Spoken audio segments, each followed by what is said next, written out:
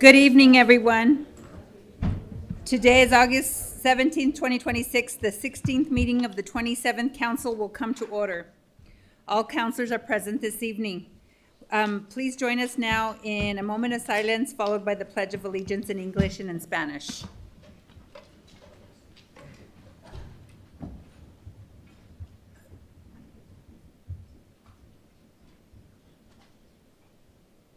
Please join us in the pledge.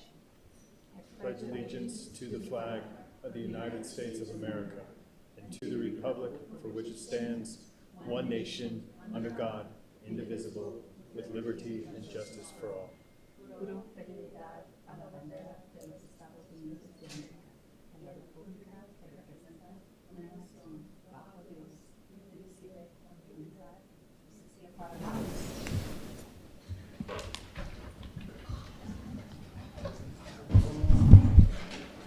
Vice President Champagne. Thank you, Madam President. Civic parking passes are provided by members of the public. You can obtain your parking pass from the council staff at the table near the chamber's entrance.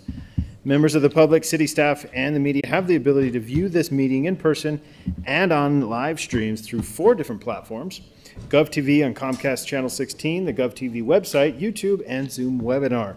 The live streams can be accessed from most smartphones, tablets, or computers. Also, this meeting is closed captioned, so you may enable the closed captioning services on your television or device at this time. The video recording of this and all past council meetings will remain available for viewing at any time on the City Council's website. Council staff is available via telephone. If members of the public need assistance finding the videos online, please call 505-768-3100 for assistance during business hours of Monday through Friday, 8 a.m. to 5 p.m.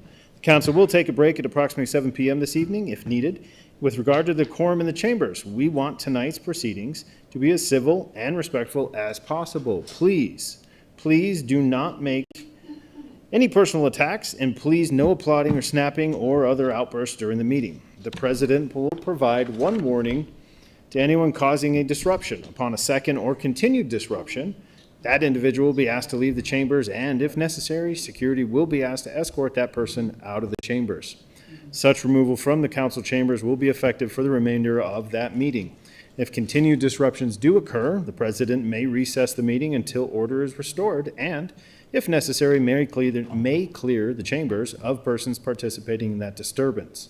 The meeting will go a lot smoother if we are respectful of the council and one another.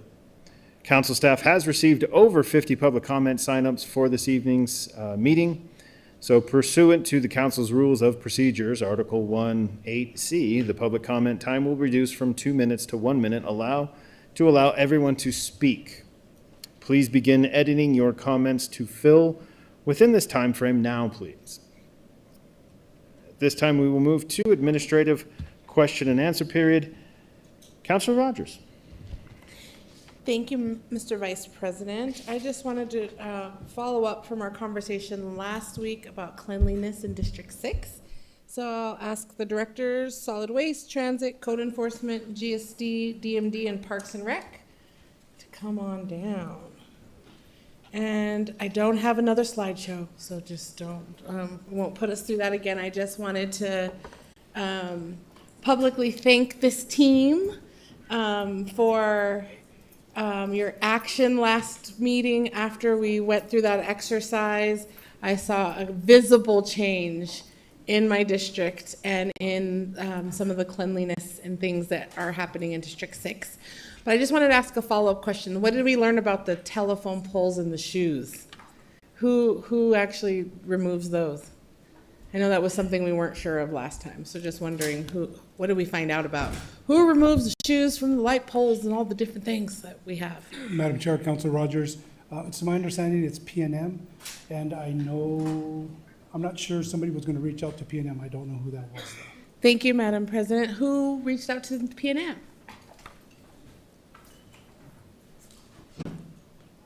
Thank you, Madam President. I'll take that as no one. Thank you. Madam President, Councillor Rogers, we have multiple ongoing conversations going on right now with PNM. I think we have an arranged phone call And I will make sure that we include that on the list to ask them about how they go about prioritizing and scheduling that, because I don't know that any of us have insight into their shoe removal strategy. Thank you, Madam President. And then I know, does the city have bucket trucks in our fleet? We do? Madam President, Council Rogers, we do, but we don't have the authority to touch P&M lines. So like there are strict restrictions around P&M poles, P&M lines and all of that. So that's a big part of our utility franchise agreements. Is that what we would refer to? Madam President, Councilor Rogers, so yes, DMD Traffic Engineering does have bucket trucks that are dedicated every day to addressing traffic signal issues that, as you know, when the traffic signal goes out, it's an emergency. We deploy people, we have them on staff 24/7 to make sure those safety issues are handled, but we do not have authority to interfere or handle P&M equipment. Sure, thank you. That helps the public also know who we need to hold accountable for those things. But at least my expectation was someone on our team would have reached out and asked that question or asked them to remove them. So I would love to see a regular process for that. And then Director Keener, I do want to ask for some extra help on our bus stops, because I did not see a big change in our bus stops, especially ones that you and I have talked about putting benches. There's no trash cans if it's just a single bench. And so I would love your help, especially along Central on the bus stops, especially the one outside the ID library, because that one's still pretty in disrepair. So could you help me with that? Council President, Councilor Rogers, yes, we can. We're actually working through some staffing issues right now on the bus stop maintenance side, but they're holding interviews next week, so we've got about 14 applicants that we're going through right now, and a new supervisor that'll be onboarded on the 24th, so we should have some good movement on the bus stops there.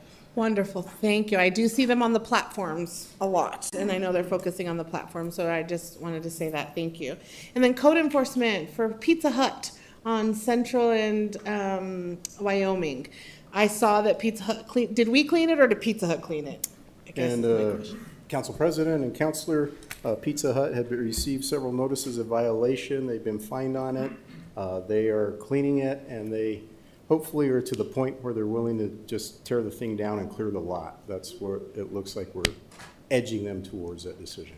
Wonderful, thank you so much. So thank you all so much. I did see a visible change in the district after we went through that exercise last time, and I promise I won't do it every meeting because I really want to, because it worked. But I know we can figure this out, and we will still, our team is gonna reach out to all of you to meet till we can get to this litter ordinance and make some changes, because there are some silent things about who handles neighborhood cleanliness that I think we can as a team figure out together. So thank you so much. Mr. President, my next question is for APD and ACS. If I could have Chief Barker and Jody Escabel.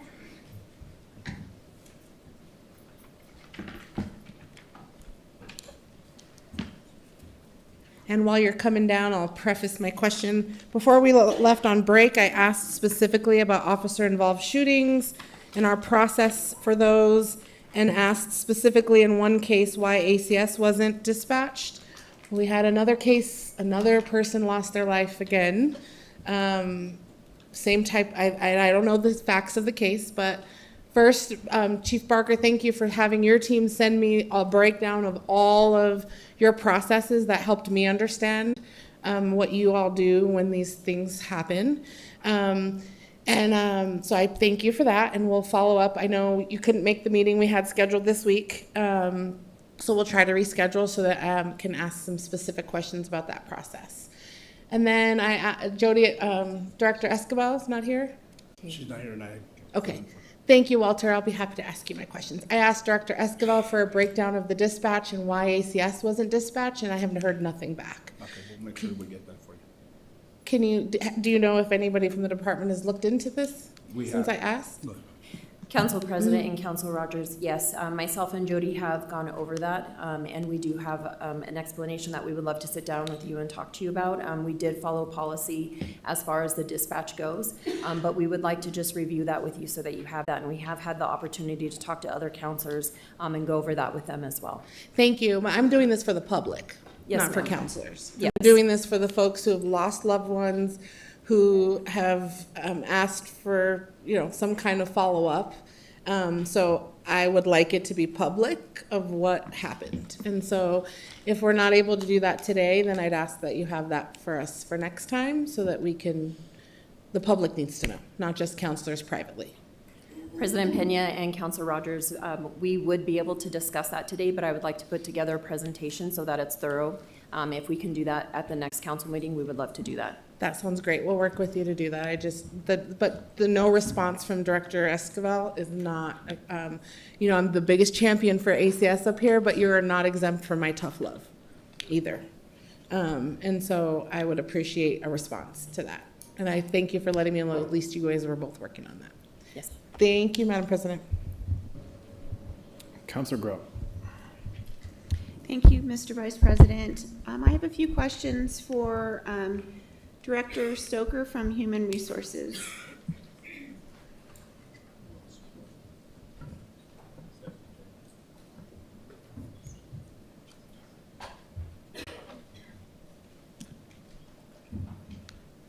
Good evening, Director. Thank you for being here. This week, I asked you last week, I sent these questions to you last week about some employees that didn't get the 2% across-the-board raise that council approved in the fiscal year 27 budget. Could you please, very briefly, describe the practice of red circling for everyone watching at home? Certainly, Madam President, Councilor Grout. Red circling is a long-honored and well-established practice in terms of compensation.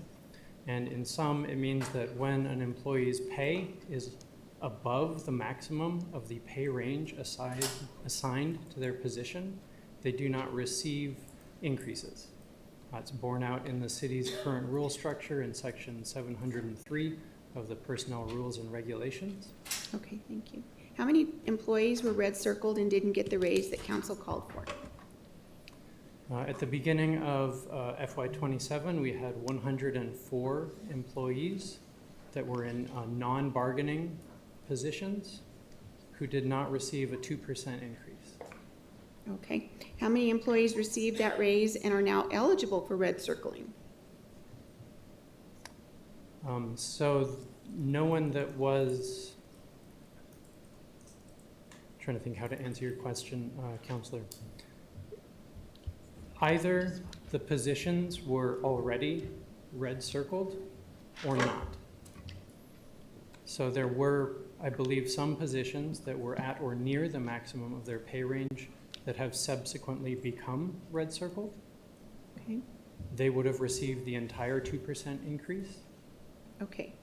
Thank you. I understand the red circled employees are going to get a payout equivalent to the 2%.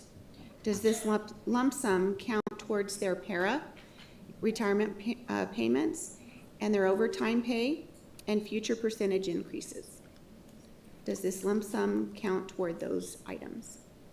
Madam President, Councilor Grout, I believe that those would fall under compensation that is considered for PERA and their retirement. It is not a change to the base rate that those employees get, so it would not impact overtime or other things of that nature. Okay. Are you sure about that?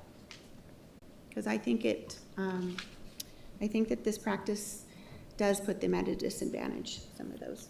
So I think we need to follow up on that. Madam President, Councilor Grout. So to the extent that when you compute the hourly rate for an employee under the FLSA, you have to look at their overall averaged compensation, then yes, it might have a small impact in that realm. Yep. In terms of it being a change in their base rate for things like contractual overtime or things of that nature. Not that this applies to any bargaining unit employees, but it would not count in those circumstances. All right, thank you, sir. I think we need to fix that. Mr. Vice President, I have one more comment to say, actually a couple, but I wanted to talk about to Chief Barker. You don't have to come up, but I wanted to say that on Saturday evening, I was invited to observe the DWI checkpoint in the foothills where I represent. So I got to go on that checkpoint evening, and I have to say that that team is very professional. It's very well organized, and so that was very cool. I also was equally impressed with the officers and the engagement they had between the folks that they did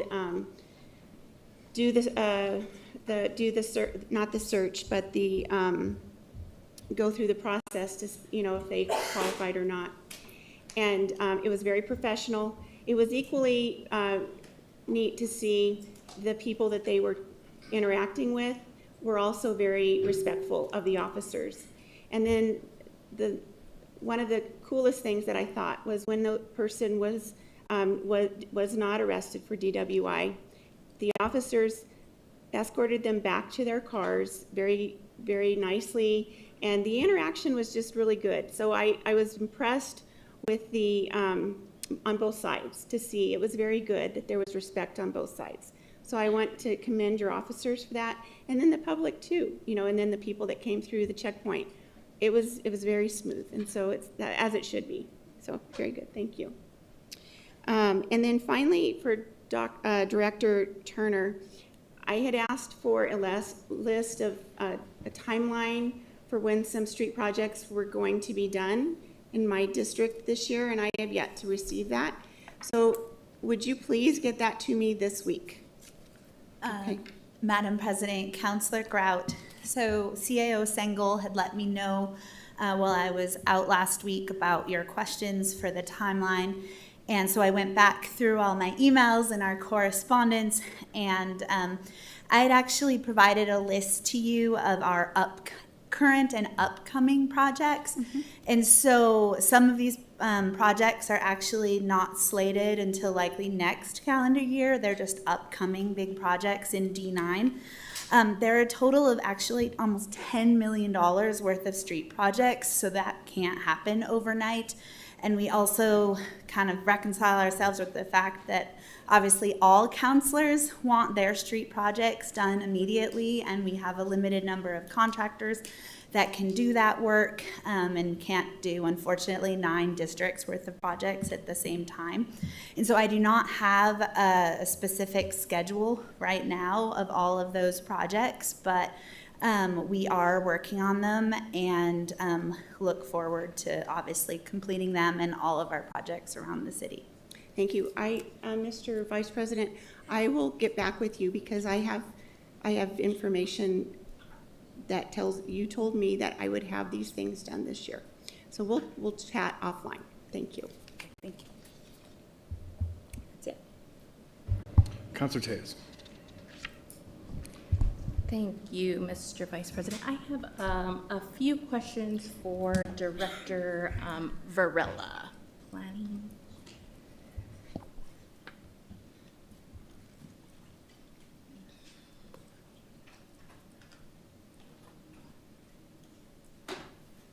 Council President, Councilor, good evening. Hi, good evening, Madam President. Mr. Varela, I am still waiting on information about the light readers for code enforcement regarding the lumens and codes, because I've been continuing to get complaints from constituents about neighbors having lights directly into their lights, into their homes. And I recall that in April of this year, Councilor Lewis did provide $20,000 for a light reader to help with that work, but it was rescinded. And so I'm still waiting on information about why that was rescinded and if the $20,000 was returned to Counselor Lewis, and the legal memo that you referenced in our conversation about not being able to issue citations for outdoor lighting complaints because of preponderance of evidence concerns. Have you been able to find that? Oh, and the SOP also. I'm still looking for the SOP on the enforcement process for the lumens. So, Council President and Counselor, I believe that you requested a copy of a notice of decision in one of the lighting cases. Yes. And I think that was sent to you.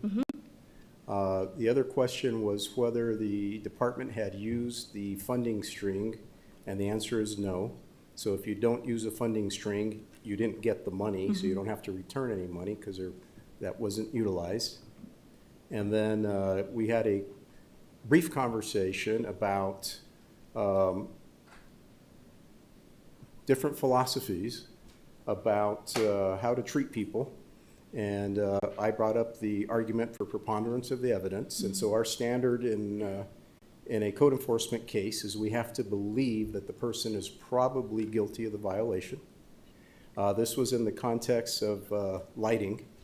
And the IDO, which went into effect approximately 5 years ago, exempts lighting, and we're talking porch lights, folks, things like that, that existed or were installed before the IDO came into place.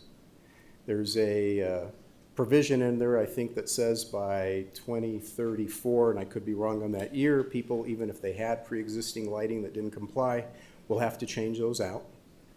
And the example that I use is when I drive, because I thought about that a lot, and I drive through sections of town. I have relatives in different parts of town, some sections, not wealthy sections, basic sections of town, and I drive through and I can see people's porch lights. And I can see they have those lights that you used to buy at Home Depot that are what you call a can, it's like a can, and you can see the bulb. And under the IDO, those would be illegal, that have to get replaced by that grandfathered year.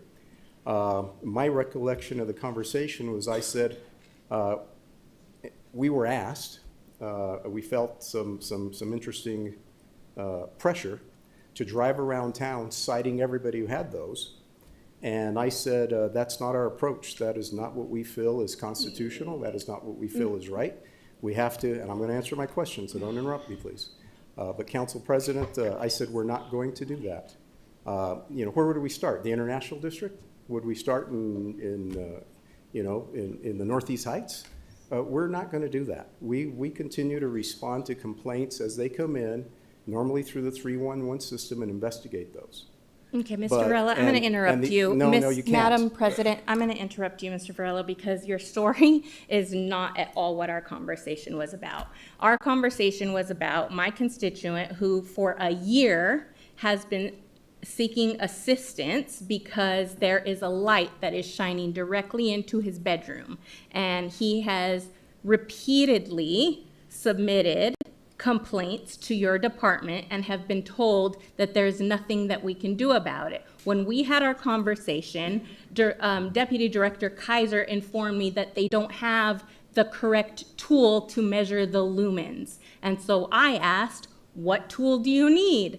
And it was brought to my attention that actually Counselor Lewis already gave you the money to buy that tool to be able to do that job. It was then rescinded. So I asked, why was it rescinded and why didn't you buy the tool so that you could test the lumens so that my poor constituent can get some sleep at night? I have yet to receive an answer to that.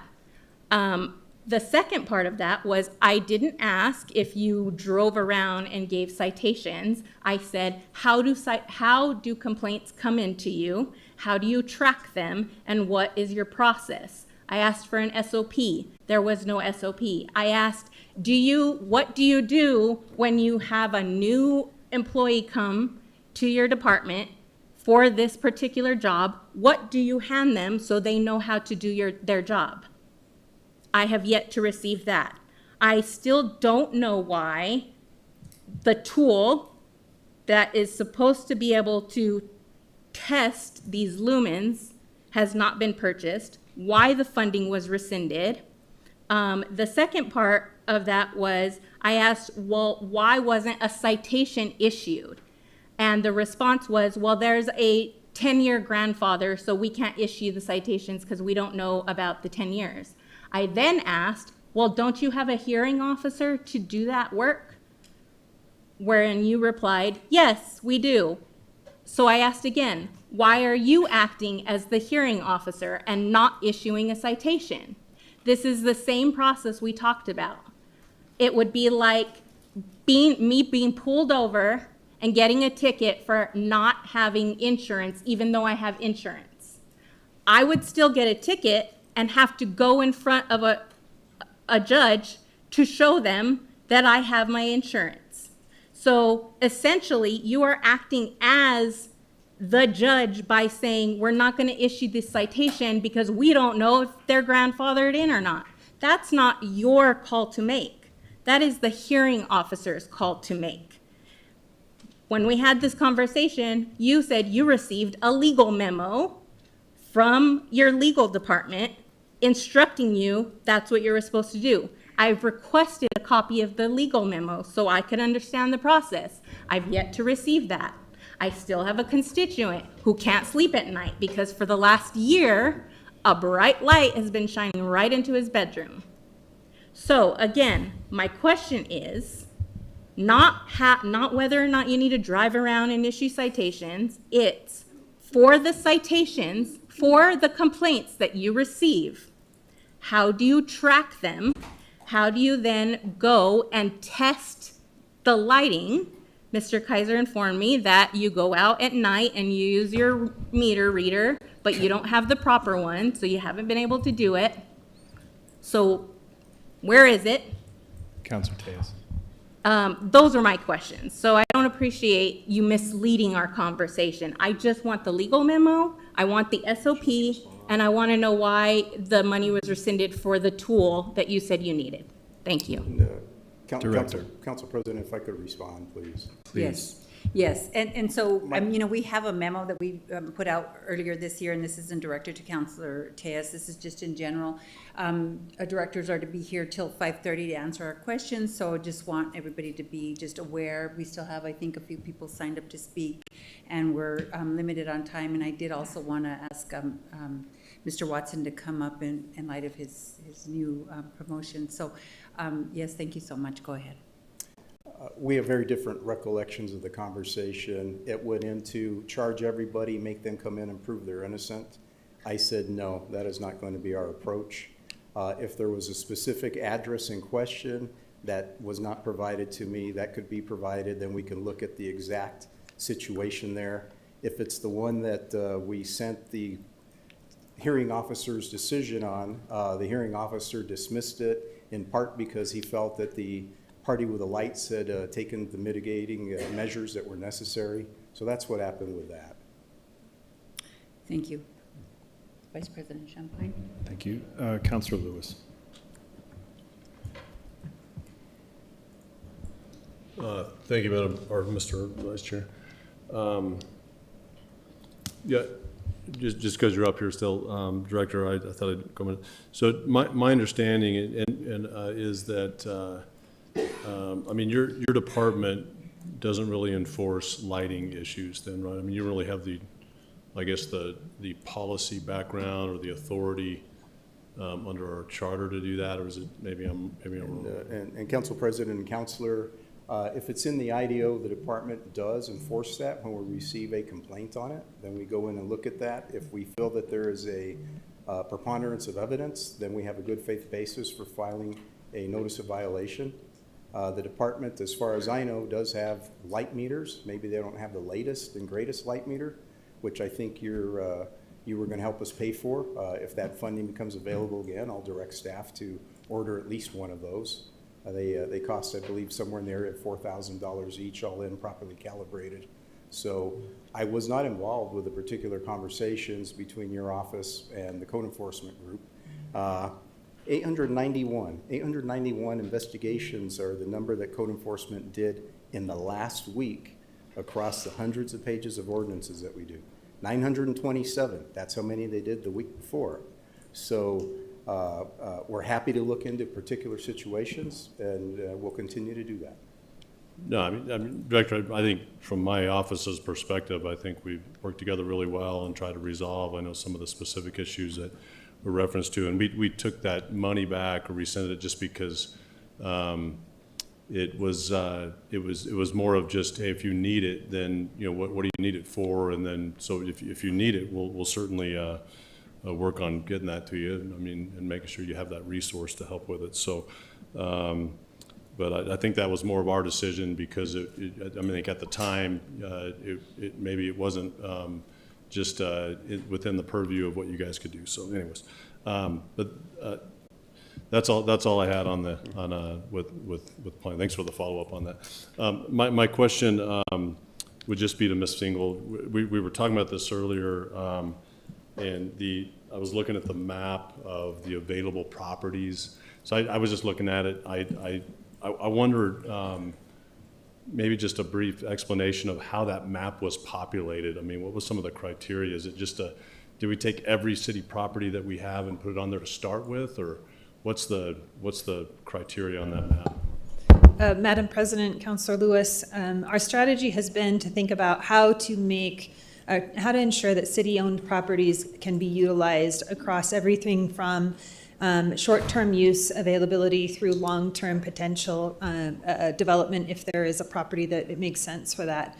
The initial making available of those properties is one that is indicated to say any of the properties, if someone has interest, there's an interest form that they can then fill out and contact our real estate department so that they can propose the types of uses that they would like. We have everything from neighborhood associations that like to use city-owned vacant property to have their block party, and that has been actually a very successful strategy. So a one-day use all the way through. We know there are properties that are ideal for both housing development and other types of potential development with retail or whatever it may be. So we identified all properties that did not have an immediate use that by the city, so that the community would understand where those properties are and what they are, with the intent for folks to inquire with us what types of use they would like.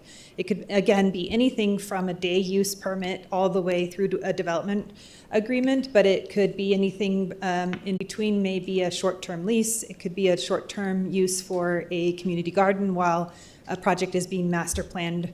Sometimes that can take 2 years, and so having the opportunity to have a garden while we don't move any dirt for a while would be a neighborhood opportunity.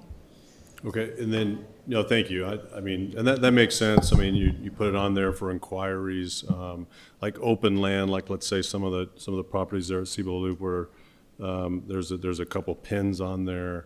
One of them actually says it's under contract. It's just kind of vacant land. And if it's under contract, what would that mean?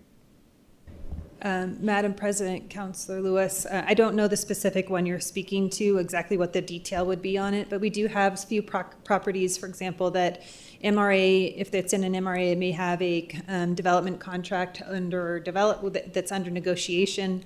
And because we are trying to show folks that properties are moving from unused to utilized for these types of uses. And so if something indicates that it's under contract, we would not be necessarily in a position to negotiate anything new related to that. But since things are sometimes contracts fall through, developments end up falling through, we are trying to, again, kind of shine light and transparency on all of the city available properties for types of uses. And who'd be managing like that specific property? Who takes those inquiries and with that property and says, okay, you can do this, you can't do that, here's how long it's available? Who makes those decisions on that? Madam President, Councilor Lewis, each property will be vetted individually. In each inquiry, they'll come into our real estate department, and they have understanding of what department and owns that property, if that makes sense, whether it's assigned to a department or an MRA or to MRA for the development options. But it comes through real estate. They work with the department that is currently assigned as the ownership department. And then we'll vet that with the executive level as well to make sure that the kind of use makes sense for the long-term plans and short-term plans for any piece of property. Okay, so I guess I need to get up to speed on which these parcels, which department they'd fall under. I'm assuming that, because one of them that has a blue dot on is, that's where, our city-owned property, designated future pool next to our multi-generational center. I'm assuming that'd be under Parks and Rec, might be under, housing maybe still from a previous deal. And then the other one that actually says it's under contract is, again, it's open land, it's designated for our library and park. So city-owned property, hopefully we can get those developed in that way sooner than later. And we're been banking, capital money and working to get those projects done. So I'm highly interested in, who's under contract right there for a pretty good sized property that is right next door to our multi-gen center, brand new multi-gen center, another neighborhood right next door, Ellison right there. I know it's kind of like parts of it are designated as, it's kind of runoff, and so I'm just highly interested in what contract that is. So I guess, and I think that I would want to be involved in any way that property's used between now and when we actually build a library and park, on that property. And so if you could give me some insight into that, and certainly if you could find out it's 101 Silver Avenue, that's not even the one actually. So it's, I click on it and it highlights a different address. So it might even be a pin that's in the wrong place. So, we'll check. But I would think that there's hopefully, and I think that's the intention of it, that people in the city, you want people looking at this, and we certainly want it to be accurate, and we want to have a pretty good process for, how they might inquire, and maybe that's all in place, but I do want to make sure I'm very familiar with specifically that property. So. Madam President, Councilor Lewis, I will look into that. It sounds like there might be a technical error if that's the case. And then the last piece I wanted to mention which is disposal of property, surplusing of property, as you all know, comes through City Council. So that process is still current, and the current process that we have for determining surplus. So that is still built into any long-term disposal of property or selling of property. And we do want to work with City Council on the most fluid way to ensure that we can give good answers to the community around timelines and as well, so that and remembering that process comes through you all. Okay, thank you. Before we proceed, Vice President, so, I know we, we have an agreement that the administrative staff can leave by 5:30, so I think that if there's no other questions for them, and we shouldn't be, because it was supposed to be at 5:30, they're more than welcome to leave unless they want to, wait on the announcement, but I just want to make sure you're aware of that. And then Vice President Champagne. Thank you, Madam President. And again, on that line, to streamline the timing on this, I'm going to go to a couple of councilors for follow-up questions before I move to next on my list. So, Councilor Baca. Thank you, Mr. Vice Chair. Just really quick, what are we doing to protect the city's interests with these parcels? So, for example, to prevent land banking, as opposed to making sure that land gets housing built on it.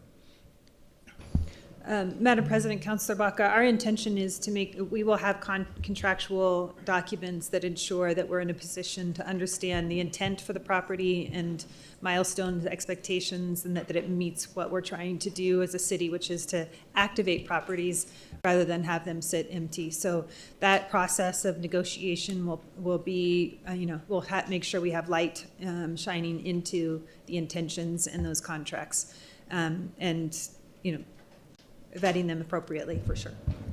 Perfect. Councilor Rogers. Thank you, Madam President. I just want to say thank you for doing this after I tried to get something passed on council that didn't pass for a fixed price program to get utilizing resources like this that the city has. So I just want to say thank you for doing this. This website, and for the public watching, you can just Google CABQ vacant properties, and it'll come right up. It helped us with our participatory budgeting project that we have right now. Community members were able to use this to see city lots that we could potentially do pocket parks or more gardens. This page helped them identify some really good lots in our district that may be able to help with that. So I just want to say thank you, and I would ask everyone to check it out, because you can see a lot of great information on here that I think is super helpful for a lot of things, including pocket parks. And I love the spontaneous seasonal shop locations. I would like to see the People's Market added to that. We just built that in District 6, and so I would love to see that added as a spontaneous spot people can activate. If you would please ask them to update that, that would be great. Thank you, Madam President. Councilor Bassan. Madam President, Mr. Vice President, I wanted to circle back on the conversation with Director Stoker. No need to come down here, but I do have a follow-up comment on that topic from a while back. I met last week with Director Stoker, CFO Martinez, Director Padilla, and IG Pacheco, and although many counselors might not actually enjoy hearing what I'm about to say, I found it very informative, the meeting that I had with him, and I don't want to speak for Director Padilla, but I sure hope that you will circle back with the counselors. I learned information that I did not know about the way the administration took the class and comp study and did not make that the new Bible. They used that as a guiding tool. And I think that's something that I didn't realize until I had a calm, professional meeting with them and with our director and learned some of this information. So I think it would be great if the director would make sure to circle back with the other counselors. I don't necessarily think and believe that there's been 100% misguidance. I think there might have been some misunderstanding when it comes to what red circle really means. And I thank you for that meeting. I think it was informative. I left and Director Padilla did say he was going to do more research, but that it was informative for him as well. Aside from that, I don't want to say any more for him. Madam President.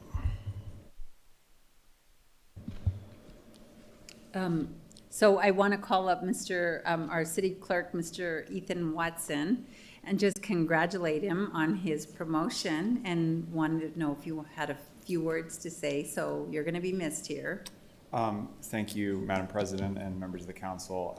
This is my last council meeting. I'll be finishing up in 2 weeks, and then taking a little time off to get ready to start my service as the director of the New Mexico Legislative Council Service. It's been an honor to serve you all. I've really enjoyed working with any number of bills with all of you, from the board bill, which is not and to the the hearing office bills, our biannual campaign finance bills. I also do really appreciate the council's support for the city's public records program. It really has become a gem, I think, in the state, and it's due to your support. That's really been critical, and so I'll miss you all, but I'll not be too far away. We are moving to Santa Fe to make this all a little bit easier, but it's a big transition, but I'm very much looking forward to it. So. Well, congratulations again. I mean, I think you've done an outstanding job. I know going in there and, some of the issues we'd have as, either just related to the office or related to running for office. And I love how you were able to kind of use a Gantt chart, and it was across the whole office. And I think those are things and tools that are really important to help with your workflow. So I appreciate how you implemented that. I don't know if any of the other counselors. Councilor Rogers. Thank you, Madam President. I just want to say thank you too. Same thing. We geeked out over process improvement and those charts as well, because I love process improvement and still want to see other departments adopt what you did for process improvement. It was really awesome. And I'm excited for, sad to lose you here, but I know we're gaining. You're up there in Santa Fe. So I'll be knocking on your door a lot as I need to bring money back to District 6 or the city as a whole. Thank you. Ms. Sengel, did you want to add anything?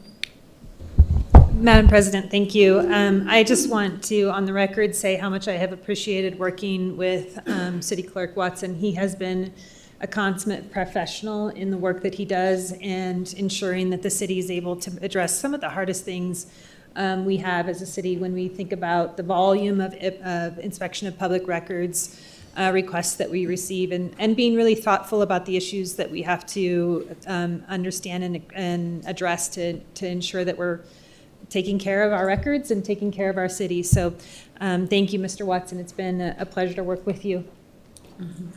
Counselor Lewis. Thank you, Madam President. You know, I was thinking about in 2009, it's been 2009 since I first walked into the clerk's office, and 17 years ago.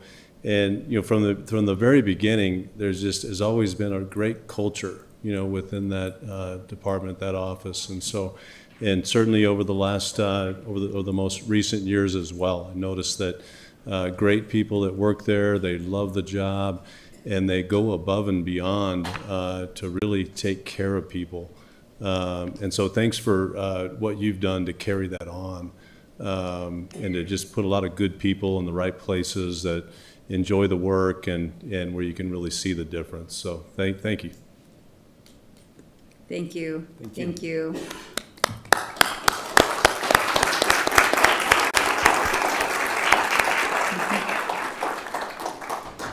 Madam President, that concludes admin question and answer. Okay, we are on to other business, and this is EC 222, veto of R 2630, adopting a proposition to be submitted to the voters at the next election to be held in the city of Albuquerque concerning an amendment to Article 5, Section 4 of the Albuquerque City Charter, providing the form of the question and the designation clause for such question on the ballot. And so this is Vice President Champagne, but if you want me to read first, or would you like to just speak first? You can go ahead and read first, Madam President. Okay, so, and then I'll turn it over to you. If a counselor wishes to attempt an override of the mayor's veto, they will make a motion to override. If no motion is made, or if a second is not received, the mayor's veto stands. Also, if a motion is made, second is received, but 6 voters are not obtained in favor of the override, the motion, override motion, the mayor's veto stands. Vice President Champagne. Thank you, Madam President. That assumes that I'm going to make the motion. But I will. I'll make a motion to move to override the mayor's veto. There's a motion. Is there a second? I will second it. There's a motion and a second by Committee of the Whole Chair Grau. Thank you, Madam President. This bill that we put forth and this council passed on a 6-3 vote 2 weeks ago was to remedy and improve government. During a couple of incidents earlier this year and some investigation, it was shown that there were some deficiencies within the current charter that this bill goes to an attempt to remedy. It is not, again, just like everything else, it is not 100% the solution in a sense. It is a solution in an attempt to repair these deficiencies that were discovered. It is, again, a direction to go in, and I've said it back then 2 weeks ago that that it's a direction that we have to change something in the way it is and the deficiencies that came up. And again, this was an attempt and a move toward that. It showed that the office of the city attorney truly wasn't an independent office, although the findings of an investigation kind of proved that the city attorney already was in a sense, but there's no accountability for it. Right now, in order for a city attorney who, and again, please understand that this isn't a direction at the current person who is holding that office. It is the sense of the office in itself, that if they do not properly represent the city council or the administration, that it is near impossible to remove that person right now. And that's why this amendment or this bill was put forth, to show that there's some accountability not only to the administration, but to the city council. It also showed that a true independence is needed so that the city attorney can work for the city of Albuquerque, not for one entity or the other. Again, this incidents earlier this year proved that that incident proved that in itself, because it was decided or shown that there was preference being shown. And that's why, again, the whole purpose of this is to try to improve government. You know, we work through all these bills, we work through all these amendments, and we work through all these resolutions and proposals because we see deficiencies throughout all of the government, whether it be IDO, whether it be land use and zoning. You see these, and we make these attempts to say, hey, let's change something. Let's improve it. Let's go in a direction. That is not stopping anything from 6 months from now going, all right, that worked 75%. We need to tweak it again. I believe truly that that's what we should be doing as lawmakers on this council. We need to be improving this, not just sensibly for a sense for us currently, but for who holds this position 5 years from now, 10 years from now. How do you improve government? And how do you keep it moving forward and moving around obstacles that we find? So this veto was done based off of, from what I gather in reading this, off of one issue, and that is that this thing creates a total new branch of government, which I find interesting that the administration says in its, I'll read what it says. It says, I will note that if it weren't for the changes in E5, lines 20 through 23, I would sign this resolution. Well, E5, 20 through 23, says it requires a total new branch of government that is independent of the criteria identified in this, and that's a judicial branch, something that shows that the city attorney works for the city. It doesn't work for the city council. It doesn't work for the administration. It works for the city. It is held accountable by the administration and by the attorney, or by the council. Currently, again, I go back to it, currently, if the administration wanted to fire the city attorney, the administration has to go to the OIG. It has to find that it has cause. Then it has to come to the council, and then all of us have to vote on it. It has to get a majority of the vote. This proposed amendment changes it so that, again, it's held accountable to the administration, that if it goes, the city attorney goes rogue, that the administration can fire her without cause, or fire that person without cause, because they aren't doing what they're supposed to be doing, and that's working for the city. The council then, again, doesn't have that authority right now. This puts that authority in the council of a 7-2 vote. So the city attorney would have to do something so egregious that it would cause 7 of us to say this attorney isn't doing what they're supposed to. So I find it interesting that veto came down. There was talk about how it would have to hire dozens of other attorneys because it presents this new branch of government.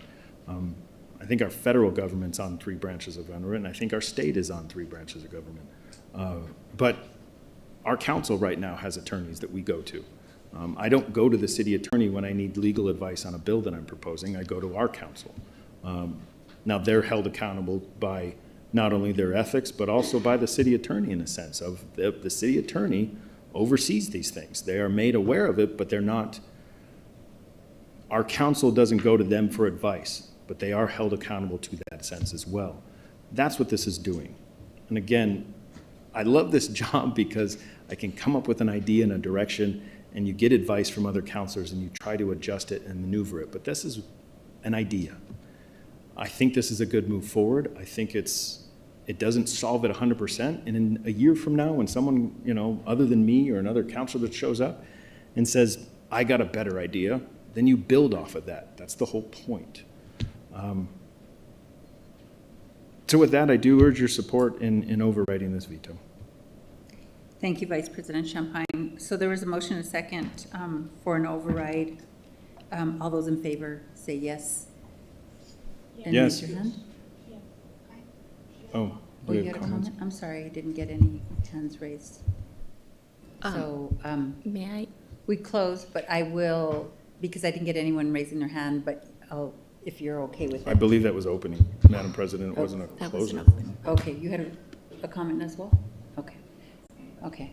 Counselor Tejas. Thank you, Madam President. I have a question for our legal department on this matter. And this is just for my own clarification. I did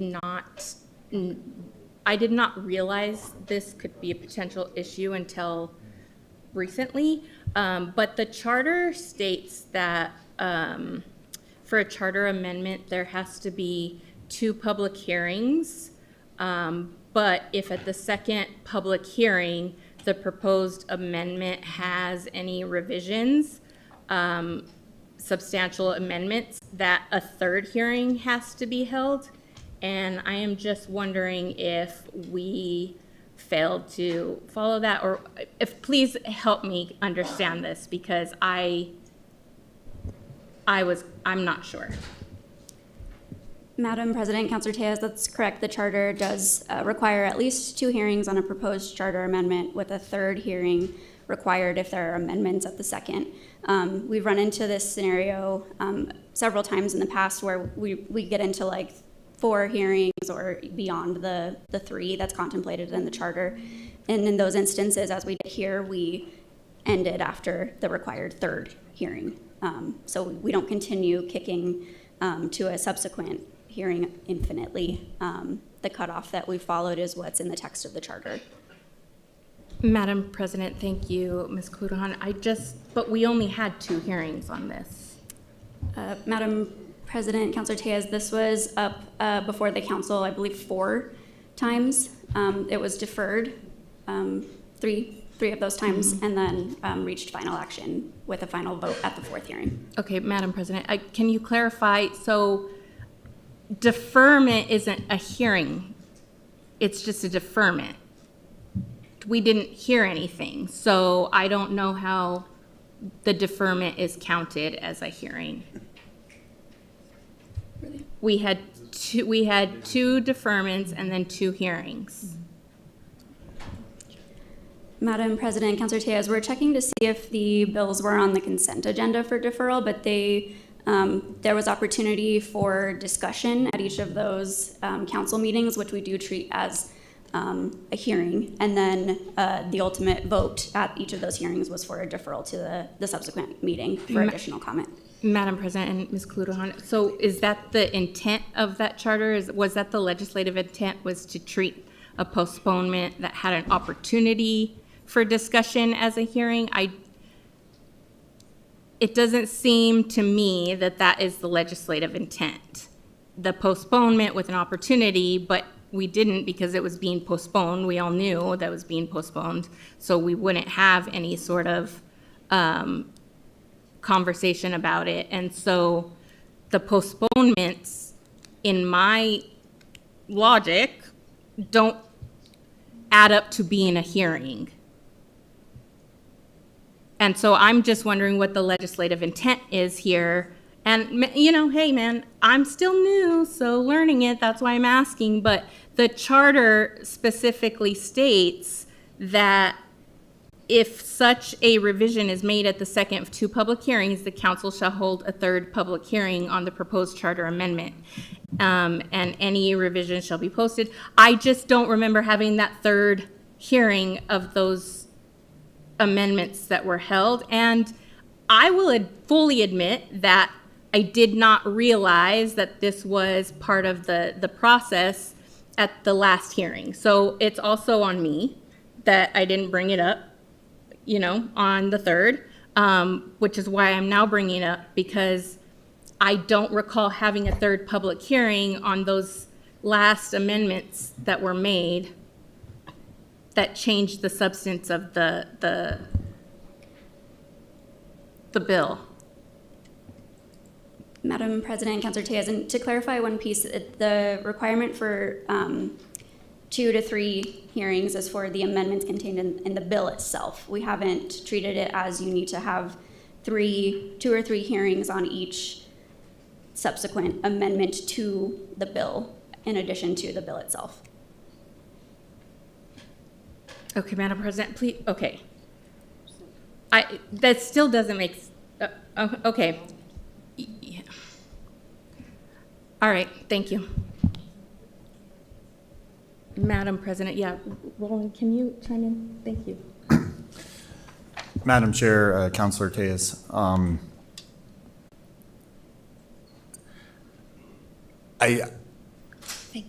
I don't know that the language in here from the perspective of trying to figure out is a deferment, a hearing,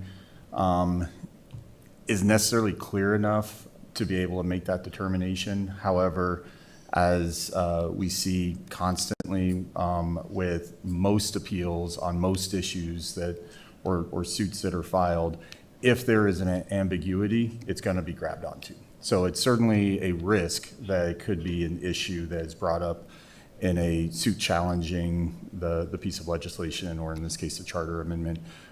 It would be an argument that was made, that could be made, that would be a reasonable argument. Whether or not that hearing itself, or that the deferment was a hearing, if I recall correctly, there was some public comment that was done. Maybe that would be sufficient to make it a hearing, maybe not.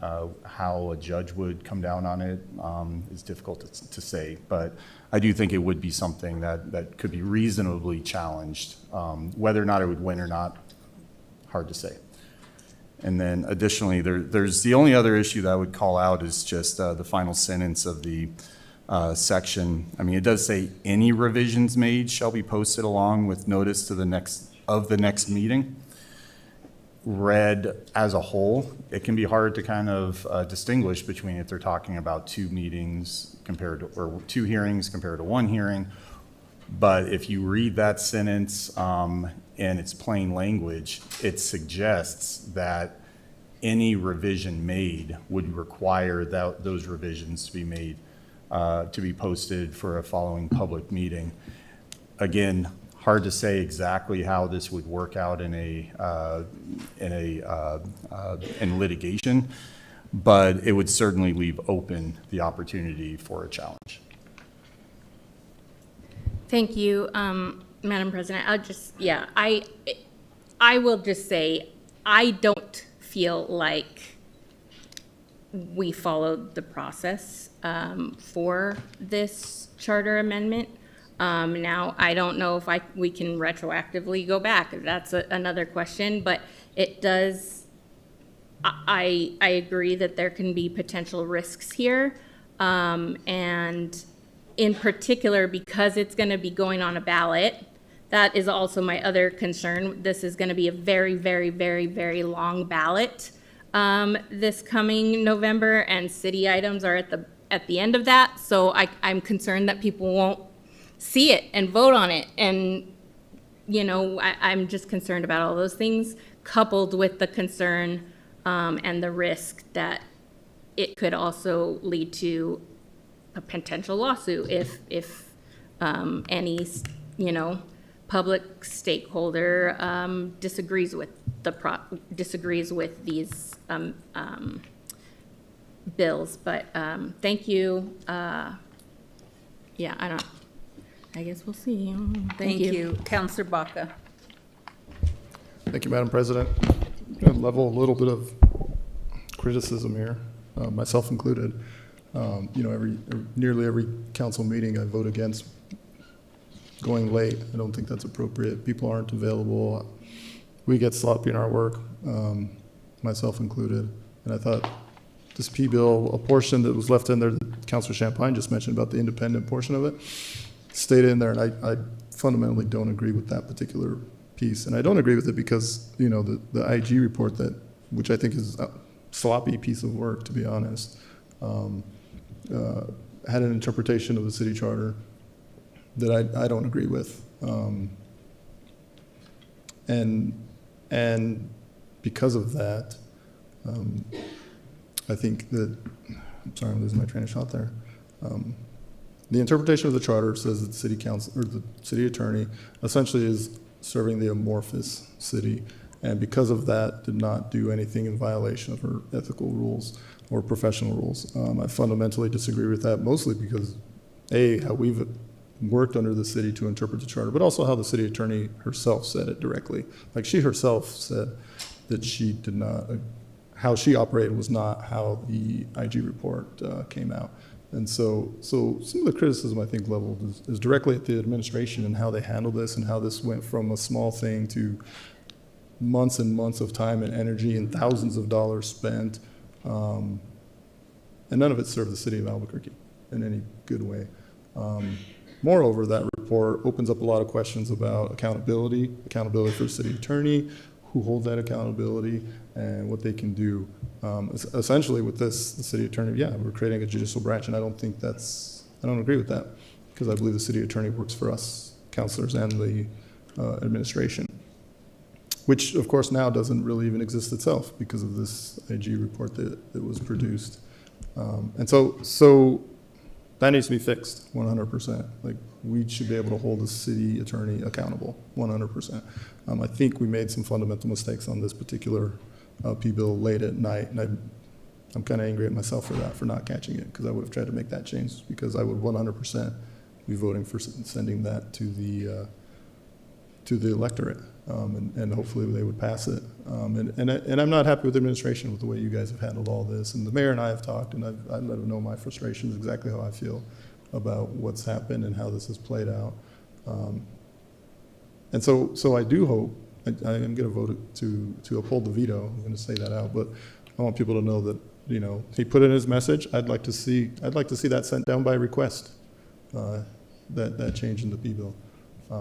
I'd like, you know, we got the EC, that there's going to be another city attorney coming down. I look forward to having questions with that attorney, and how that person interprets our city charter, and how we can expect them to actually function within that role, given that interpretation, their interpretation, which I hope fits with what we've been operating under for the last decades or so.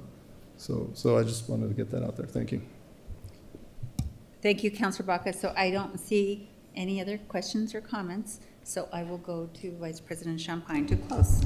Thank you, Madam President. I want to say urge everybody's support on this, and I thank everybody for their input. Again, it still is a thought, an idea, and a direction that we can do to improve government. So I do urge your support with the override. Thank you. So there is a motion and a second for an override. All those in favor, raise your hand and say yes. Yes. Opposed? No. No. That motion fails on a 4 to 5? Okay. Okay. We are now on to proclamations and presentations. There are none. We are now on to the journal. I move approval of the August 3rd journal. Second. There's a motion and a second by Vice President Champagne. All those in favor say yes and raise your hand. Yes. Opposed? Same motion. Motion carries. We are now on to communications and introductions. Are there any changes to the letter of introduction? So I move that the rules be suspended for the purpose of pulling EC 26-192 out of Finance and Government Operations Committee and placing it on the September 9th council agenda for action. EC 192 is the mayor's recommendation of award for street outreach housing services. Second. There's a motion and a second by Councilor Feeble-Corn. So a motion has been made by Councilor Feeble-Corn, second by myself, seconded by Councilor Feeble-Corn to suspend the rules to pull EC 192 out of FGO and place it on the September 9th council agenda for action. Is there any objection? Hearing none, the motion passes. We are now on to EC 223. I move that the rules be suspended for the purpose of introducing EC 26-223 and placing it on the September 9th council agenda for action. EC 223 is the appointment of Joshua D. Boone to the position of city attorney. Second. There's a motion and a second by Committee of the Whole Chair Grout to suspend the rules to introduce EC 223 and place it on the September 9th council agenda for action. Is there any objection? Hearing none, motion passes. We are now on EC 210. Councilor Feeble-Corn. Madam President, EC 210, I move that the rules be suspended for the purpose of pulling EC 26210 out of the Finance and Government Operations Committee and placing it on tonight's agenda for action. EC 210 is the approval of the development agreement for the Uptown Connect Affordable Housing Project with Family Housing Development Corporation to utilize workforce housing trust funds and state capital outlay funding towards the new construction of a multi-family rental housing project. Second. A motion has been made by Councillor Feeblecorn and seconded by Councillor Tejas to suspend the rules and pull EC 210 out of FGO and place it on tonight's agenda for action. Is there any objection? Hearing none, motion passes. So I move approval of the letter of introduction. Second. There's a motion, a second by Vice President Champagne. All those in favor say yes and raise your hand. Yes. Opposed, same motion. Motion carries. We are now on reports of committee. Councillor Lewis. Madam President, the Finance Government Operations Committee met on Monday, August 10th, and reports out the following. EC 175, receipt be noted. The matter of EC 190, 191, 199, 201, that they be approved. The matter of 200, 043, 045, and 046, that they be without recommendation. The matter of 048, 049, that they do pass. The matter of 044, that it be without recommendation as substituted. And 047, that it be without recommendation as amended. I move to accept the committee report. There's a motion, a second by Committee of the Whole Chair Grout. All those in favor say yes and raise your hand. Yes. Opposed, say motion. Motion carries. Councillor Bassan. Madam President, the Land Use Planning and Zoning Committee met on Wednesday, August 12, 2026, and reports out the following items. In the matter of EC 208, that it be confirmed. In the matter of 055, that it do pass. I make a motion to accept the committee reports. There's a motion and a second by Committee of the Whole Chair Grout to accept the committee report. All those in favor say yes and raise your hand. Yes. Opposed, same motion. Motion carries. We are now on to deferrals and withdrawals. Councilors, are there any deferrals or withdrawals at this time? And I will go to myself. So EC 160, approval of the agreement with HomeWise to utilize housing and neighborhood economic development funds in the amount of $2,835,000 to administer a homeowner rehabilitation program. I move withdrawal. And there's a motion and a second by Vice President Champagne for withdrawal. All those in favor say yes and raise your hand. Yes. Opposed, same motion. Motion carries. We are now on the consent agenda. Are there any changes to the consent agenda? Hearing none. For individuals on tonight's consent agenda who are being appointed to serve on a board or commission, thank you for your willingness to serve. I move approval of the consent agenda. Second. There's a motion and a second by Councillor Rogers, way over there on that side. So there's a motion and a second. All those in favor say yes and raise your hand. Yes. Yes. Opposed, say motion. Motion carries. We are now on to announcements. Councillor Rogers. Thank you, Madam President. There will be a local government coordinating commission meeting on Thursday, August 20th at 5 p.m. here in the Vincent E. Griego Chambers, basement level of the Albuquerque Government Center. This is a hybrid meeting, and I just want to thank our staff from the bottom of my heart for helping us. APS wasn't able to host, and our team stepped up very quickly to get this done in the proper ways for our Open Meeting Act, and they did that on a council Monday. So I just want to give a shout out to our team, because to ask them to do that on a council Monday allows us to have this meeting and not have to cancel it again, especially with opioid settlement dollars. We need some updates on where those monies are going, so we cannot cancel that meeting. So thank you, thank you, thank you. Shout out to our team, Ernesto, Michelle, Julian, everyone that helped us make that happen. I thank you from the bottom of my heart. I didn't want to ask them to do that on a council Monday, but they saved our meeting, and thank you so much. That's great. Councillor Bassan. Madam President, there will be an Intergovernmental Legislative Relations Committee meeting on Wednesday, September 2nd at 3 p.m. via Zoom video conference. Thank you both. We are now on financial instruments. Councillor Baca.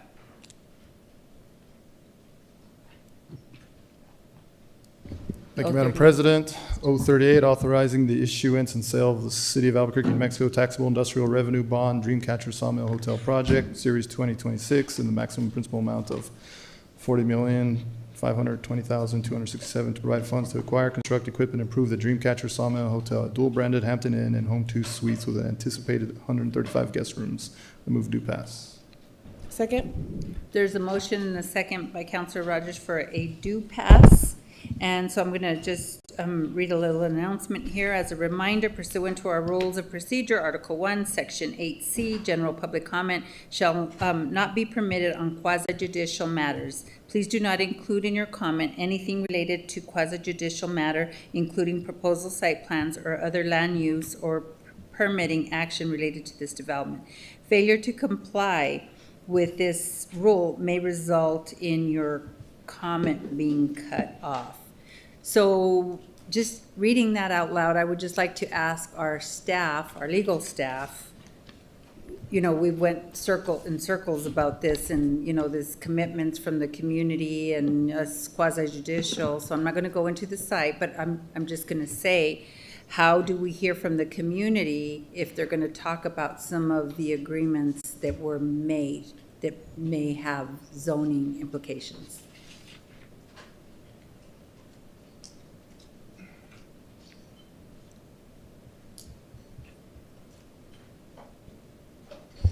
Council President, the existence of the discussions that happened and whether they were productive or not is not a quasi-judicial matter in itself. It's getting into the specifics of design or aesthetics that would veer into what would be considered quasi-judicial. So to sum it up, that there were discussions is fine. The subject of those discussions is not.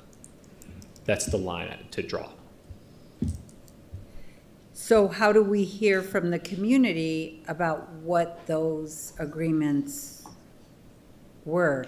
And this just, I mean, I think I'd like to hear from the city attorney as well, just because I think this has gotten very complicated and we're getting all these different rulings on how we address community concern. And I say that because if all this is in the best interest of the community and the community can't do anything until a site plan is done, but yet we provide an IRB without any of these concessions to or agreements with the community.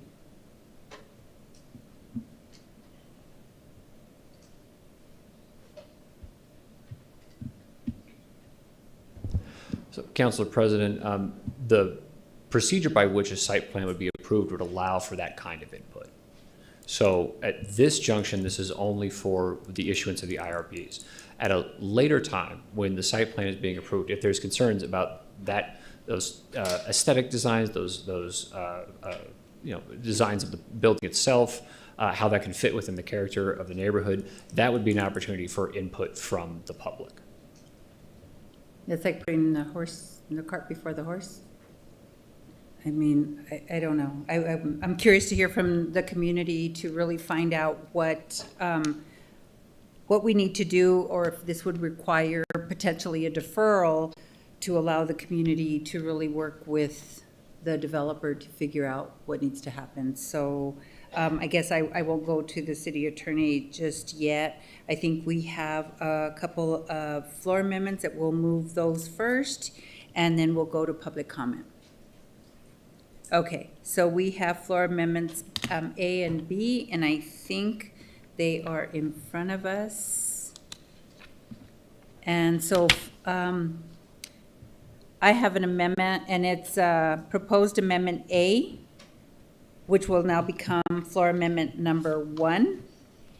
And what this is that beginning on page 6, line 6, insert a new section as follows and renumber the remaining sections accordingly. And this really, the explanation, without reading the whole thing, is this amendment mandates that the company proposes a good neighbor agreement between Sawmill Land Trust and nearby neighborhood associations to address concerns that may arise with the operation of this project. And the reason for this is that because of the concern that I just stated. So I move floor amendment number 1. So there being no second, there's a motion and a second by Councillor Bassan for floor amendment number 1. And is there any discussion? Councillor Bassan. Madam President, I'd like to ask Mr. Cox if he can confirm or let us know, was there a good neighbor agreement for any of the other properties in the area that got an IRB for any developments?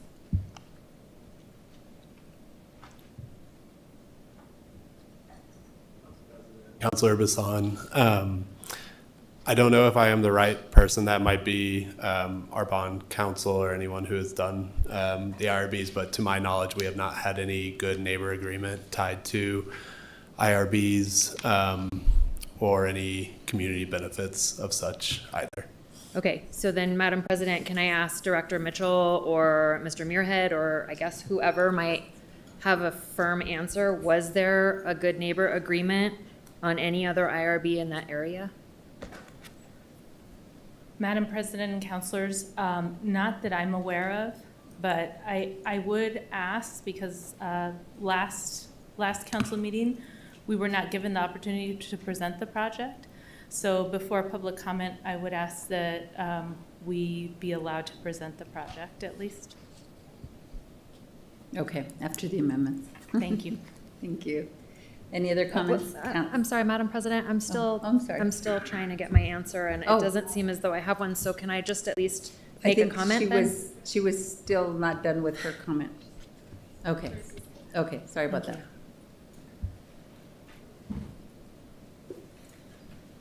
Madam President, Councilor Bassan, no, there were no other agreements outside of the standard IRB documents for those other sawmill transactions. Thank you, Mr. Muirhead. I guess my comment now is that I supported the last IRB. I support this IRB. I don't think it's fair to put different burdens on different groups and individuals and different projects in the same area. So therefore, I'm not going to support this. I think that if we were going to do it, we should do it for everybody. We shouldn't do it just for some and not others. Thank you, Councilor Bassan. Is that it? Okay. Councilor Lewis. Thank you, Madam President, and I tend to agree with that. I'm just interested in maybe, I would just be interested if the developer is coming asking for the IRB, and I'm just not sure if, I'd want to know how they feel about some of these amendments that could put some additional, or even if they understand what a good neighbor agreement is, what are all the implications of it. I guess if I was to be in favor of this, I'd be interested in hearing from some other folks on that, just their understanding of it. Thank you. If you want to call the developer up, but we're not on that right now. I don't necessarily don't need to. I guess if you want my vote for it, then I'd probably need to do that. But if not, then if that's not appropriate for them to come up and weigh in on it, then I guess it is what it is. It is appropriate if you want them to come up. Okay. Well, let me give them that opportunity then, if they're here, they would like to. Yeah.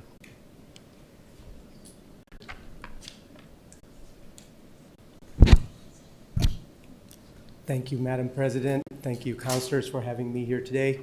My name is Deepesh Kolarwala with Sun Capital Hotels.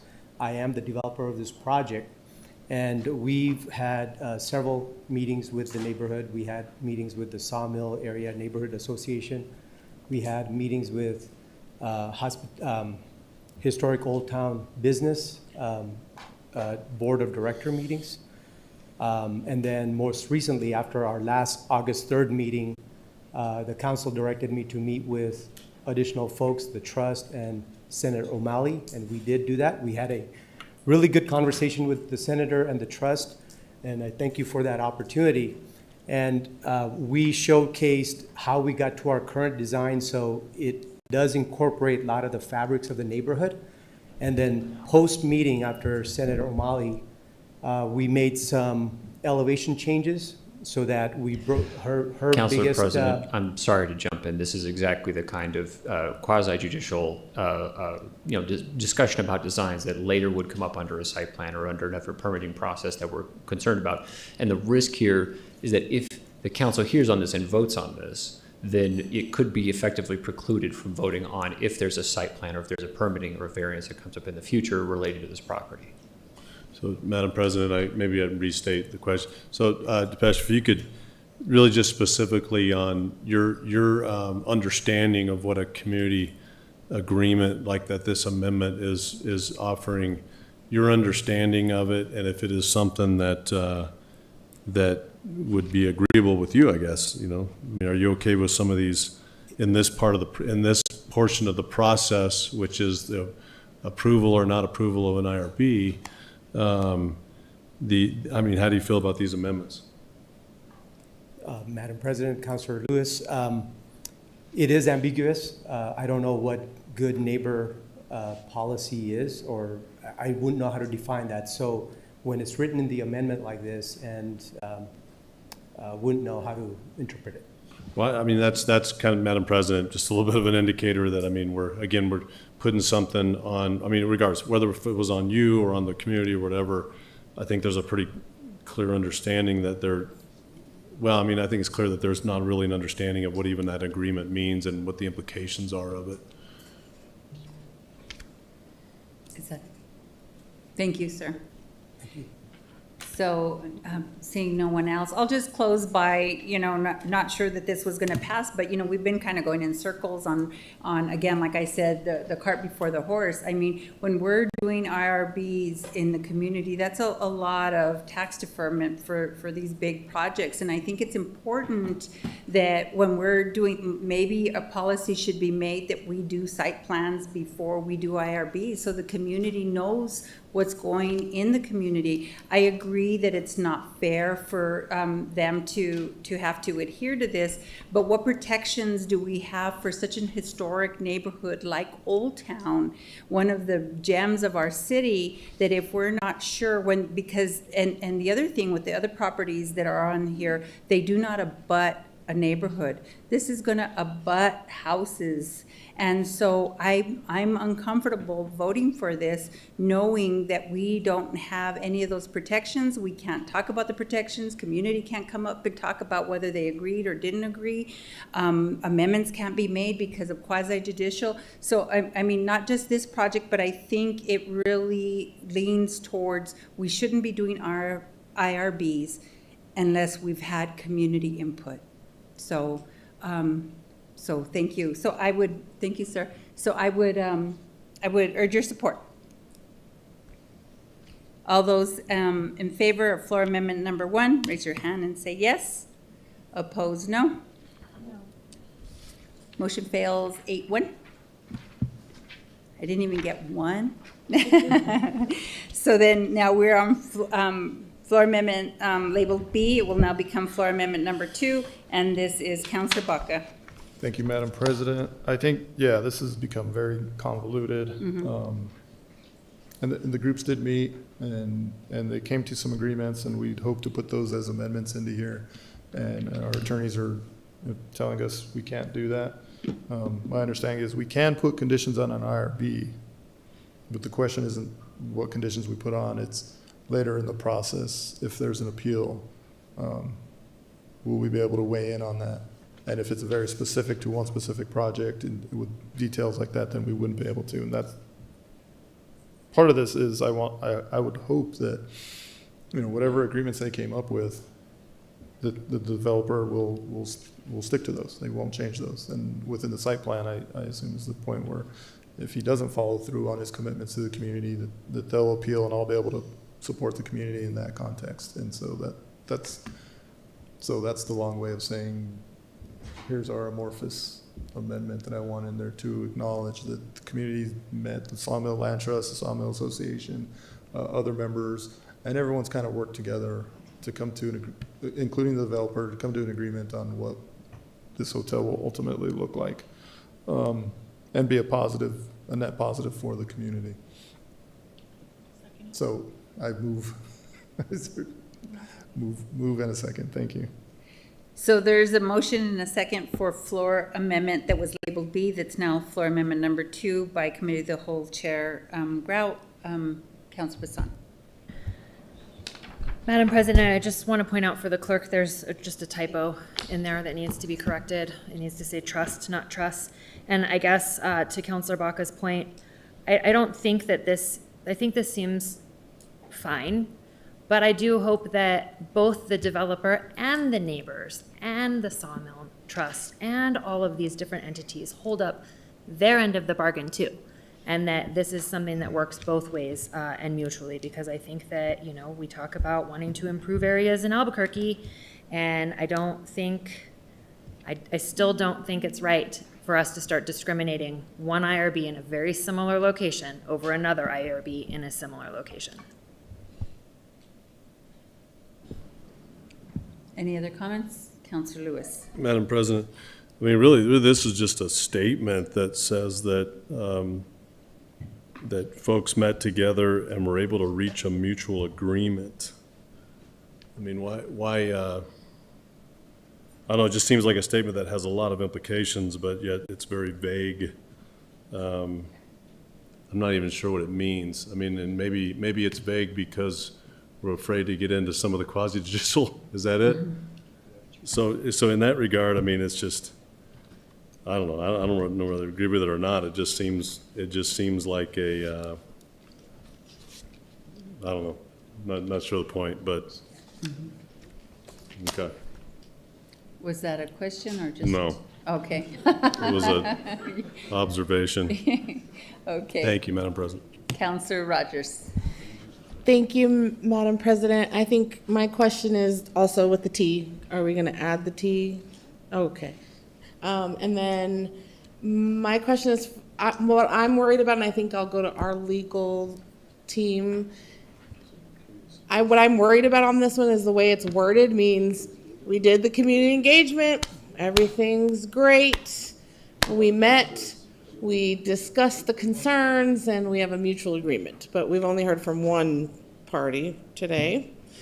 And so I'm worried that this is going to lock us in to say that's already done, check the box, move along. Am I interpreting that correctly? Because it says we have met, doesn't say that there's any more to be done. Like it's done, we did it. Madam President, Councilor Rogers, this would exist separately from the site plan process that we've been dancing around a little bit. So there are additional public engagement requirements associated with that side of the development. And so this doesn't touch whatever that entails. This is just for purposes of considering this ordinance. Thank you, Madam President. So this does not bind the community to say we agree. Because I read it as that. Madam President, Councilor Rogers, no, it does not bind for this ordinance.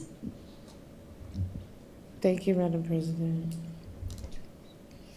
Thank you, Councilor Rogers. Councilor Lewis. Madam President, so I'm going to take this to say, because I think it's what it does, it says that the company, the Sawmill Land Trust, and other nearby residents, neighbors, and organizations are supportive of this IRB.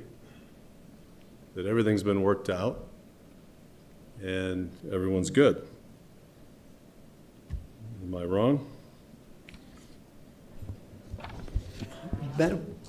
Madam President and Councilor Lewis, I think what we need, that the council, it's important to understand that these are two separate processes.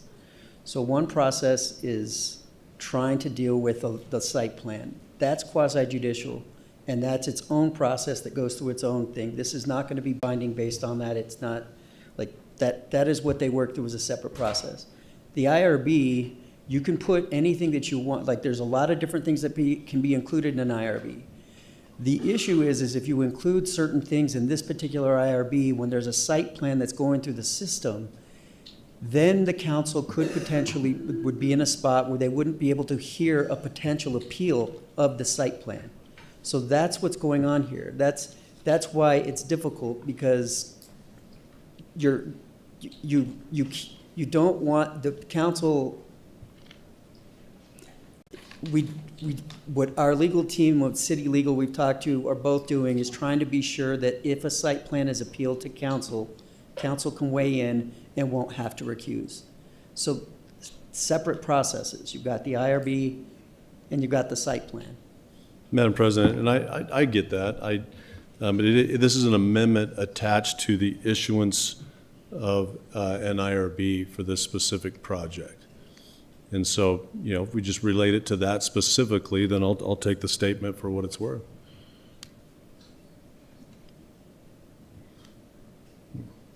Is that it, Counselor Lewis? Yeah, okay. Anyone else? So with that, Counselor Bucket to close. There's a motion and a second for proposed amendment number, floor amendment number 2. All those in favor say yes and raise your hand. Yes. Opposed, no? 6-3, motion passes. So now we are back on the bill as amended, and we will now go, before we go to councilors, we'll go to public comment. So Mr. Cornelius, can you call our first speaker? Thank you, Madam President. Our first speaker is Senator Debbie O'Malley, followed by Dr. Lisa Christofferson.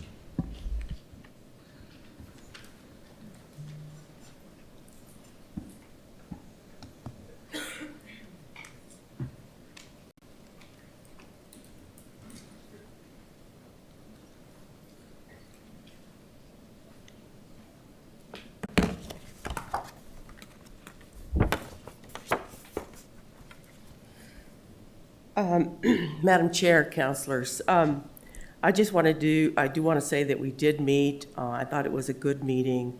I think we really need to figure this thing out when it comes to an IRB versus, it was mentioned there's 2 separate processes.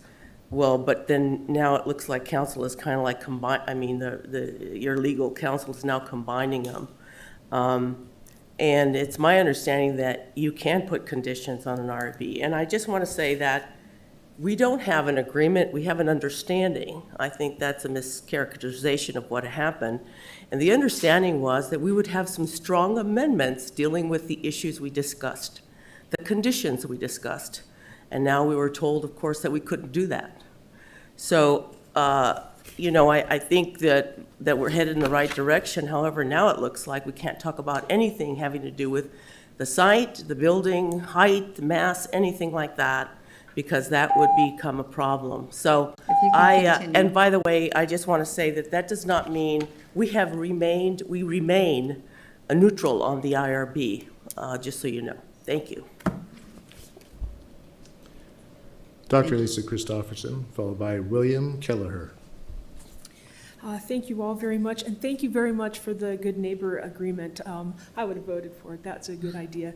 I would say, to answer the question, why now, not why before, truly, honestly, we weren't organized the way we are now. We weren't organized that way before in getting information out to community. Hey, did you know that this is happening? Because sometimes, as you'll hear here, as happened in my situation, I lived close to a property that I didn't get notice on because of, the amount of space legally, right? So I would say that NMSTC supports construction as long as there have been conversations with stakeholders. We maintain that for everything going forward. We're not like against developers, the community's not against housing, et cetera. Just are we including? So I would ask that same question. When does the community get to express our concerns about height, light, how far, the parking, the traffic, all of that?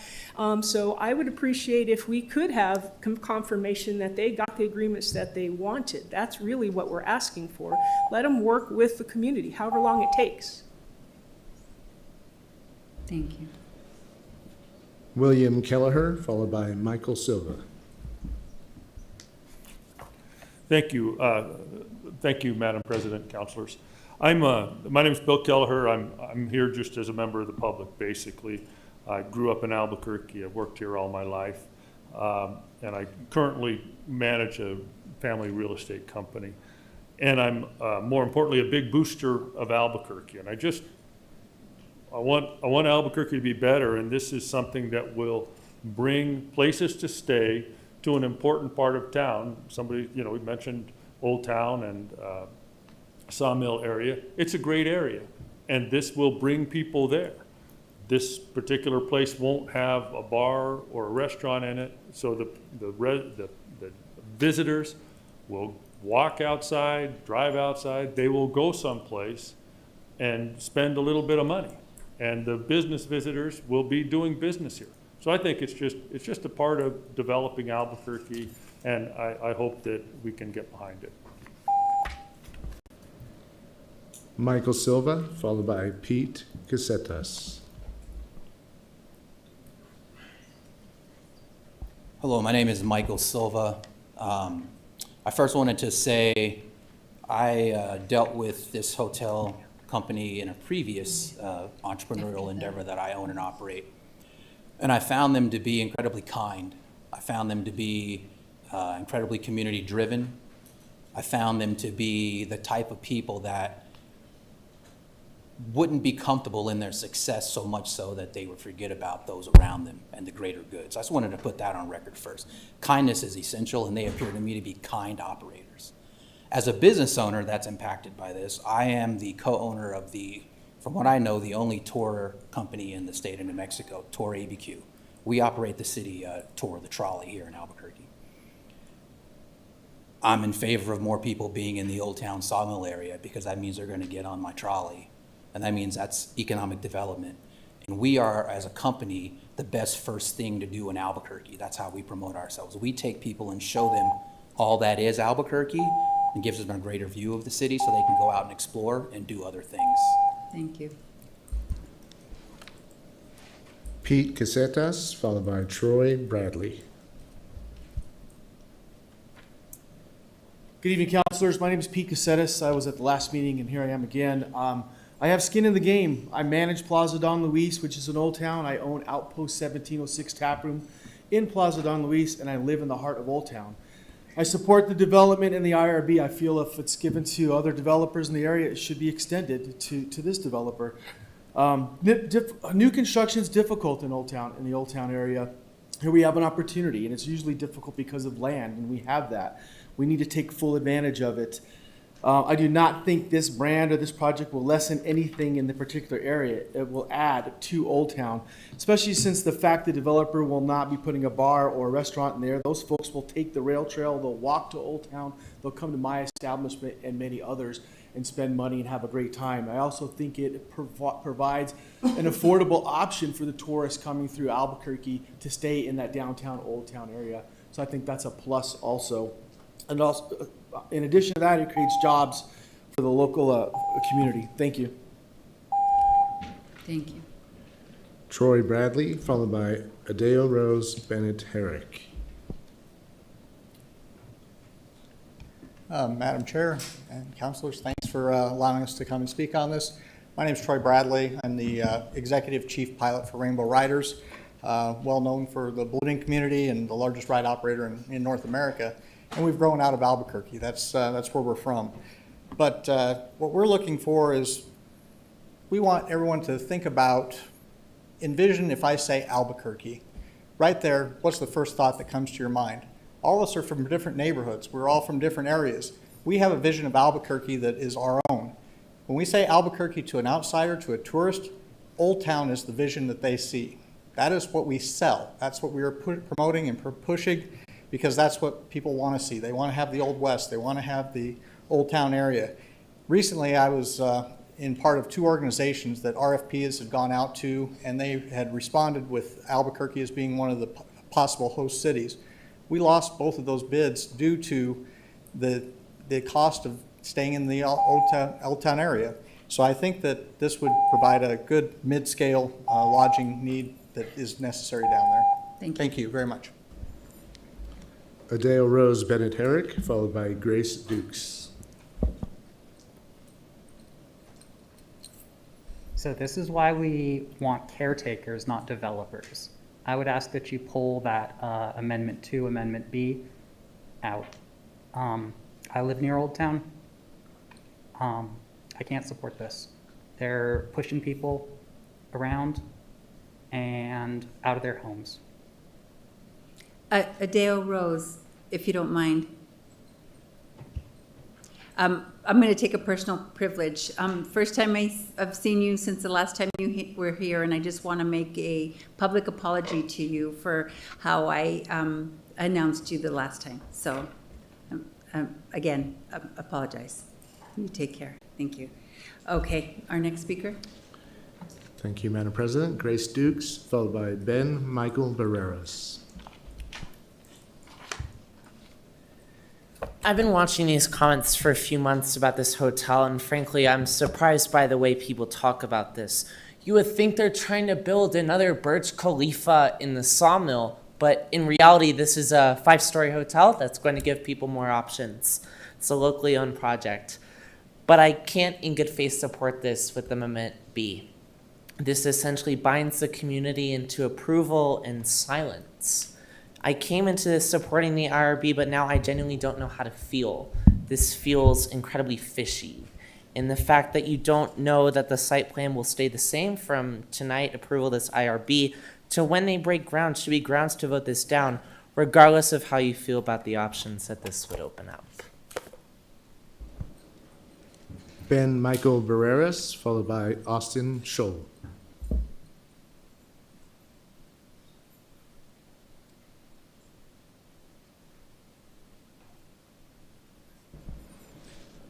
Austin Scholl, followed by Consuelo Abeta.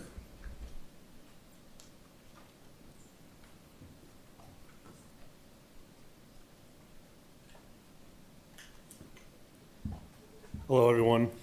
Not a big public speaker, so bear with me. But I'm here for a second time because I really do believe in this project. My name is Austin Scholl. I'm a New Mexico native, born and raised in the North Valley. After graduating from St. Pius, played football at UNM, and I now operate a small business in the village of Los Ranchos, own and operate a small business. I'm here to speak in support of the proposed hotel. After recently looking for a room for special occasions, I find the prices of the 2 local closest hotels are pretty darn expensive. Chaco at $477 and then $285 a night. It's not doable for young people that are trying to be in the area. A nice new locally owned and staffed mid-range price hotel in walking distance of all the gems that we know and love is much needed in the area. All in all, I think it would be a fantastic addition to the old town in Albuquerque as a whole. I want to thank you all so much for your time.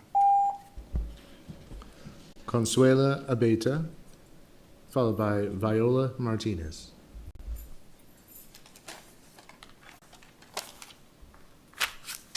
Hi, I am Consuelo with Sun Capital Hotels.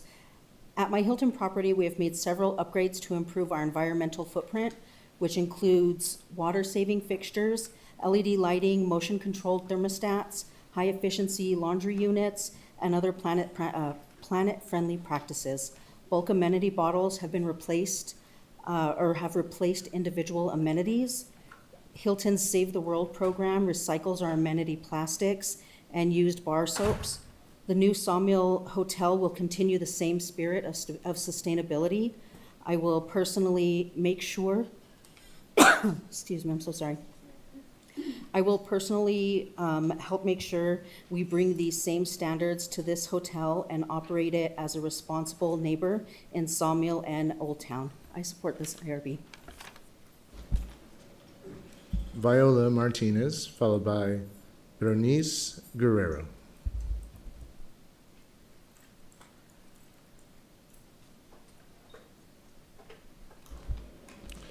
Bernice Guerrero, followed by Robert Avalos.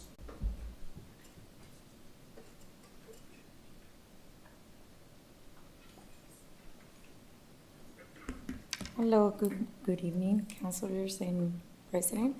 My name is Bernice. I lead the housekeeping department at Sun Capitals. When I started, speaking English in front of people was very difficult for me. Throughout the leadership program, I learned to communicate better, present in English, and become more confident. Today, I lead the entire housekeeping department. The company supports our families. They provide Thanksgiving meals and help us with school supplies for our children.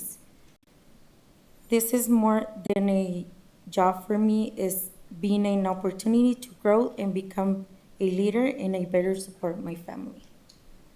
Thank you.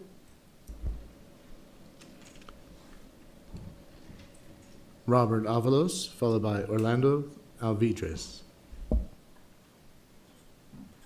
Hello, Hello, Madam President, Council members. I'm Robert Avalos. I'm also with Sun Capital Hotels. And at our hotels, we work hard to support nearby restaurants, bars, and local businesses. Our guests are looking for places to eat and things to do, and we want to help them connect with the neighborhood.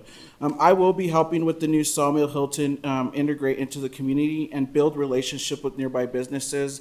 Like for myself at my hotel, there's 5, 6, 7 restaurants around us. And so when we have teams coming in or we know big sports events are coming in, we help coordinate that with those restaurants. So then they're not surprised with a party of 20 or 30 coming in the door. They're, made aware of that and they can prepare properly for their staff as well. Because the hotel will not have its own restaurant or bar, that partnership will be important. We want our guests walking into Sawmill and Old Town and spending more money with businesses already there. And that's good for guests, that's good for the hotel, and that's good for the community. I think it's important that we spread the wealth. It's something I learned in our Visit Albuquerque ACE class, and not just kind of keep it in one area, but spread it all around Albuquerque. So thank you. Hope you support this IRB. Orlando Alvidrez, followed by Helea Todd.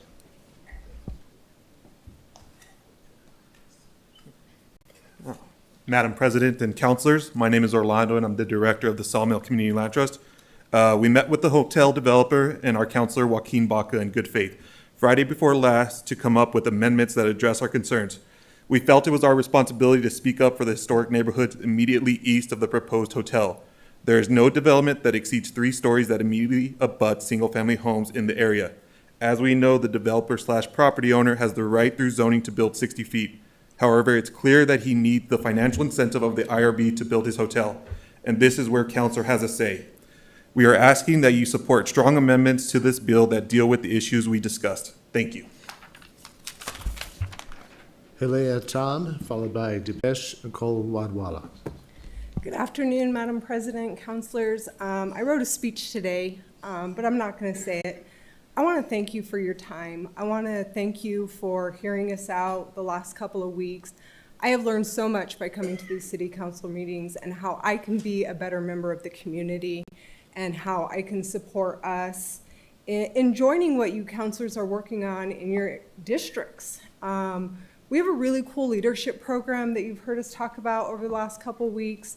And we are really about growing individuals. So we don't hire a person that maybe goes to college or necessarily that's not the right path for them, but we want to give them career opportunities, something really tangible to hold on to. And that's a career. We invest in them. We want them to start out in a very beginning position and have the opportunity to grow. And whether they grow with us or whether we help them go out and find a job someplace else, we want to do that for our people. We also want to be a part of this community. So thank you guys for hearing us today, and I'm excited for what we can do next. Dipesh Kolwadwala, followed by William R. Stafford on Zoom. Hi, Dipesh. I can't do better than that. I just want to thank you for your time today.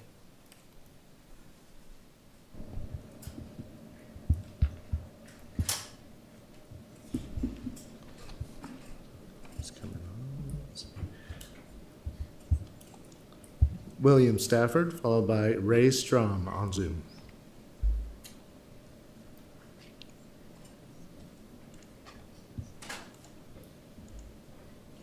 Good evening, Madam President and councilors. Thank you so much. My name is William R. Stafford. I'm the owner of Sadie's of New Mexico. Very proud to say that my family's been serving authentic New Mexican cuisine for 72 years in the Albuquerque area. My support for this project comes in many aspects.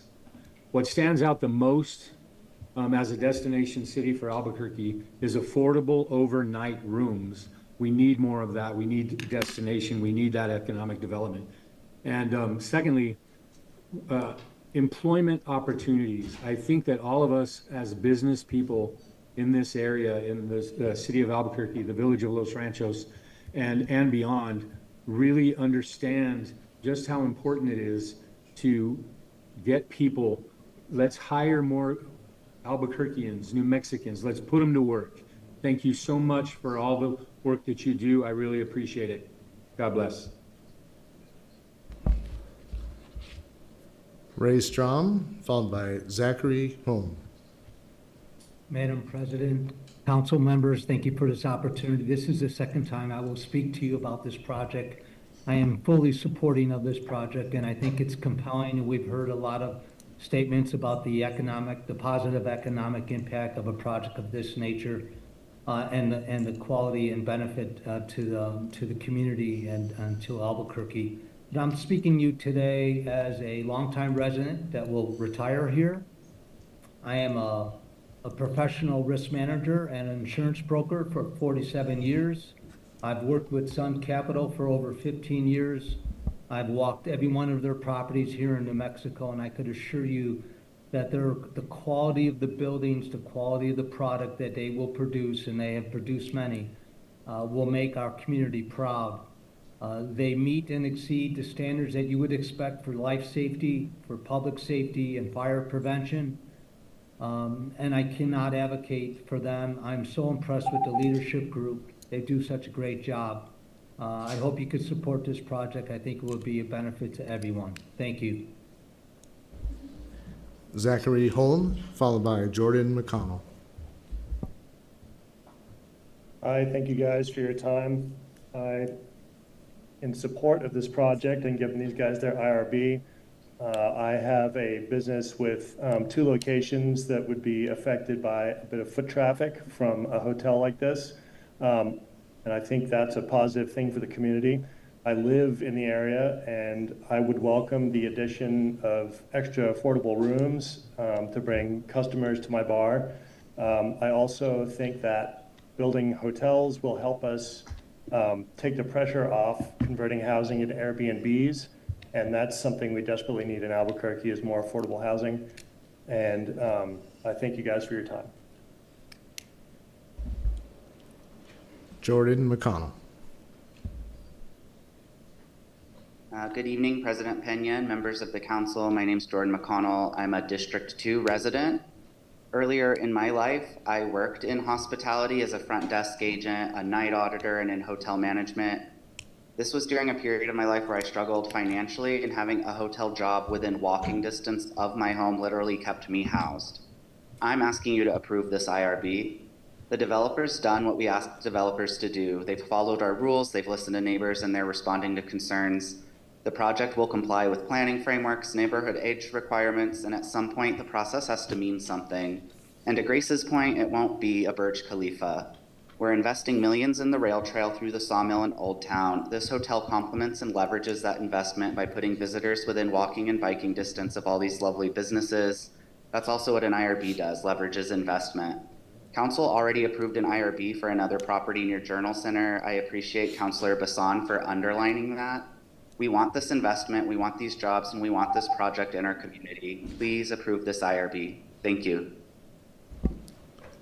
Thank you, Madam President. I was unable to locate 4 speakers in Zoom, so that concludes comment. Thank you. Thank you. Before we go to councilors, staff wanted to present.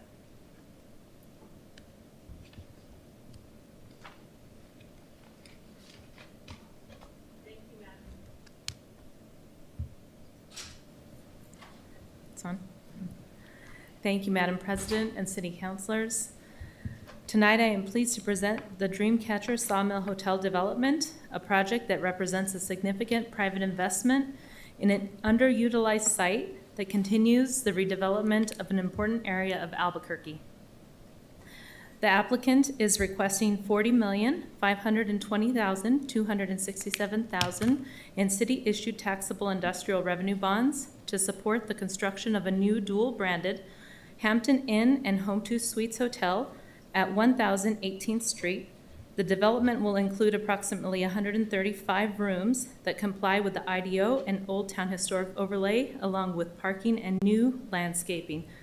The development has intentionally decided not to include a bar or a restaurant in the hotel to generate broad community benefit to local small businesses.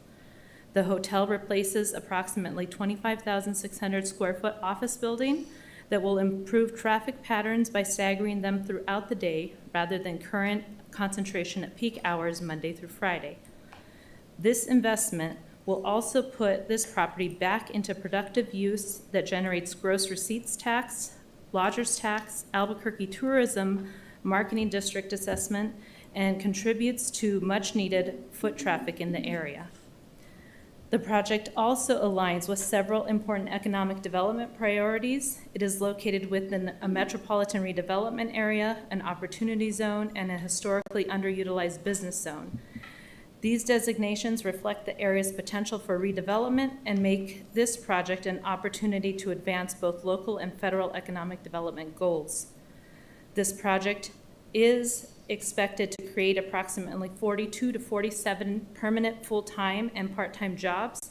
These positions will include professional, supervisory, clerical, and operational hospitality roles.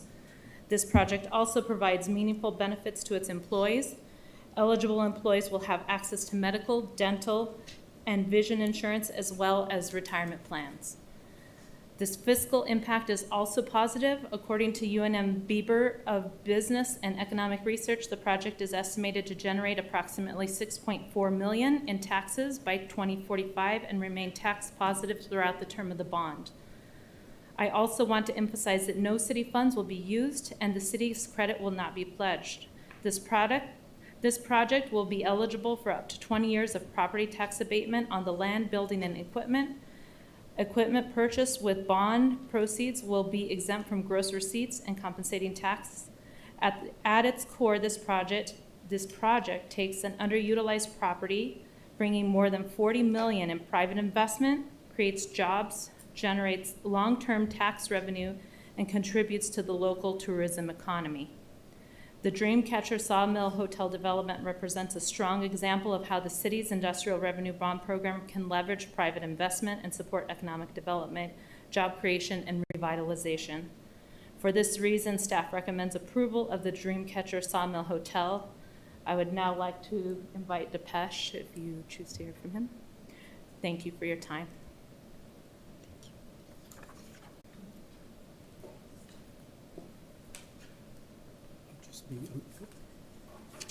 Madam President, Council, I had a presentation, but I'm going to skip it because of what we talked about earlier.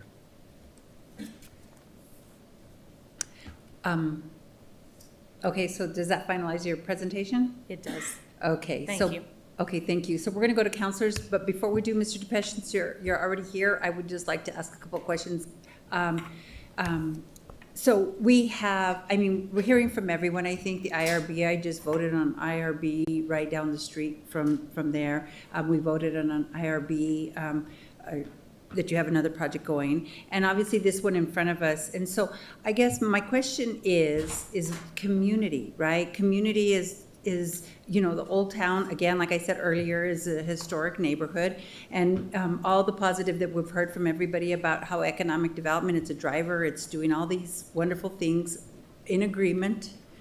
But what about the residents that have to live there? So I guess my question to you is an amendment that says that you would adhere to the stipulations that you made with the community, are you amenable to that? Because I was told that you're amenable to the agreement. I think I received an email from you and you guys had some agreements. Can we have the staff be creative and figure out a way how to say that, you know, you're committed to, you know, the neighborhood you're gonna move into, an historic neighborhood, and that you're committed to those agreements, not additional ones, but the agreements that you discussed with the neighbors who live adjacent to it?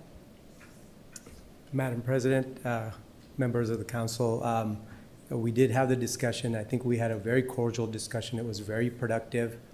And without getting into quasi-judicial items, we've agreed to make things look better.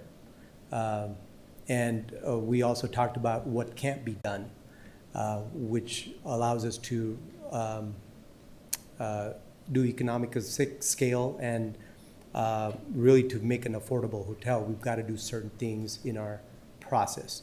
This, as Monica Mitchell said, we do comply to the current zoning, planning, IDO, historical overlay in this area. So we will do the best as we can to meet with the community. We'll continue to meet with them and take their input. And if recent progress is any indication, we have been listening. We've changed a few things already, and I've been sharing that with Senator O'Malley as the conversation goes on. So, Mr. DePeche, so I would like to ask if Senator O'Malley would come down and talk about those things. And I think it's important because I received an email from you saying that you had some agreements. So I'm not saying to do an amendment outside of those things. And so some of the things that you're mentioning now are, they're words, and the words, don't really mean anything after this IRB is approved, right? So I'm just saying that it would be nice to know that the residents and if anybody in here doesn't know Senator O'Malley really is a grassroots organizer who really was the leader in transforming the whole downtown area into what it is today. And when she speaks and says that she has some things that she wants to get addressed in order to do all the wonderful things that everybody wants in economic development and bring businesses, I think we should probably listen. So I would just ask that if Senator O'Malley, there was some agreements that were made. I have in an email. I don't know what they were, but I think that, and Mr. DePeche, you're the one that sent me the email, so I would like to see if maybe staff can get creative and figure out an amendment on how we can ensure that the historic community can be protected. So Senator O'Malley, if you can add to that. Thank you, Madam Chair.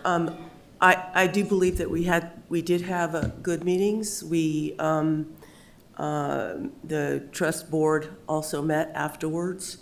I believe that it was more of what can we do to affect as best we can, right, to affect this development so that it's not as, I guess we would say, obtrusive in the sense of its size, et cetera. And I think that the developer listened to us.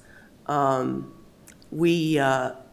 would think that there would be something we could do. I mean, I think that there are understandings that we have as we move forward. Of course, as was mentioned, there is still that process that the developer has to go through, and that's the process as he goes toward the permitting process. Mm-hmm. So there was some confusion about that this was actually a site plan that was approved. It was not.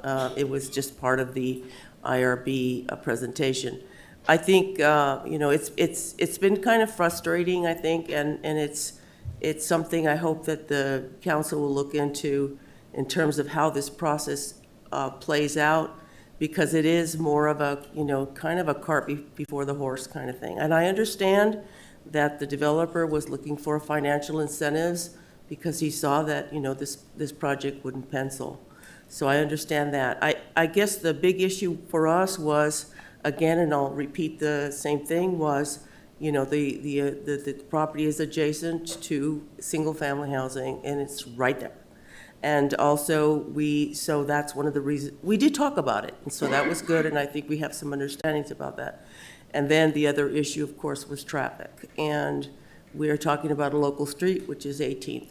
We have to look at the bigger area. We did talk with our counselor, Joaquin Baca, about it. We have to look at the area around traffic, mobility, pedestrian access, et cetera. This is getting to a point where it's getting pretty dangerous. And so that was a big issue for the trust as well, because there's, over 250 people that live in the trust. And we've been, as a trust, as you mentioned earlier, we've been very, very careful and very considerate, I believe, as developers, as we move forward when we do development. We consider a lot of things, and we do consider character and those kinds of things, and movement and traffic and things like that. And we're basically an island of affordability. The Sawmill Land Trust has developed permanently affordable housing. The average price of a house when it goes to resale is about $150,000. That's unheard of. And that's because we kept the subsidies within that house. And we want to make sure that we keep that going and that we support families within the area. But It did come up, Madam Chair, that there's concern about children. We have a lot of families there. So that said, you know, I certainly understand from a developer's perspective his investment, that he wants to make sure that he gets the highest, you know, use out of his investment. I certainly get that. But those were the concerns we had, and, you know, all I can say is, you know, we had an understanding that somehow the amendments would have reflect that, but apparently they cannot. So that's kind of where we are. I appreciate the So just to say that there was some agreements made, right? There was some understandings, I think. Okay, some understanding. So then the developer is saying, see, this is the concern, right? So you're looking like you didn't agree to it because you don't have to if this thing passes without those amendments. So I'm just saying that all the wonderful things about this project, which I agree, I'm not opposed to it.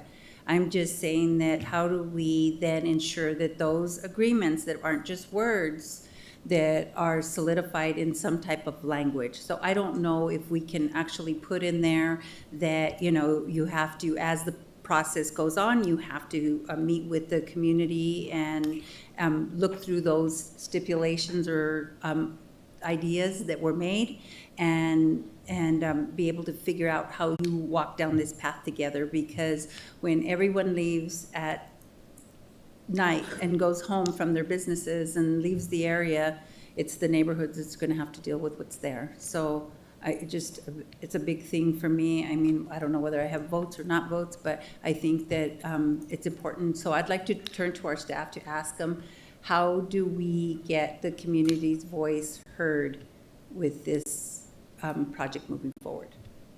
And then I'll go to Councilor Bassan. Madam President, I think in terms of what we can do inside this IRB bill while still protecting your ability to hear an appeal that may come before the council in the separate site plan, we will, I think, need to do some brainstorming on other ways to approach that. I will add, again, not to sound like a broken record, but a lot of these things can be captured in the separate site plan application. And so that is one place. I know that's not quite the answer that we're looking for, but that is one place where those things, those concerns, those agreements can be reflected. But in terms of this bill tonight, we'll give some additional thought to what we can do to navigate around maintaining your ability to hear a QJ appeal. Correct, and I understand that, but the IRB will have already been given and we can't take it back if they decide they don't want to listen to the neighborhood. So, Madam President, in that case, the other option would be a deferral while the site plan runs its course, so that the QJ side separately has been resolved before the council is asked to vote on the funding piece, which I know there's nuances and other pitfalls to that approach as well, but just so. And I think to that offer makes that it a option. challenge on the developer while he's trying to go through Right. the process. And yeah, so our city attorney, I'd like to hear from you, and then Councilor Bassan. Council Chair, Madam Chair, sorry. I think it's going to be very difficult to come up with language that is going to address the concerns of the community, what level of language agreement that they come to without putting it in language into the IRB when without running the risk of the challenges we've been talking about all night if there is a appeal and becomes quasi-judicial. So I'm happy to work with Julie and Victor and see if we can come up with something, but I do think it's going to be challenging to meet the kind of the criteria and the threshold that you guys are looking for without running the risk of being problematic down the road.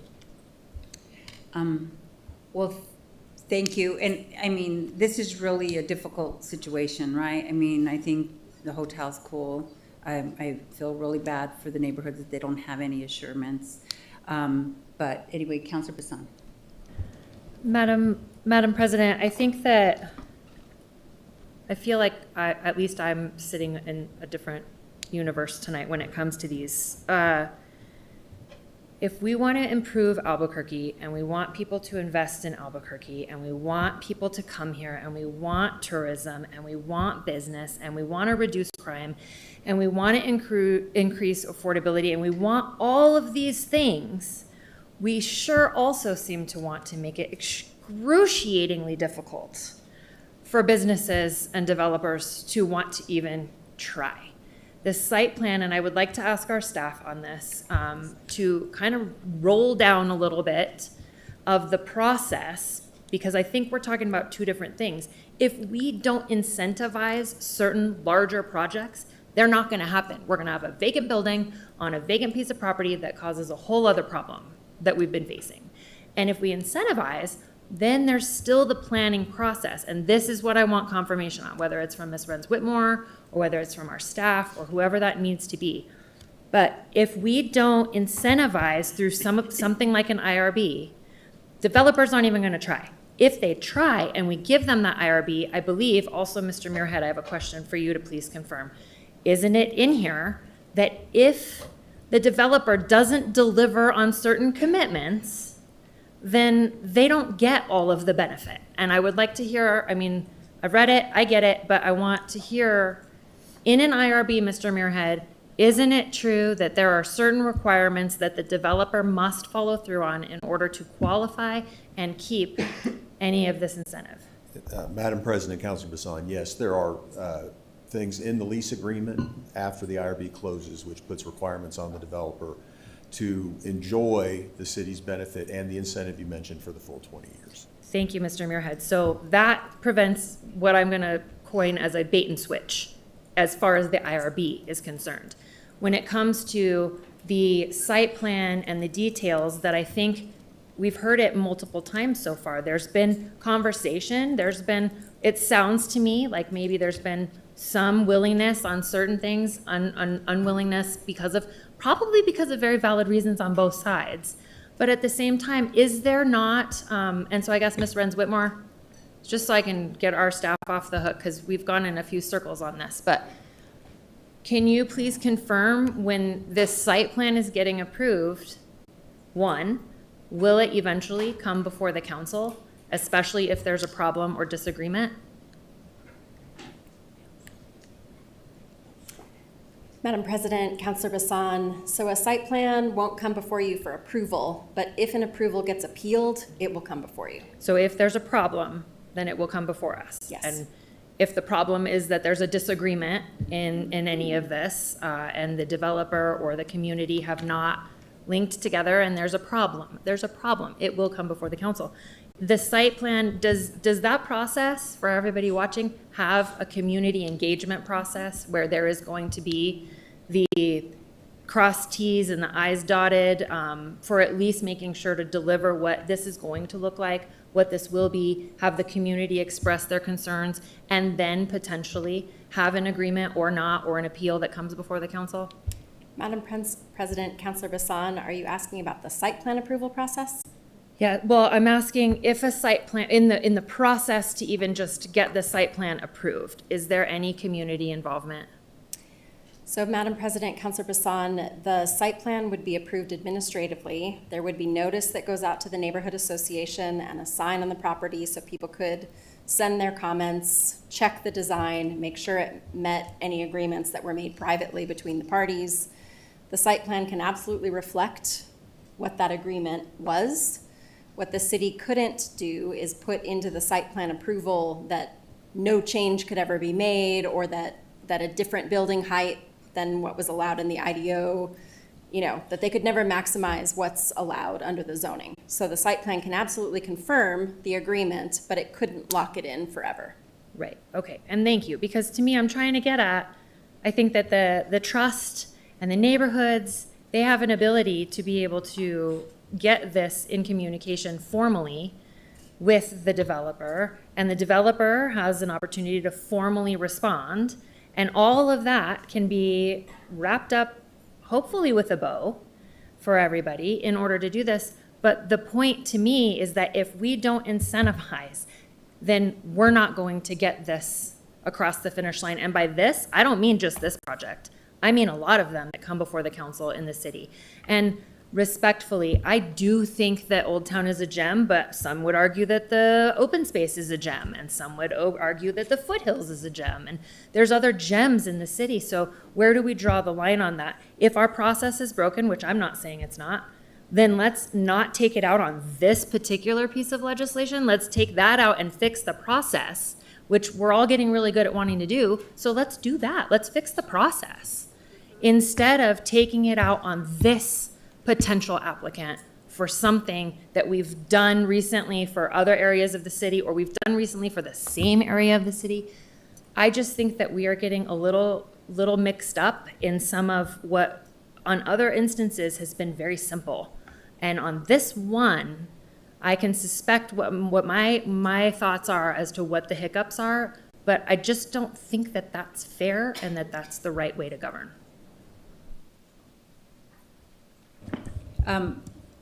Senator O'Malley, you had your hand up.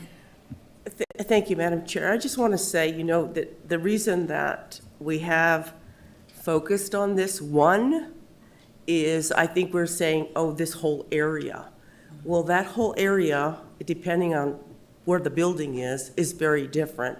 And the reason that we looked at this particular one was its adjacency to single-family housing, which is that lot that abuts single-family housing. That's the reason we focused on it. And also the other issue was concerned about traffic. So that's why. And I don't want to, and we'll look at the other IRBs. I think that I know that the ones that you all supported for Jim Long with Heritage Hotels. And I know that a lot of folks think, well, let's be fair. After all, you've given Jim Long. But I do want to say something in defense of Jim Long and Heritage Hotels is that they did create the destination there. So let's not slam them for asking for IRBs. And of course, you had the right as a council to decide what conditions you put on the IRBs. What we need to get straightened out, I think, here is the right for you all to put a condition on an IRB. It's my understanding that you can because you are making the financial commitment for something. And you're right, it could end up where something doesn't get built or the site plan gets appealed or something like that can happen, but you still have the right to do it. And that seems to be very unclear with the council, and so I have concerns about that. But that's all I have to say, and I just wanted to respond to that. Mr. DePeche, if you wanted to add anything to that, you're more than welcome to, since I allowed her the time. No, Madam Chair, I don't have anything else to add. Okay, so I'll just end with, I know what, Councilor Rogers. Well, I was still on my, yeah. So I'll just end. You guys can have a seat unless they have any additional questions of you. But I just want to end by just saying that I agree with what Councilor Bassan is saying. I mean, we do need economic development, but just saying that we can do economic development and just, do all these IRBs or all this stuff for development in the community without taking into account neighborhoods is really going in the wrong direction, right? I mean, if you live in an underserved neighborhood, zoning, actually, the NARO, the Neighborhood Recognition Ordinance, really came into play. It came out of the civil rights movement, and it was the federal government's way of making sure that underserved neighborhoods had a voice in planning and local government, right? And even some of the underserved neighborhoods don't really have a voice like they should. They don't have lawyers who are on their boards. They don't have, zoning people who are on their boards. So some of what's happened with our neighborhood associations is some of when we talk about naysayers, is some of the more affluent neighborhoods that don't want like a Starbucks in their neighborhood, don't want all these other things. I think we as a body need to look at that. But when you're looking at marginalized communities, historic communities, we really, really need to make sure that the communities have a voice. And I'll just end with that. I mean, I don't think there's appetite for a 2-week deferral. I think everybody wants to vote on this. I think it's unfortunate. I think that I do understand the process. They're going to go through the site development plan, but they'll have already gotten their IRB. So I just think it's kind of backwards. So, Councilor Rogers. Thank you, Madam President. I just have a question for Mr. Muirhead. Are there any, I'm looking through the packet because we have to stick to what's in our record. are there any clawbacks in this actual agreement for the IRB? Usually for my IRBs that I've sponsored, I've gotten a copy of the actual agreement. And I'm just seeing a summary in the packet. So are there any clawbacks written in if, for Yes. instance, there don't? Madam President, Councilor Rogers, yes, it is consistent with other IRBs, is this one, that if they fail to live up to the terms, that they are subject to clawbacks of some of the benefits that have been obtained. Can you talk, thank you, Madam President, what are the clawbacks? So it would depend on where, in terms of what the agreements that you and I worked on and talked about are in the LEDA context, where they're employment driven. And so you see clawbacks based on if they don't hit those employment targets or they don't stay in the community for 10 years, that they might suffer 50% reduction, 25% reduction. In the IRB context, it's a little bit different because they aren't driven by employment, they're driven by the other economic development incentive or goals. So if there were clawbacks, it would be drafted in a way that if they don't live up to the terms of it within, at any point during the agreement, they could be subject to clawbacks, and that could be negotiated with the company subject to everybody's approval. But that absolutely is common, that there would be clawbacks if they fail to live up to the terms of the deal, and they don't live up to their side of the bargain.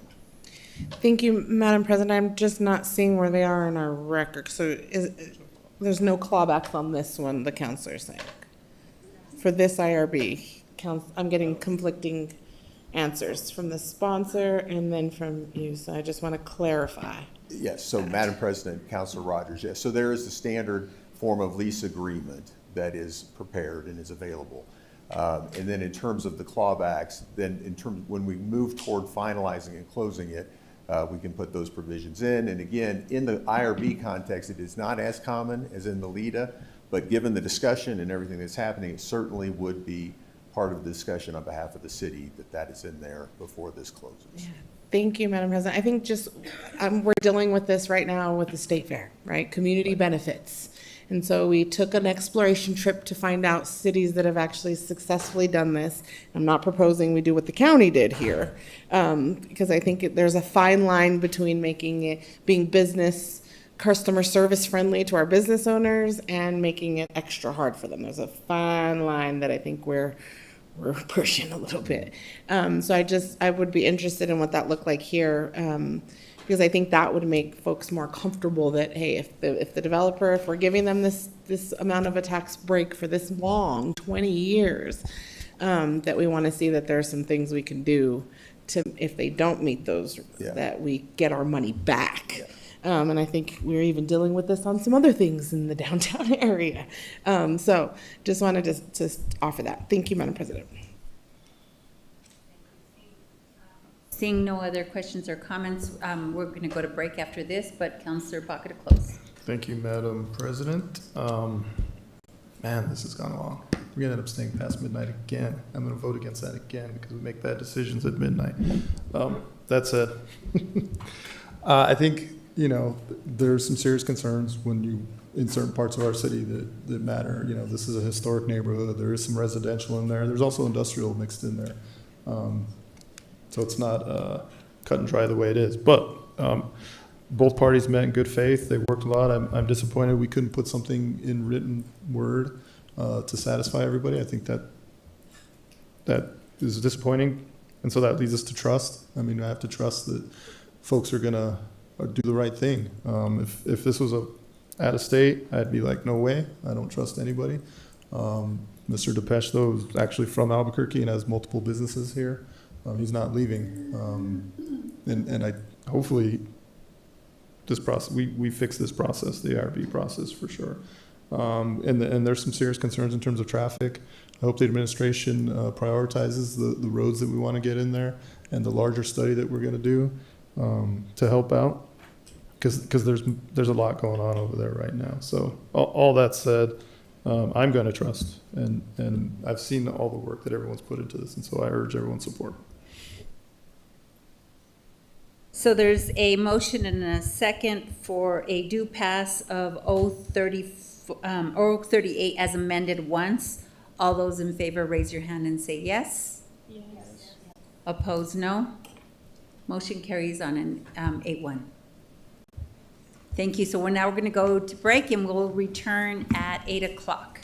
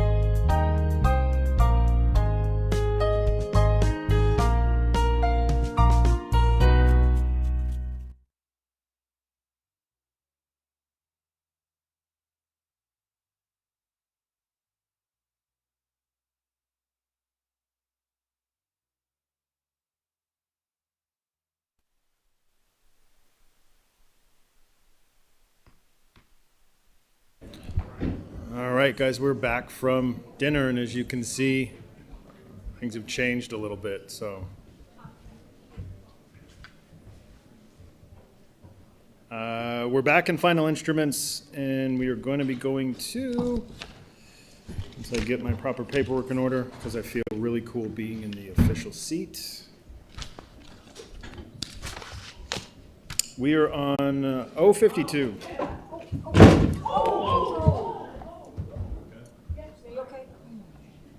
Well, we're not on 052.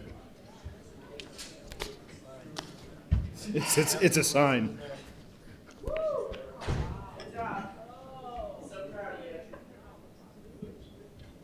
Go in the other one.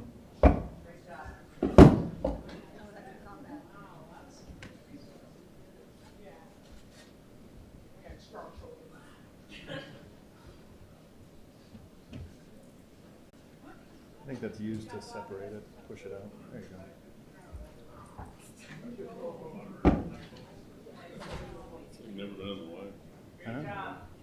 There we go. All right, financial instruments, letter B, Councilor Bassan.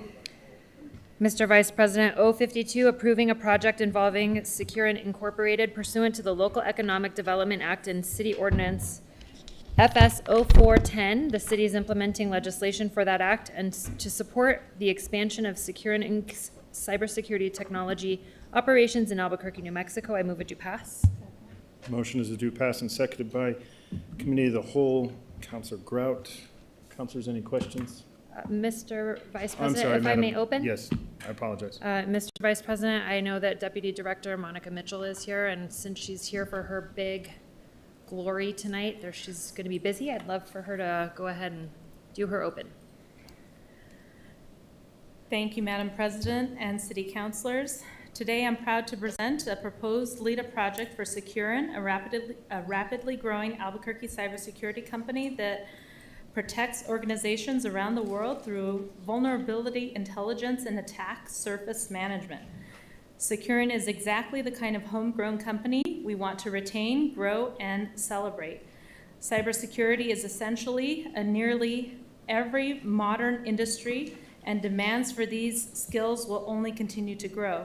This project gives Albuquerque an opportunity to strengthen our high-value technology sector, creating well-paying careers, and demonstrate the innovative companies can start here, scale here, and compete globally.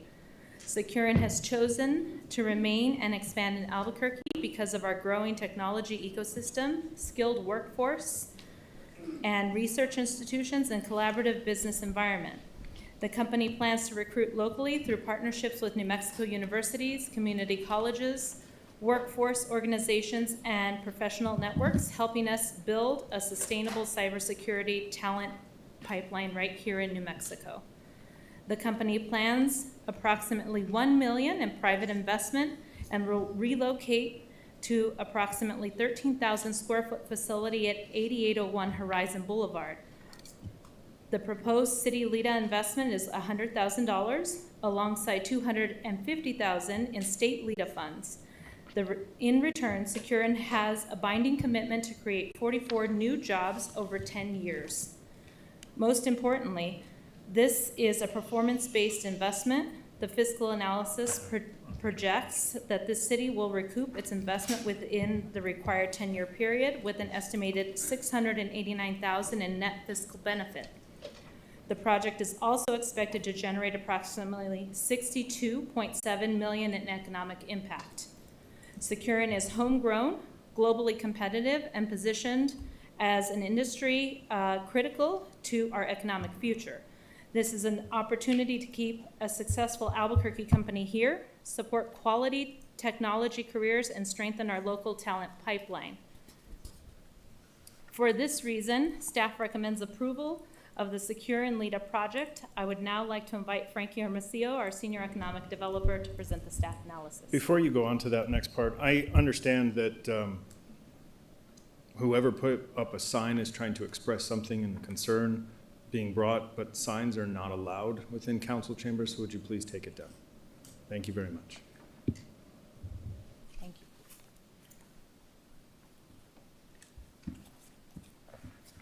Thank you, Madam President and City Councilors, for the opportunity to present this economic development project.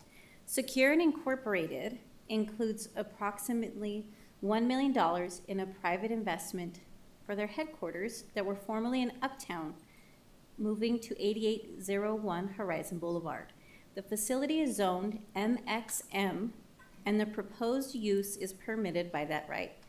The utility has been noted as unremarkable.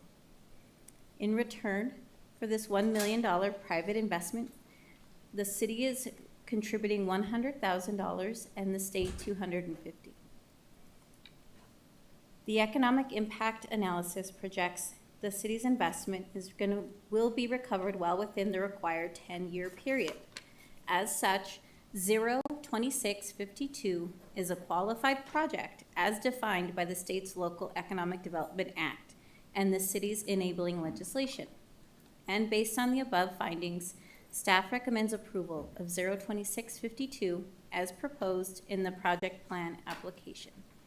I'd now like to introduce Len Romano of Economic Development, New Mexico, to speak on behalf of the state's support.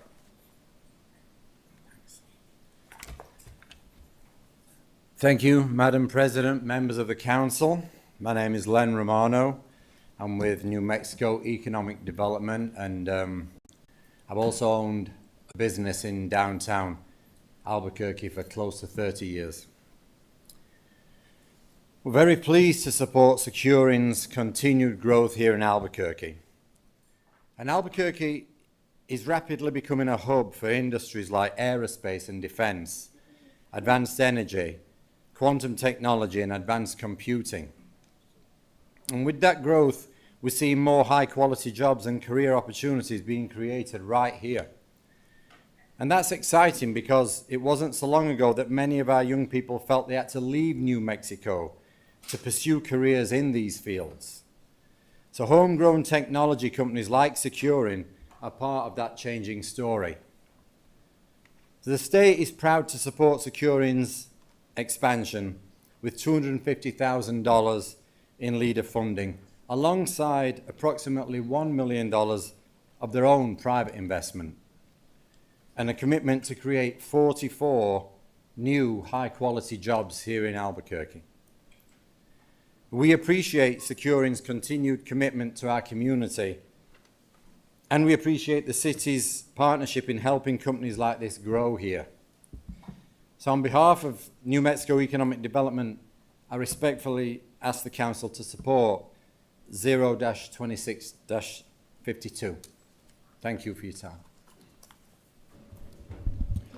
One second, I do apologize for the interruption. The person who is behind with the sign, I understand what you're trying to do. You took the sign down, and I really appreciate that. But by you holding it up so that the camera can see it is no different than you putting it on the pole. So again, put the sign away, or I will ask you to leave. And the same that goes for the one behind it.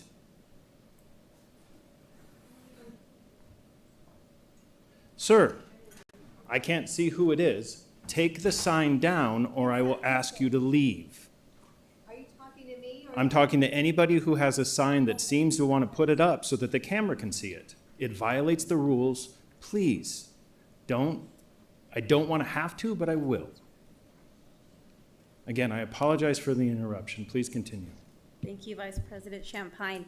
I'd now like to introduce Jennifer Littlefield. She's the Chief Financial Officer for Securing Incorporated, and she can share more about her project and stand for any questions. Pleasure to meet you guys, the City Council. So I'm the Chief Financial Officer for Securing. I'd like to also kind of add, they did a great job of presenting us. I really don't have too much to add, but we are going on our 5-year anniversary in New Mexico this week alone, so this is very exciting for us. Again, we've been homegrown since the beginning.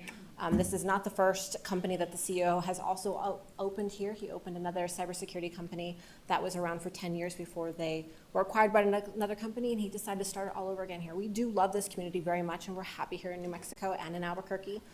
We work really closely with the universities, and we have an internship program, so we're starting to try to build them from the very ground up to ensure that we keep those candidates here. So 44 is what we're hiring full-time, but that does not include our intern candidates.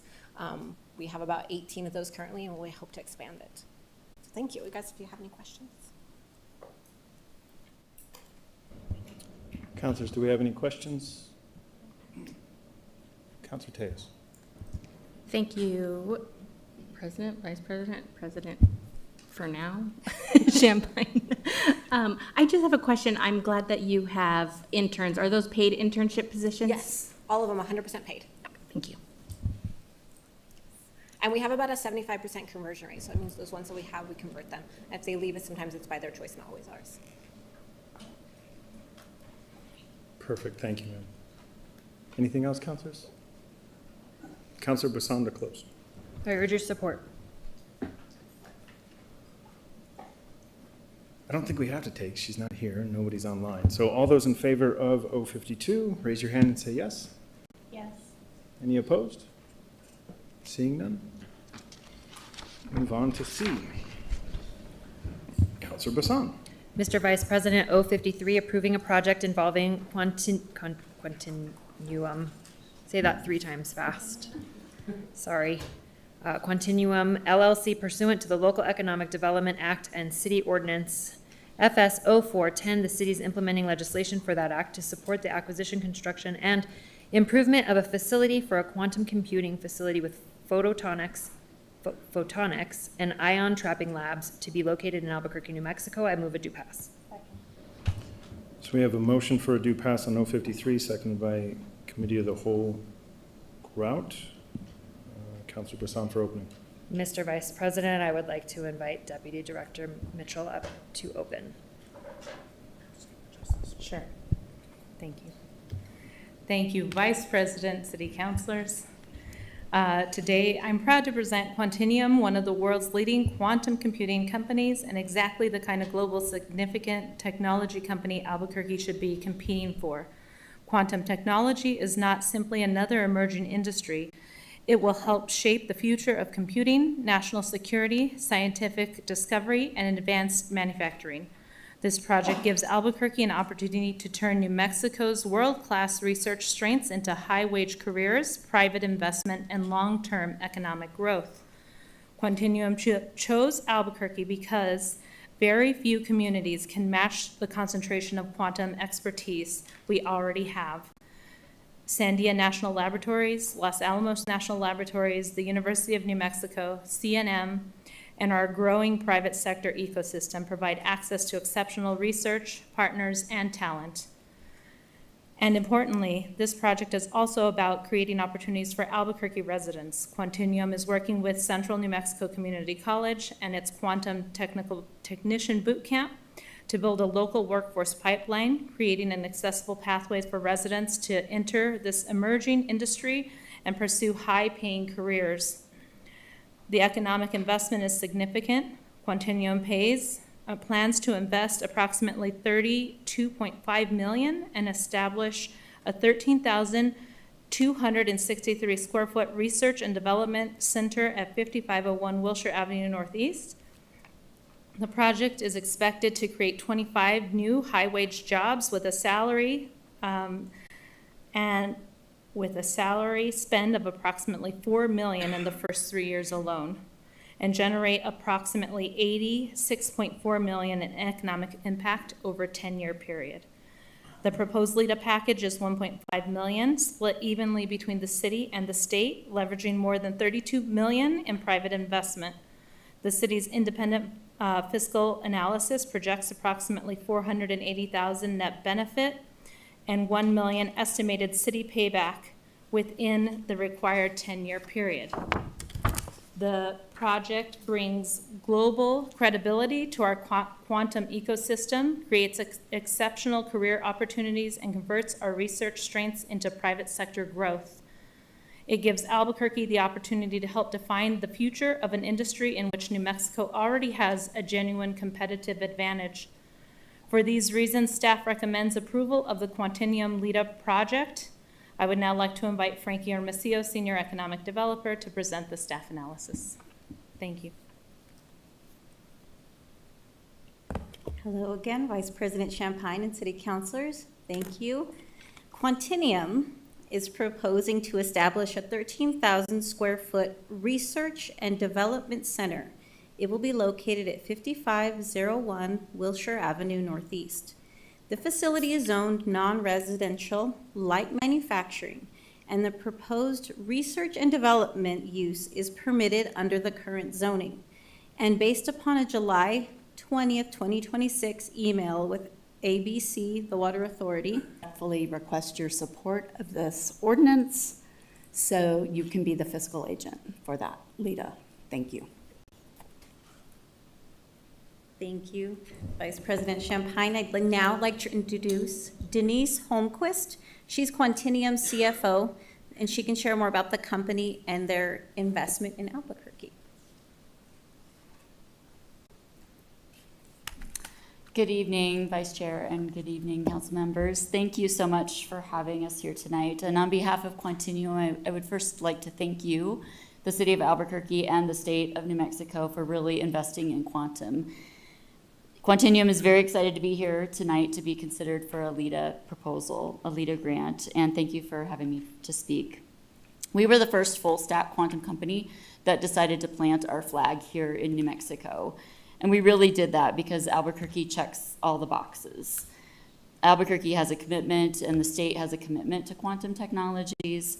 Certainly there are technological resources here spearheaded by Sandia and Los Alamos National Labs. And there's also a very strong academic and workforce development strategy. And we can benefit from all of those, and we hope to help build that ecosystem. One great example of workforce opportunities that we've recently had is the first cohort of the Quantum Boot Camp at CNM. We brought an intern in this last summer, and we have converted that employee to full-time employment now. And so we really do appreciate the academic resources that are found here in New Mexico. As mentioned, we do plan to invest over $32 million in capital and create over 25 high-paid jobs, and that are well above the average that we see in the region. We are building our research and development labs here focused on integrated photonics, and that will fuel our next generation quantum computers. We have leased a facility here in Albuquerque, and we plan to use these funds to help us construct and improve the lab and our business operations here. We do expect this project will really help us deepen our relationships across the ecosystem that you've built here in the city of Albuquerque and the state of New Mexico, and I respectfully ask for your support.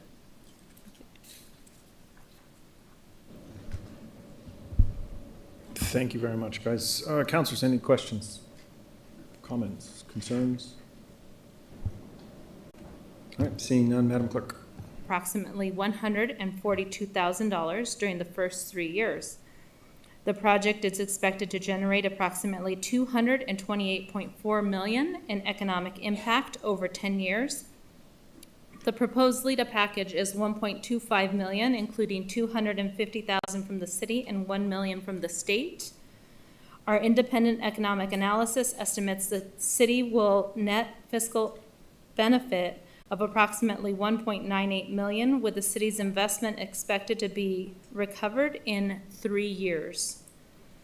This is also a project with strong performance results and requirements. The agreement establishes a commitment of 152 new jobs, with the first 40 positions tied to a 100% clawback provision.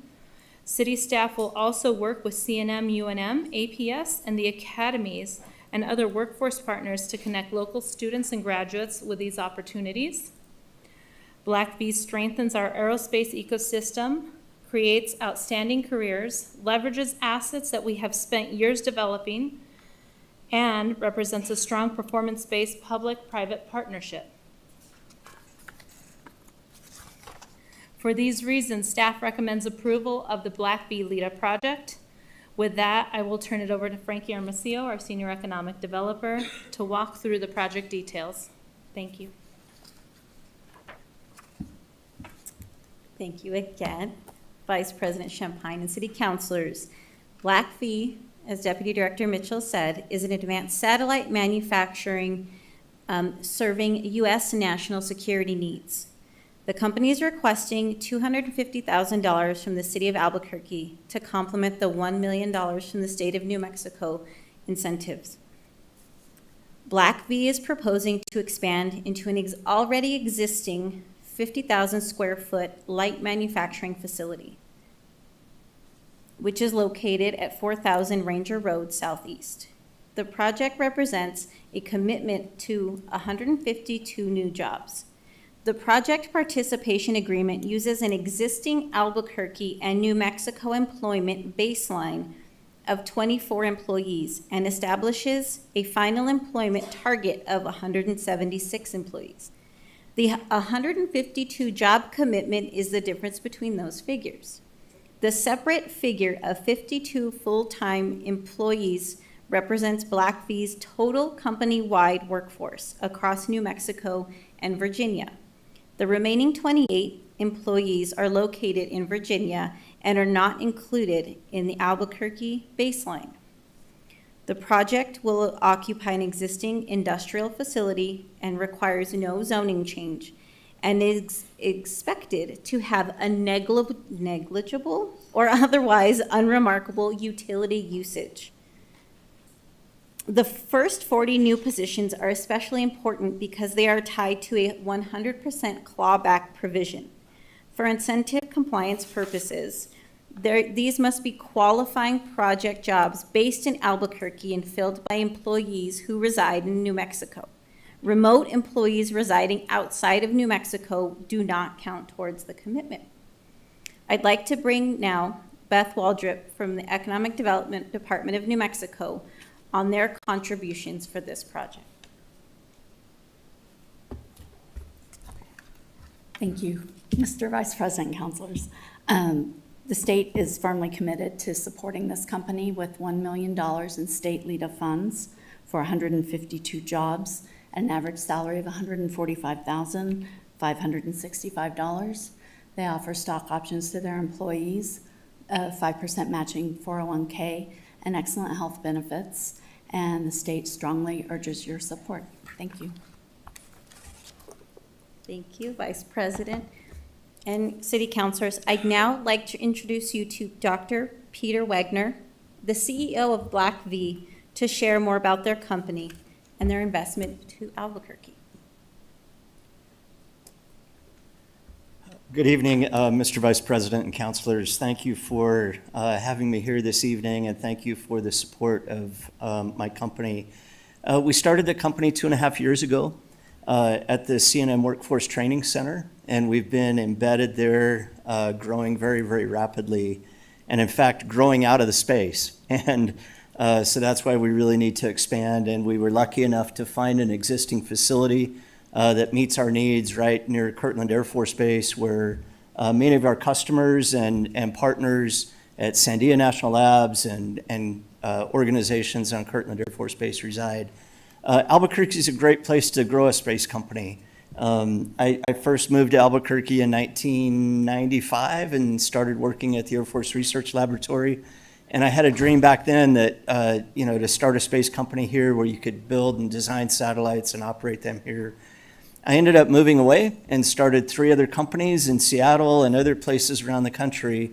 But 3 years ago, when we looked at starting a new company, we looked around the country and decided Albuquerque was a place. So I'm really excited to be back, really thrilled to grow the team. I've got a wonderful team here locally that we've been able to hire from organizations that, from New Mexico, students from New Mexico Tech, UNM, New Mexico State. So really excited for the next chapter in the company and appreciate your support tonight.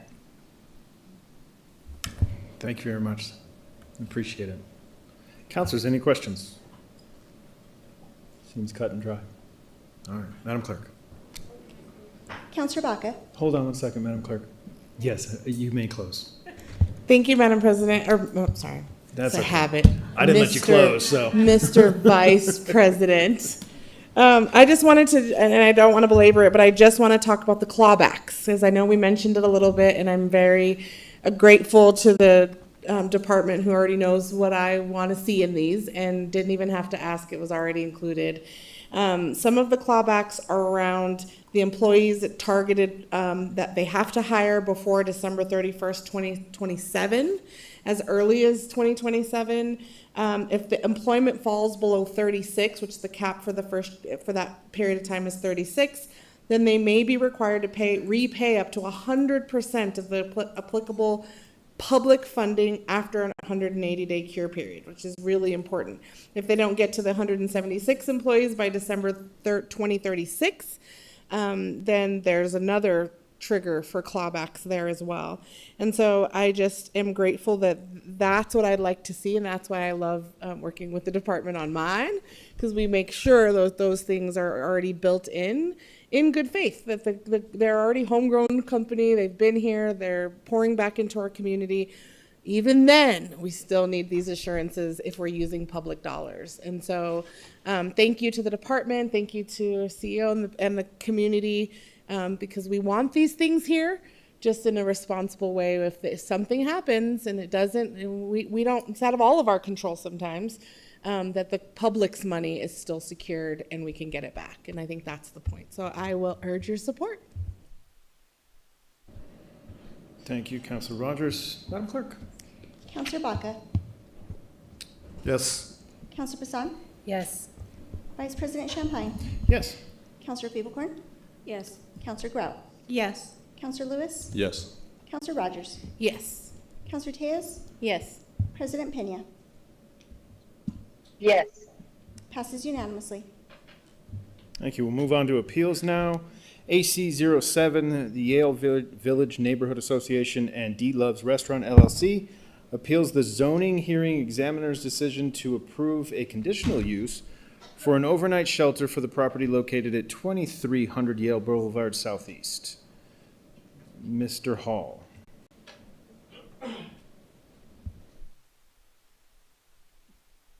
Thank you, Vice President Champagne. Councilors, this is an appeal for the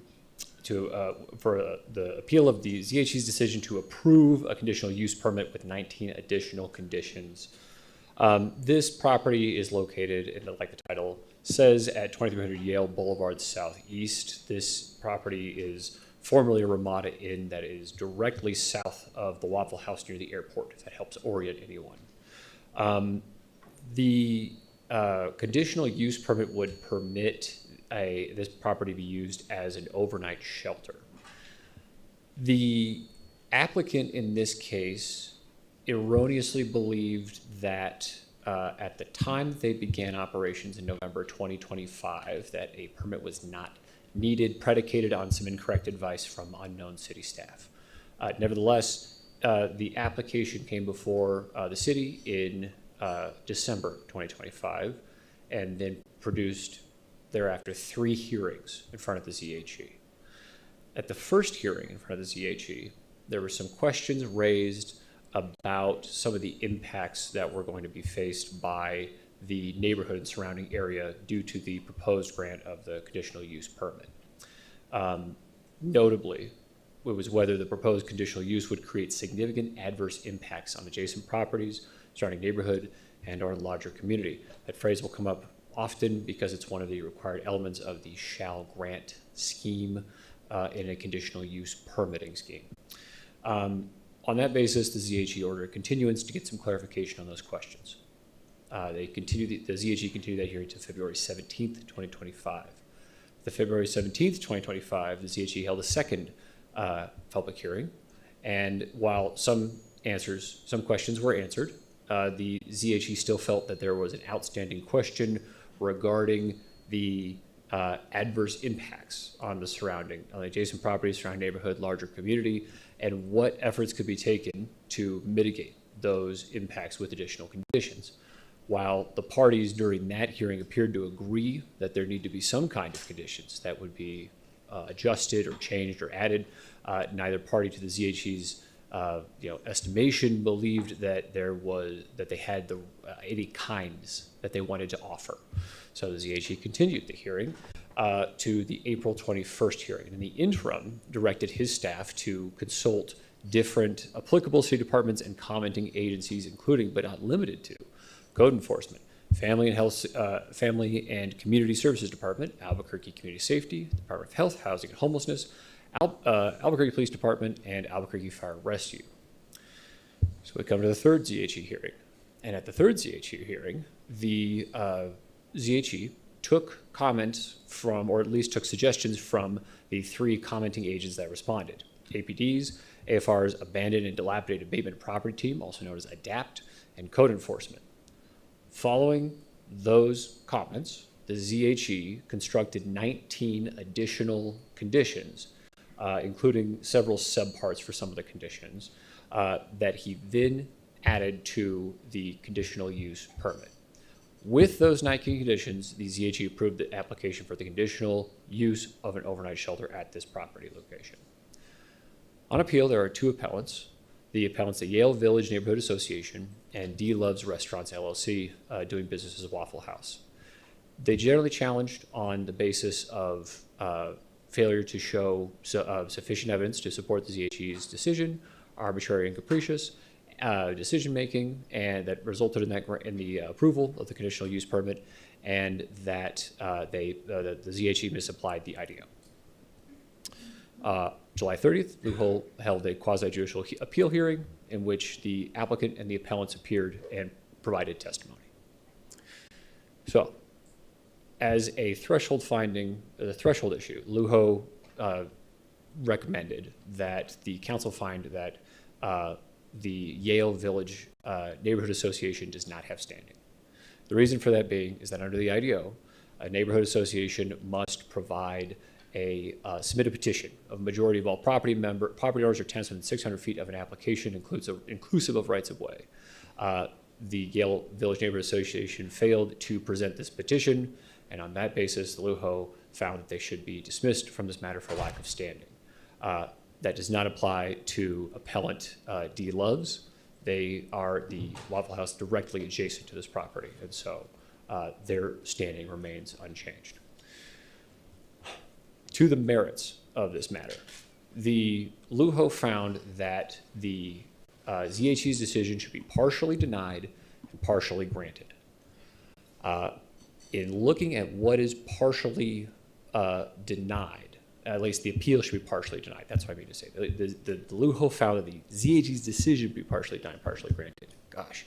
The Luho concluded that the appellant D Love's appeal seeking reversal of the decision did not meet the standards for reversal. Specifically, the Luho hinged on the conditions that were attached by the ZHE, the 19 conditions, and found that not only did they apply the IDO correctly and the objections of the IDO, not only they provide substantial evidence, but they also show that they were carefully and considered based on the expert testimony, so to speak, or the expert submissions by the commenting agencies. I emphasized that when these are the types of conditions that are not merely speculative, but or, quote, specifically designed to sufficiently mitigate adverse off-site and on-site impacts linked to the overnight shelter use. So on that basis, including the additional 19 conditions with subparts, the Luho found that the ZHE's decision was neither arbitrary nor capricious, was not in error implying the IDO, and was supported by substantial evidence. However, and this is where we get to the partially grant the appeal, the ZHE's decision, the Luho felt the ZHE's decision should be partially granted only to the extent that some timelines for conditions should be cut to a shorter time frame than what's normally allowed under a conditional use scheme. Under a conditional use scheme, it's a year standard to meet those additional conditions. The Luho felt that because there are adverse impacts being felt to and testified to by the appellants and by surrounding businesses and those representatives or members of the surrounding neighborhoods, that some conditions needed to be addressed sooner, not within a year time. The Luho proposed that 4 different requirements be met within 60 days and that 4 different requirements be met within 90 days of the council's final decision. Those conditions that were met within 60 days are requiring adequate lighting, requiring natural surveillance and clear lines of sight on the property, requiring installation of exterior lighting, and requiring on-site security response and oversight procedures to be implemented for level 2 security. Within 90 days, the Luho recommended that the applicant be required to ensure adequate locking devices on exterior doors, limit and clearly delineate access to the property, install no trespassing signs directly visible upon entering the property, and implement controlled access practices to the facility. The remaining an additional 19 conditions minus 8, so 11 conditions would be implemented no later than May 5th, 2027. So on that whole summation, the LUHO recommends that the City Council partially deny and partially grant the appeal. It would be a partial deny of the appeal as to overturning the entirety of the ZHE's findings, but it would be partially grant in adjusting the time frames for 8 different conditions. I stand for questioning. Councilors, do we have any questions for Mr. Hall? Councilor Tejas. Thank you, Mr. Vice President. Mr. Hall, on the 60 days, those are items A, B in the. Yes, Vice President and Councilor Tejas, that would be 25A, 25B, 25Q, and 25P, as reflected in the ZHE's order of April 21st. I believe if you look in the appeal packet, that would be page 16 and 17. Thank you, Mr. Hall. Mr. Vice President, and for the 90 days, I see it's items F, G, and what were the other two? F, I, M, and N. F, I, N, and M. So not G. I thought it was G2.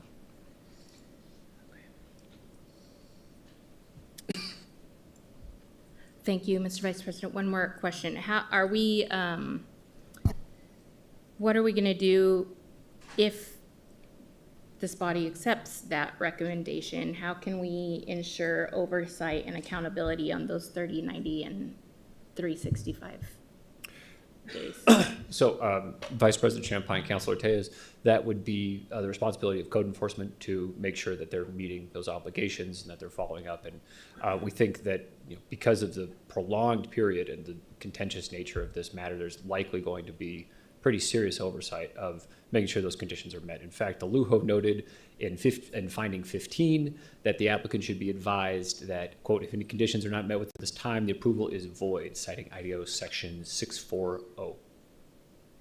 Thank you, Mr. Hall. And Mr. Vice President, one more question for our planning director, or who's here on behalf of codes. Director? No.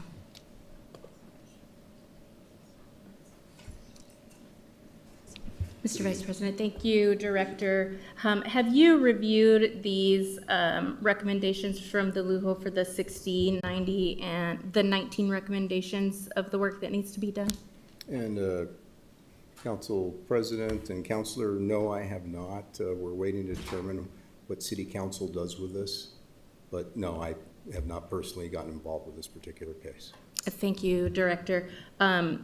Are you able to just kind of do a quick review and just let us know based off of your capacity and codes if you think you can meet those particular Councilor Tejas. Vice President possible? Champagne, Councilor Tejas, I apologize for jumping in That's okay. while you're in the middle of this questioning.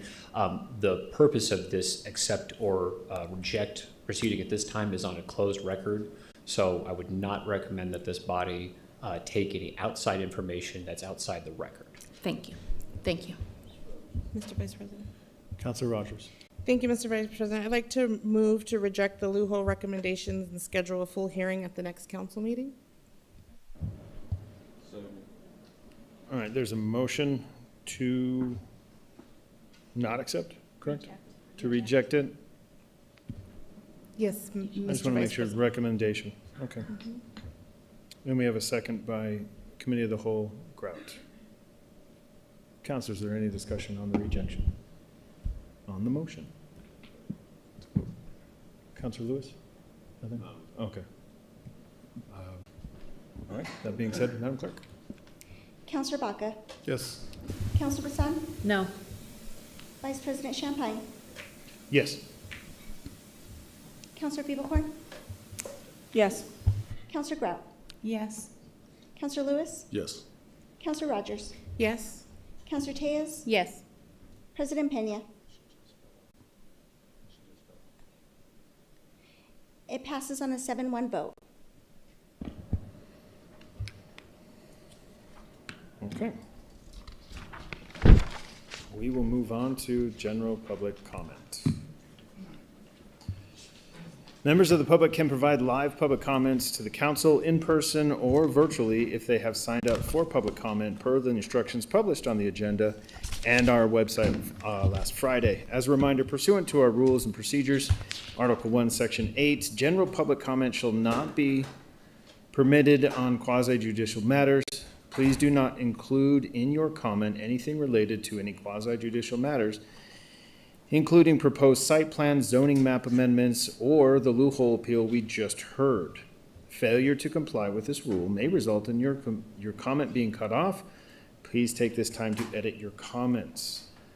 Here are the public ground rules for tonight. Each participant has 1 minute to present. Comments will be addressed to the councilors only through the council vice president. Any disruptive conduct will result in removal from the meeting. Again, there is a 1 minute time limit, and the indicator, your bell will ring. So, Mr. Cornelius. Thank you, Mr. Vice President. Our first speaker is Tad Newminsky, followed by Dr. Lisa Christofferson.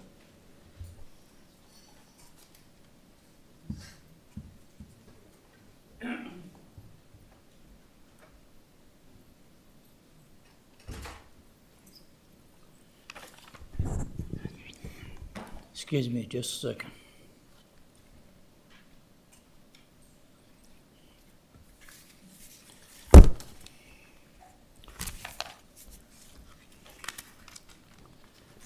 Would you give me overhead?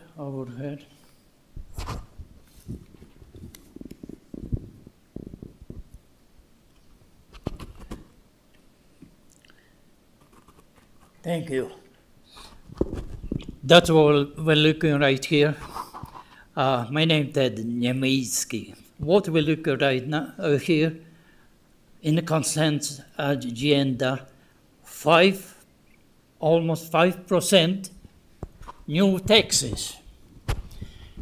Let's go now to the real issue, economic and neighborhood redevelopment. Anybody can remember where it used to be Winrek and so on? Years back, well, everything went downhill, nothing deserted on the 50s. Look at now, how beautiful uptown, vibrant, everything, restaurants, hotels, all offices, everything. And even incorporated with Hoffmantown. Now compared to here, the downtown. Why? Mr. Chavez, on the front of his building, the property, city posting, parking lot meters. What kind? How would you like a neighbor like he has? Thank you. Dr. Lisa Christofferson, followed by Marilyn Mokino.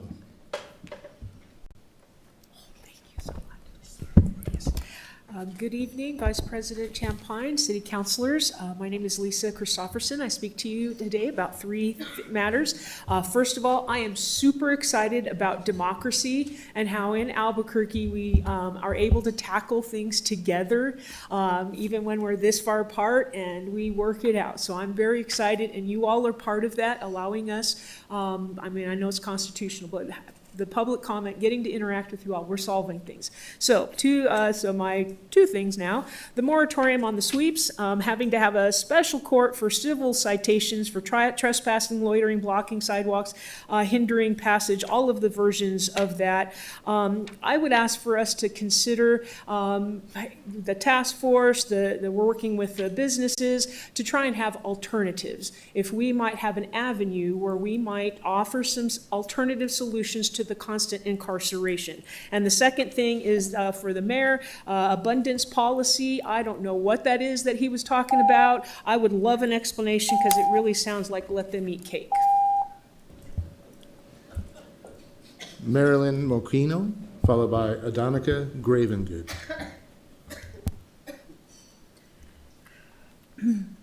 Happy Monday, Vice President and councilors. My name is Marilyn Mokino, and I'm a third-generation vendor with a permit in the Old Town Portal Market program, where I have held a permit for over 50 years. And I am here today to request your immediate help to move vendors back to our original front spaces at 206 San Felipe Street Northwest in the Old Town Plaza. Following the recent ruling by the Landmarks Commission on August the 12th, 2026, the Landmark Commission voted 5-1. Ma'am, I'm gonna have to stop you real quick. Okay, you're commenting on something that couldn't come in front of this council as a quasi-judicial issue, and we can't hear that during public comment. Okay, because that ruling could come in front of us, and then it presents an issue for us in order to rule on it. Does it make sense? Yes, I understand. Okay. So can I continue with? Not if it's gonna be commenting about a possible issue coming before this council. Okay. If it's an opinion, just that you need to return things, or we'd like to see things back, but you can't make comments that go specifically to the appeal or to the issue at hand. Okay. Well, I'm just requesting that we have been moved with our spaces. We have been moved to the south side where the private property is, and we're under an ordinance on that 206 San Felipe Street that we are required to be on the west side under a public right-of-way under an ordinance. Okay. So we're just asking to be moved back to the front where we're supposed to be. Okay, thank you, ma'am. Thank you. Councilor Bauckham. Thank you, Mr. President. Dr. Singal, can you, I know that is a violation of the city existing ordinance. Can you work with Ms. Mokino to get folks back to where they need to be until everything gets resolved? Mr. Garrett. Thank you. Thank you, Mr. Vice President. Our next speaker is Adonica Gravengood, followed by Joseph Laycock. Hello, Vice President Champagne and City Councilors. Thank you for the opportunity. I'm the last speaker's daughter. My name is Adonica Gravengood. I'm also a fourth-generation vendor with the permit in Old Town, where I've held a permit for 23 years. I'm here today for the same purpose as my mom, to request assistance to move our vendor spaces back to the original front spaces at 206 San Felipe Northwest, excuse me. The building owner made unapproved changes with his building, replacing the old windows, and that's what prompted the spaces being moved. The city departments have allowed ongoing violations of the city ordinance, subsection 13321, section A. Since former Arts and Culture Services Director, Dr. Sanchez, exceeded her authority by moving 6 spaces to private property on the south side in April 2026. I'm just asking you for any help that you could possibly provide for us to get us back up front where the ordinance protects us. Thank you. Joseph Laycock, followed by Let's Otvo.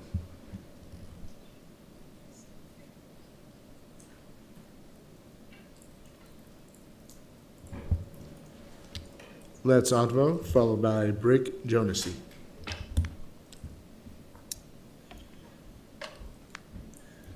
Vice President, council members, I don't know what a citizen's supposed to do. You seem very concerned about your ordinances and that they're followed to the letter, and if somebody doesn't do that, you haul them off to jail, right? We can all agree upon that, don't we? We do, because your jails are full of people. But Lord forbid, somebody with intelligence tries to tell you that your police officers are currently in violation of New Mexico's Constitution, which I think would have a little bit more sway than a simple city ordinance. So if you all got a pen and paper, you might want to write down Article 20, Section 1 of the New Mexico Constitution.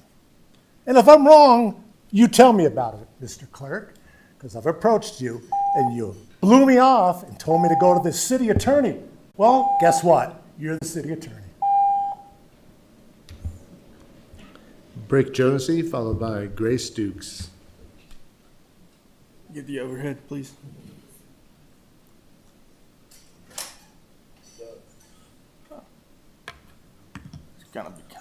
to see. That's okay. Yeah, you can see it good enough. Okay. We've all heard the saying, this is your brain on drugs. Well, this is your brain on flock. That's your whole country on flock. Or whatever surveillance state that the country has produced. That's the state. It's not so bad out here in New Mexico, but it's still there, right? There's your city, right? All them flock cameras. Oh, look, we can actually detail all of that surveillance right. Oh, look at that, downtown. That's your surveillance. Just pointing it out because, like, you know, obviously you guys, I'm going to want to watch us. But when I pull out the camera, I got a camera right here too. This is my own personal camera, right? But I'm a citizen. People expect the citizens to be able to press, because that's our First Amendment. But I don't really expect to like walk out onto the sidewalk and have you guys watching me everywhere I go. Just saying. That's your city on flock. Grace Dukes, followed by Anami Das. Good evening. Yesterday, I was out knocking doors with my dear friend Abby Foster in Councillor Bassan's district, as she likely already knows. And the thing I took away from it is that money isn't in the right places. We are skipping meals and living out of our cars because we can't afford to live, and you don't help us. Instead, you try and raise the GRT. Our city's financial stability can't come at the cost of ignoring the fact that our federal government is being decimated and we are not picking up the slack. Any new GRT revenue must go to our safety net, which we don't do because we're uninterested in shifting away from the military-industrial complex that's sending your kids to die for Israel and perpetuating the cycles of poverty and extraction. So I'm here to demand accountability from President Pena, who isn't here. She must start serving us, not her donors. And if she doesn't have the balls, then she needs to resign and let someone who actually knows Robert's rules take the gavel. Thank you. Anami Das, followed by Adeo Rose Bennett Herrick.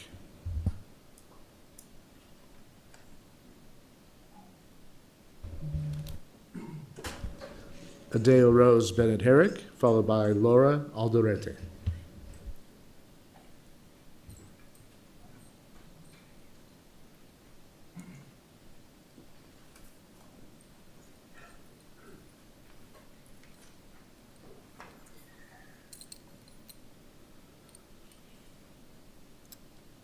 Justice for Solo Garcia.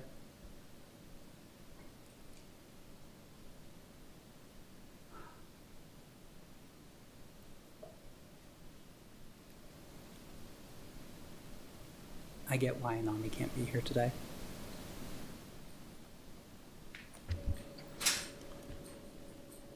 Laura Alderete, followed by Ben Michael Barreras.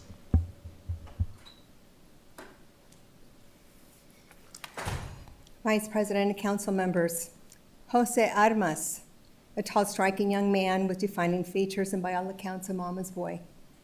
Born and raised in Albuquerque, he was 23 years old, a big brother to 4 siblings. He was my nephew.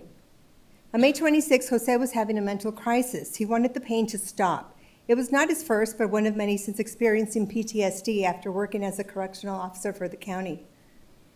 ACS did not show up, and I'm here to ask each and one of you, why? Isn't that their primary function?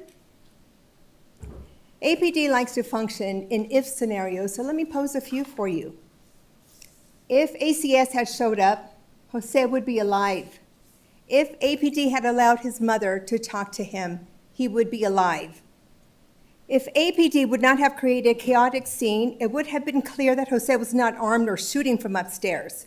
Jose was lethally shot at the front door, and just a few steps from there, he bled to death and died.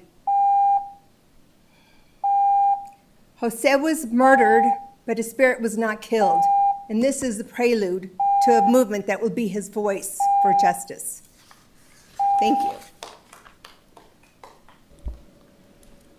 Ben Michael Barreras, followed by Ava Montoya.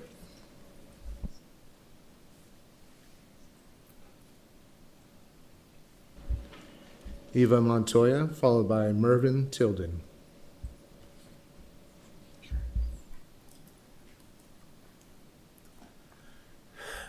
Good evening, Vice President and council members. Thank you. I'm just calling to comment or coming in to comment on like super speeders and chronic speeders who are basically not just stacking up ticket after tickets of the automated cameras, and they're just not paying them. I guess I just stumbled across a Facebook thread, and there's people bragging about how like I have like, you know, double-digit tickets now and I'm never going to pay them. And it's just people that are talking about going, you know, you're having to go 10 miles over to get these tickets. So it's just, what are we going to do about this situation if there's no consequences to getting these tickets? That's all I kind of wanted to bring up. Hopefully we come up with some ideas to remedy the situation. Thank you. Mervyn Tilden, followed by Damian Malone.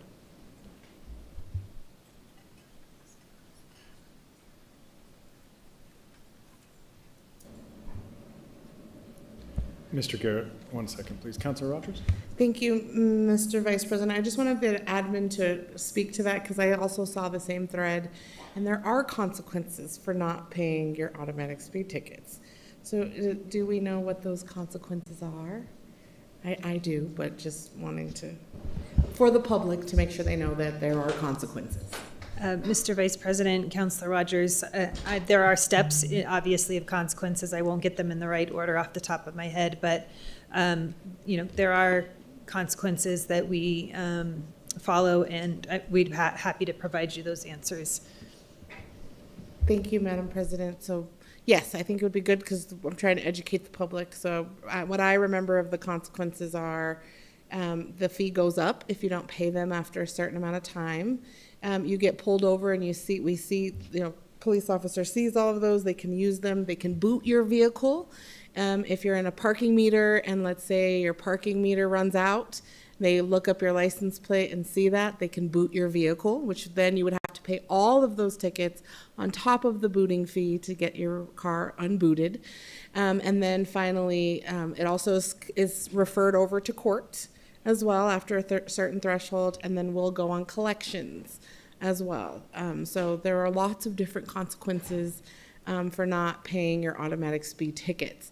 This council did add, I was happy to sponsor one of those amendments to add that you can volunteer for 4 hours at any of the list of events. We had it for Juneteenth. We had about 48 volunteers that were there to pay off their automatic speed tickets. I've never had so many volunteers for an event.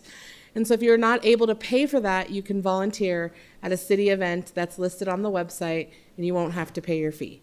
But there are consequences. So just wanted to put that out there. Thank you, Mr. Vice President. I appreciate you humoring me on that. Mr. Cornelius. Thank you, Mr. President. Damian Malone, followed by Dale Krantz.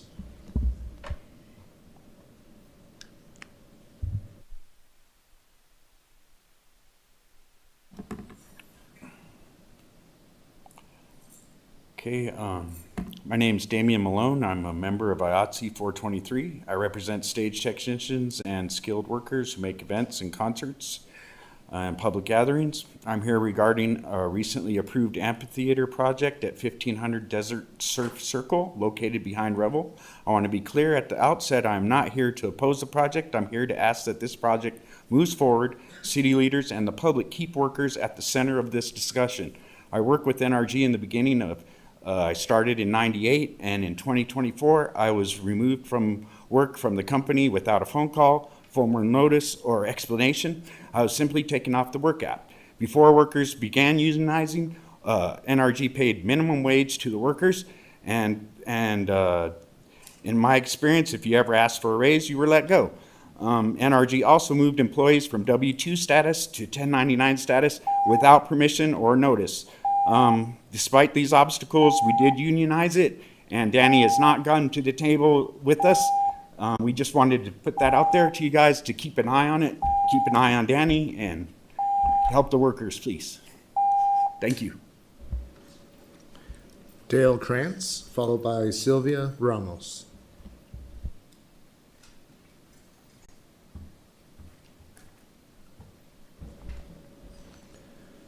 Sylvia Ramos, followed by Jesse Ehrenberg.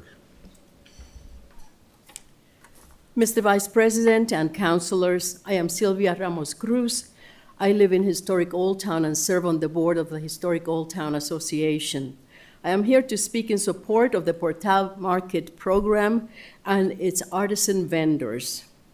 Over the past few years, the program has deteriorated, beginning with the elimination of the Portal manager position that had been funded by the Arts and Culture Department until late 2023. That deterioration culminated in October 2025 with the overnight unauthorized replacement of windows with doors at La Placita, under whose portals several generations of artisans have sat vending their wares and earning their living. Lastly, a few months ago, again overnight. Ma'am, I apologize. Vice Chair, the issue with the door and involving the portales is something that very well through the Landmark Commission could be a quasi-judicial if it comes up. Okay.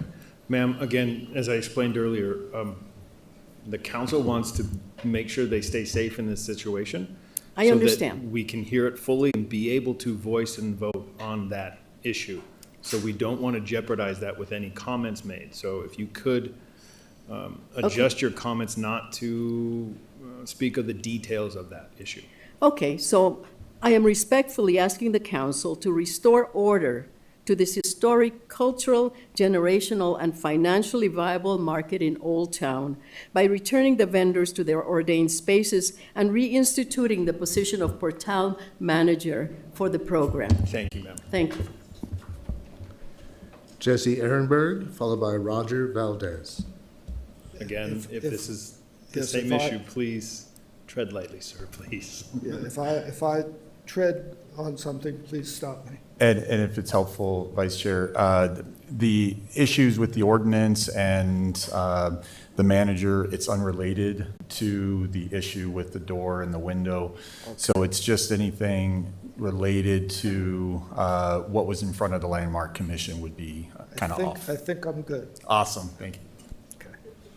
Okay.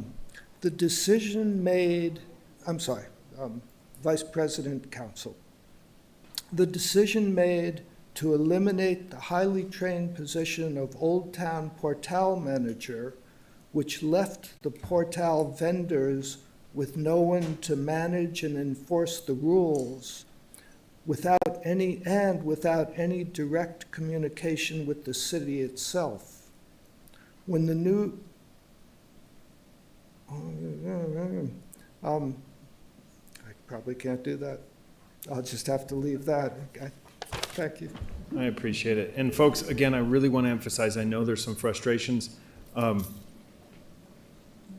We just want to make sure that we can, this council can be effective when this comes in front of us, or if it comes in front of us, that we have all the abilities at hand to make a good, sound decision.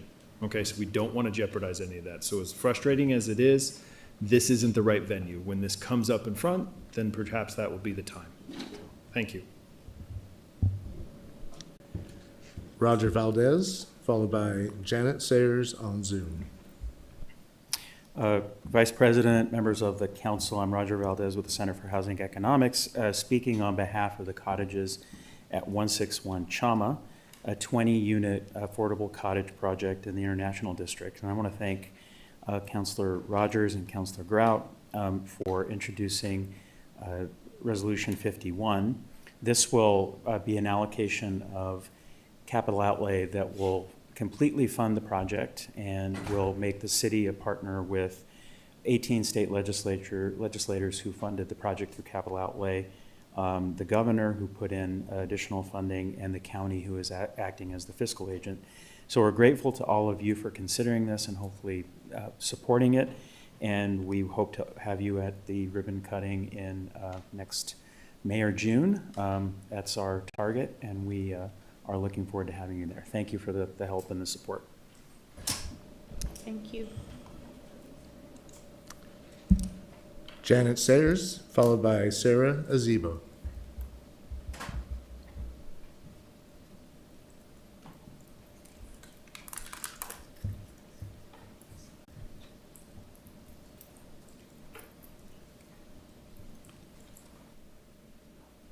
Janet Sayers, followed by Sarah Azebo.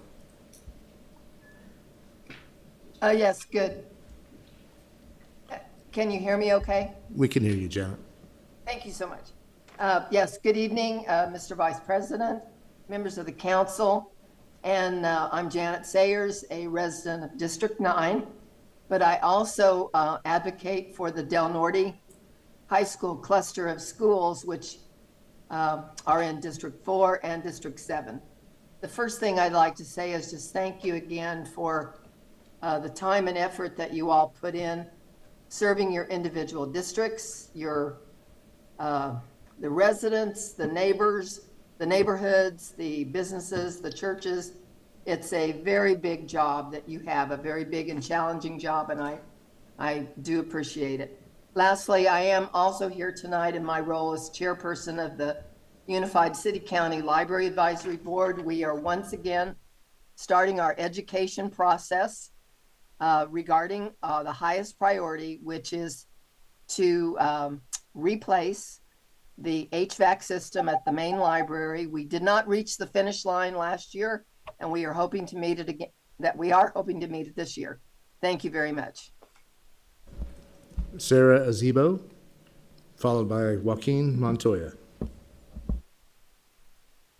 Thank you, Mr. Cornelius. Good evening, Council Vice President, City Councilors. In 1991, the front page of Albuquerque Street News read, "New Mexico on track to begin abolishing homelessness." Yet today, the city continues to spend public money displacing people, citing them for resting anywhere in public, even on 100-degree days, creating a homeless court to manage citations, and circulating people through shelters. Nearly 35 years later, in 2024, I don't know if that's 35, sorry, 50 unhoused people and pets were displaced from Utah Chico into a city-funded hotel voucher program that offered no services. 3 months later, they were sent back out to live on the streets. In 2025, the city pursued an expensive legal battle to remove 20 people and 3 dogs from Corky Used Books parking lot, with the only option offered being up to 90 days in an emergency shelter that didn't accommodate their needs. Meanwhile, hotel-based recovery centers are showing us what support can look like. People who've been displaced or cycled through the shelter system are experiencing healing and success with up to 7 months in private rooms with private bathrooms, meals, recovery services, time to clear warrants, pursue their education, create art, find work, and move toward housing. One center has made it possible for a disabled mother and son to remain together while receiving support, finding a job, and shaping a path toward housing. Thank you, ma'am. Your time is up. We support these centers. Thank you. Joaquin Montoya, followed by Benjamin Bean. My name is Joaquin Montoya, and I'm a resident of Albuquerque. I am speaking on behalf of DFLOC New Mexico. I'm here to raise concerns about APD's automatic license plate recognition system, specifically genetic APLR network integrated in APD's real-time crime center. APD operates over 100 APLR cameras that store every resident's plate location data for 365 days with no warrant, no suspicion, or no meaningful oversight. The governing policy that was last updated was in April 2016, over a decade ago, and was only itself a slight revision of the 2012 policy. The technology now has moved far beyond the rules meant to govern it. The system doesn't just read plates, it tracks movement. It cross-references social media, commercial data brokers, federal databases. It builds the detailed pictures of where you go, when, and how often, often without your knowledge or consent. I also want to flag in 2025, a critical security vulnerability was publicly disclosed in Genetech Security Center. The exact platform APD uses with a severity score of 9.8 out of 10. APD has not publicly confirmed whether their system has been patched. When you're storing a year of location data of hundreds of thousands of residents, Thank you, that sir. question is not Your optional. time is up. Benjamin Bean. Good evening, Vice President and councilors. I'm actually talking about the same thing. So first, thank you, Councilor Torres, for looking into this I'm glad we're not using Flock. I wish we weren't using any system. These are reasons why you should and should not support automatic license plate readers. First, law enforcement can do more with less money. That's great, but I trust that our police officers who have been doing their job for so long without these can continue to do their job, especially when they're funded at 3 times the rate of the next most funded department. And again, like the previous person was saying, this data is not limited to local police. Anybody can access this data. And maybe that's not intentional. Maybe it's a security breach. There is no perfect security. Even if you have perfect security, you have people involved, and that data is going to get out. Also, like this is great. I'm in support of cameras for some things like speeding, but could we like take care of the cars that don't have license plates? That would be fabulous. Thank you very much. Thank you. Mr. Vice President, that concludes general public comment. Thank you, Mr. Cornelius. We will move on to approvals. EC 126, approval of the first supplemental agreement to add funds for outside counsel legal services between Module Sperling and the City of Albuquerque. Move for approval. Seconded by Committee of the Whole Grout. Don't believe there's anybody signed up to speak. Councilors, do we have any questions? Comments, concerns?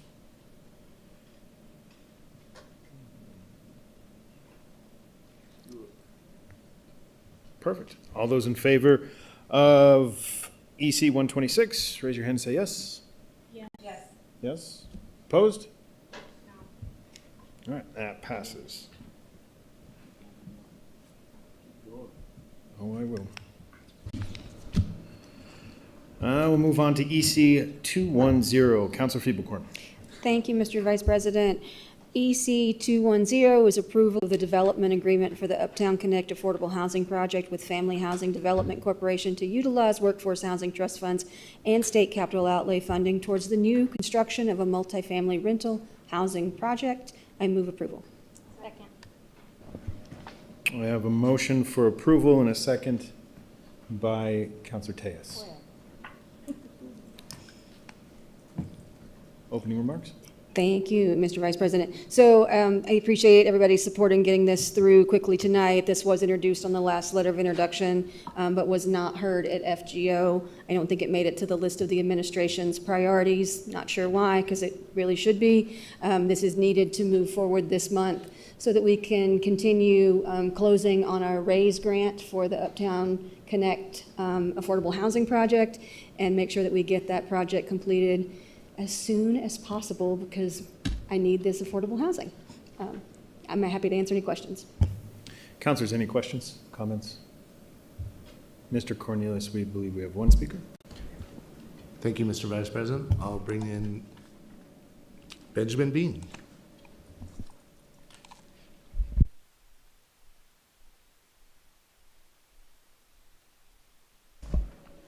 Good evening, Vice President and councilors. Good to talk to you again. So I would ask that you please support this project. This is an excellent opportunity to provide more housing for people who can't afford it at the currently high housing prices. Everybody needs shelter. And amongst all of the benefits that this is going to bring, it's going to be one small piece of reducing homelessness in Albuquerque by providing shelter at an affordable rate. This is going to be more housing generally, which is the #1 contributor to unaffordable housing in an area is a lack of housing, and so the prices go up. This is going to be density in an appropriate location. It's going to be right next to transportation shops and services that are all within easy reach. And it's going to be significantly better use of a transportation hub than empty parking lots. Making increased use of existing transit it seems like the obvious thing to me. Thank you, guys. Thank you, Mr. President. That concludes comment. Thank you. Administration, do you have any comments? Chime in.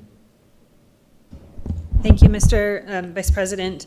This is an incredibly important project. It's been a partnership between Councilor Feeblecorn, the developer, And as we all know, the information that the Transit Department has put into this project is related to ensuring that we have a transit focused development for housing. It's a very exciting project that we have seen examples in other cities where when you build housing adjacent to transit, you can actually enable really productive household opportunities that both reduce the cost of living as well as put us in a position to maximize the use of other city assets to move people to jobs and other activities. This is, as Councilor Fibocort indicated, connected to the federal RAISE grant that we have received. And as you all know, HHH and Transit have been working together on this project to move it forward with as a priority. So this allocation of funding is really critical for the final piece to put all of these together so the development agreement can be entered into. Thank you, Madam CEO. Councilors, any questions for the sponsor? Councilor Lewis. Mr. Vice President, just real quick, I'm just interested in why it wasn't heard in FGO. Was it? Oh, thank you, Mr. Vice President. I don't know. It was on the letter of introduction and it wasn't on the FGO agenda.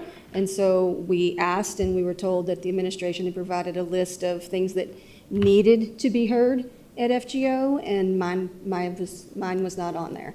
I don't know who makes that list or why my project would not be included, but obviously I think this is a very important project that I really want to move forward on the time frame that we've worked so hard with the developer to get to this point. Ms. Montoya. Madam President, or Mr. President, I'm Vice answering the all President, tonight. Councilor We're good. Fibocort. That item was not on the FGO because when it was submitted by administration, they did not specify that that needed to be heard immediately, like multiple other items had to have that notation on there. Councilor Lewis. I just want to make sure for the record, I didn't keep it from going to FGO. Mr. Vice President, I did not mean to imply No that problem. was from you. I truly believe that there was a list from the administration, and for some reason, this did not make it onto that list. And I don't, for the record, like that list or think it should exist. I think everything should get moved forward at the same pace. I'll just say for the record, it's the administration's fault. So, all right, thank you. Just duly noted. Just kidding. I'm joking. I'm not going to give you a chance to comment on that one. Okay. I'm kidding. Go ahead. Thank you, Mr. Vice President and councilors. When we send down, I mean, this is a procedural process. When we send down, if we have something that has to be executed by a specific time frame, we do ask for either holdover, immediate action, other items. It does not mean that the items that don't have that are not important to us. It's simply that we try to make sure we give notation if there is an urgency that it has to be executed by a specific date. And I think in this case, we felt that the regular schedule would meet our requirements and appreciate that the councilor has prioritized it. By no means are we going to ever argue when something can get done quickly, and especially something of this great magnitude. Councilor Lewis. Thank you, Mr. Vice President. So that is the council president's decision, though, correct? I mean, the council president gets requests from the administration, and the council president could decide whether it's held over. Or, so it really would come from it would be a request by the administration to the president, correct? And the president has discretion in that regard. So would that be? Am I correct on that? Mr. Vice President, Councilor Lewis, it is under the rules, the discretion of the president, but I think since I've been in this job, all the council presidents have kind of followed the lead of the administration and allowed you allowed stuff for holdover, stuff like that. So although it is the discretion of the council, for the most part, the council president, for the most part, they do follow it. I will also point out that I believe this letter of introduction probably had about 50 different pieces of legislation. So the administration did have a lot of stuff coming in. So just wanted to point that out as well. Yeah, Mr. Vice President. Yeah, nobody did anything wrong. It's fine. I mean, it's just the president's decision on whether it goes to FGO or whether it's held over or anything like that. Nothing wrong with making that request either. So anyway, thank you, Mr. Vice President. Perfect. Councilors, we do have a motion for approval and a second. Any further questions, comments? Seeing none, All those in favor of the approval, raise your hand and say yes. Yes. Opposed? And that passes.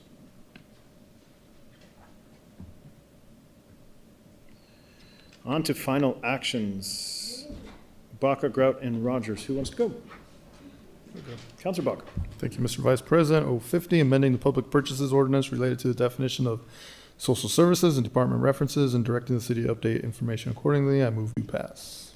Second. We have a motion for a due pass by Councilor Baca and a second by Councilor Rogers. Mr. Baca, or one of you to open? Thank you, Mr. VP. Yeah, this is allowing the city to contract. Currently, the city only contracts with nonprofits on social services. This would allow them to contract with for-profits. I think what we've found, at least in my time here, is while some of the nonprofits do good work, some of them have a lot to be lacking. This would allow a larger pool to pull for RFPs, but B, also provide a little incentive for some of the existing nonprofits to step it up. Yeah. Thank you. We have one public commenter. Thank you, Mr. Vice President. We have Tad Uminski to comment.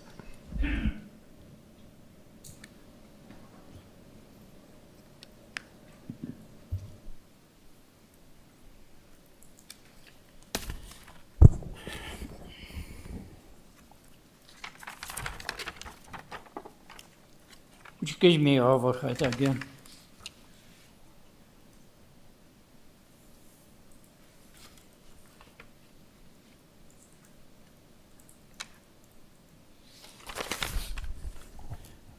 Okay, my name Ted Niemiecki. This ordinance is about corrupted non-profits. Here is what they change in council. That nothing, not something, because it's something, nothing for nothing. In other words, they're not doing anything. Corruption exists, and all of this will be with this non-profit because they want nobody oversee them. I allow public to know, read it, more agendas. Now, what I was talking about, one neighborhood and another, why downtown is so nasty as always been, because it's neighborhood. I mean, the leadership, city leadership above all, and city control this real estate.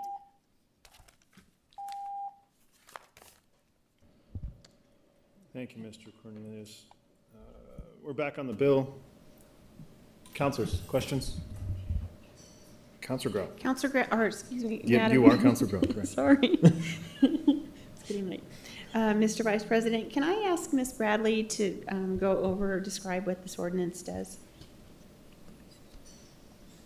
Ms. Bradley. Sorry, getting technology straight. Vice President Champagne, Councilor Grout. So we worked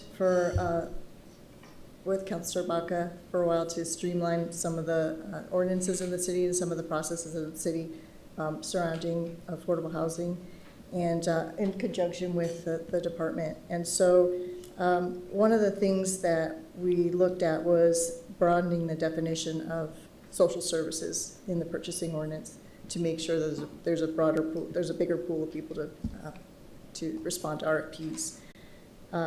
So that was, and this was one piece of a big picture of a lot of streamlining efforts. Mm-hmm. So this is part of this bill is also for us to work with the department to look at other regulations, administrative instructions, policies, other ordinances in the city, and further streamline based on this broadened definition.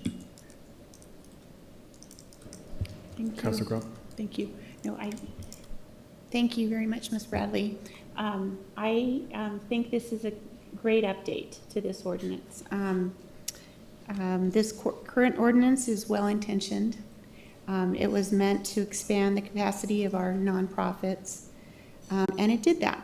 But I think that they are maxed out, and there's a lot of good for-profit social services providers who are doing excellent work and treating addiction and mental illness. And these companies know how to manage their resources. And I'd like to partner with them so that the city can provide these services for people who couldn't afford otherwise. So I think we need to expand our capacity to help people, not limit it. And that's why I think this is a great change. And I hope that you all will support it. Perfect. Councilors, any further questions? Councilor Bachlett or Councilor Rogers? Thank you, Mr. Vice President. My colleagues did it well, and thank you, Ms. Bradley, for the additional information. I will just say that this limits, our current ordinance limits a social service contract between the city and a nonprofit or a public agency. And what that means is only nonprofits and government is eligible to contract with the city, whether by means of an award, through a competitive solicitation, or standard contract issued under another procurement method. This just allows us to be more nimble and not shrink who's able to help us with some of the issues facing our city.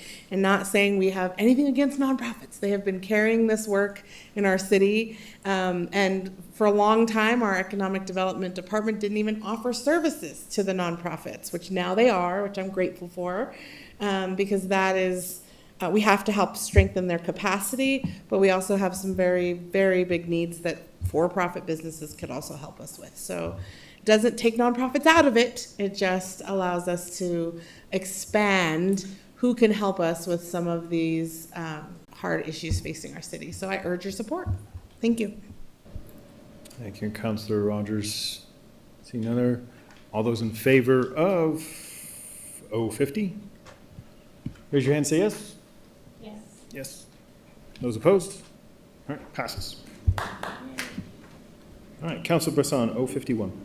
Mr. Vice President, 051, adopting a zoning map amendment from NRSU to NRLM for approximately 165 acres, legally described as all or a portion of Tract A, plat of Tract A, City of Albuquerque Water Treatment Facility located at 6000 Alexander Northeast and owned by the Albuquerque-Bernalillo County Water Utility Authority. I move a due pass. We have a motion for a due pass and a second on 051.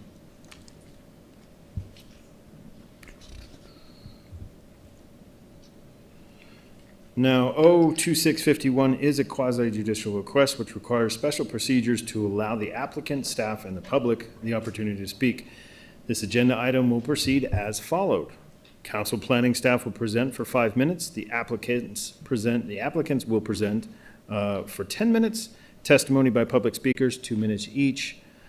Rebuttal by the applicant will be 5 minutes. Cross-examination by anyone who spoke during public comment will be limited to 2 minutes each.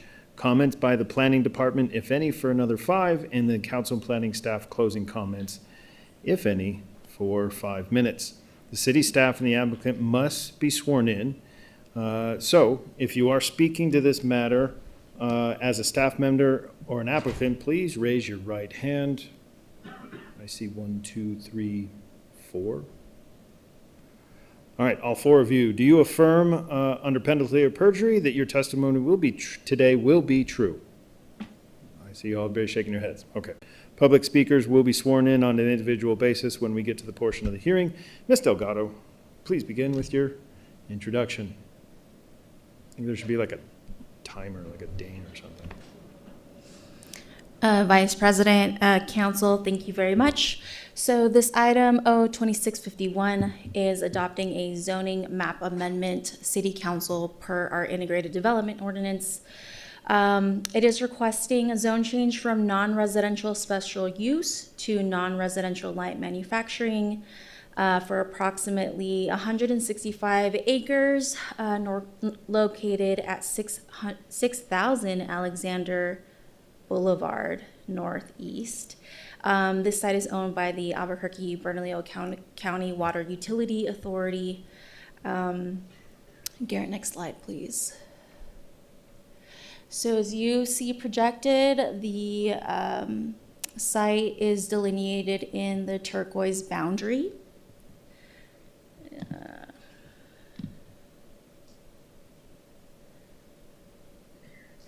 And as you stated, this is a quasi-judicial item. The council has purview over certain ZMAs or zoning map amendments that pertain to certain criteria. So in this case, any or 10 gross acres or more that are located in an area of consistency require council approval. And as you can see projected on the screen, the entirety of the site is located in an area of consistency. Next slide, please, Garrett. For just current context, land use and zoning, the current zoning is non-residential special use. There is currently a water treatment or treatment facility on site. However, our IDO considers that as a non-conforming primary use, as that was post-effective, the IDO in 2018 with the conversion of the zoning. So if the current zoning were to change to non-residential light manufacturing, that zone actually allows for major utility as a primary use on site. And as you can see, it projected, the surrounding zoning consists of non-residential business park, non-residential, also more non-residential light manufacturing, which is the purple. Next slide, Garrett, please. In terms of the notification requirements, so in accordance with our IDO procedures, all neighborhood associations within 660 feet and all property owners within 100 feet of the subject property were notified as required, and that included the District 4 Coalition of Neighborhood Associations and the North Valley Coalition. Notification to Indian nations, tribes, and pueblos was not required for this request. As well as the staff nor the applicant received any public comment. This item did go to the Environmental Planning Commission on May 21st, which they forwarded a recommendation of approval to the council. And this has gone historically to the EPC for several requests. So November 8th of 2018, the EPC approved a condition, made an approval, but it also imposed a condition of approval requiring the applicant to pursue a zoning map amendment to where the district could add major utility as an allowed primary use. The applicant then went back to the EPC for a site plan and in April of 2026, and they also just reminded the applicant that they had this outstanding condition of approval, which is why we're seeing them here today at the council. And with that, that concludes my presentation, and if there are any questions.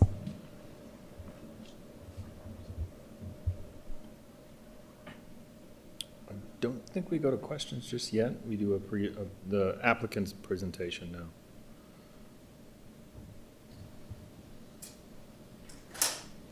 And I apologize, ma'am, there isn't a name associated with the applicant other than the applicant, so. Okay, it's okay. Okay. All right, Mr. Vice President and councilors, my name is Jackie Fishman, and I'm here on behalf of the Water Authority for this zone change request. And were you going to swear me in? I believe we did that at the Okay. beginning, ma'am. Okay, sounds good. Thank you. And I have a brief, very brief presentation as well, if somebody could pull that up, if you don't mind. Okay, that's oh, it's the slide before that? Okay, there we go. Okay, thank you very much. So again, I'm Jackie Fishman.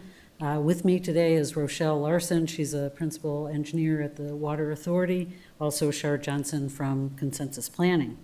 As Ms. Delgado mentioned, the subject property is about 165 acres in size. It's zone NRSU, which is non-residential sensitive use.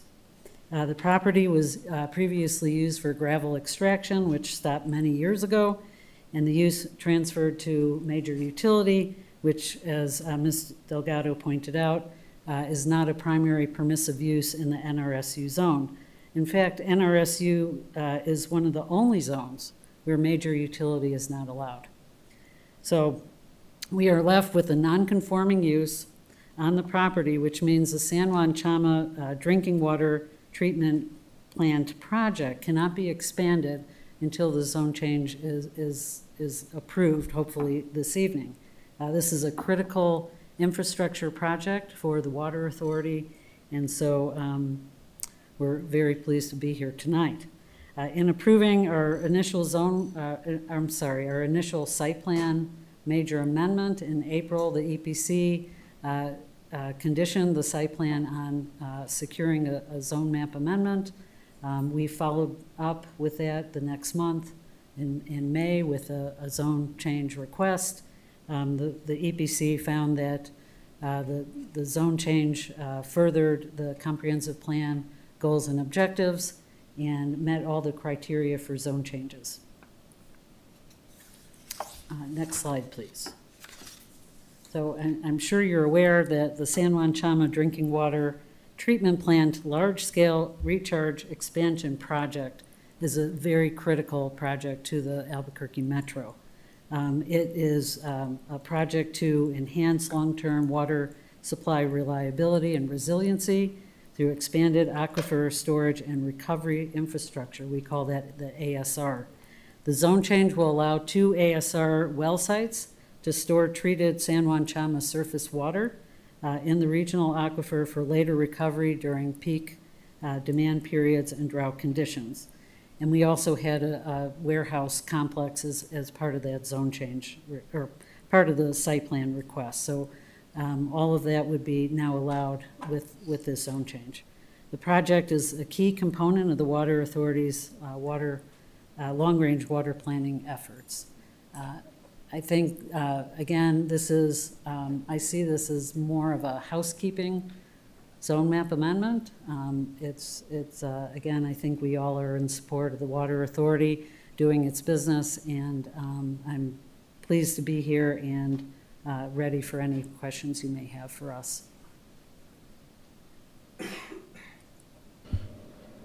Thank you, Ms. Fishman. Appreciate it. We'll go on to public speakers. I believe we have one. Thank you, Mr. President. I'm bringing in James Shanley right now.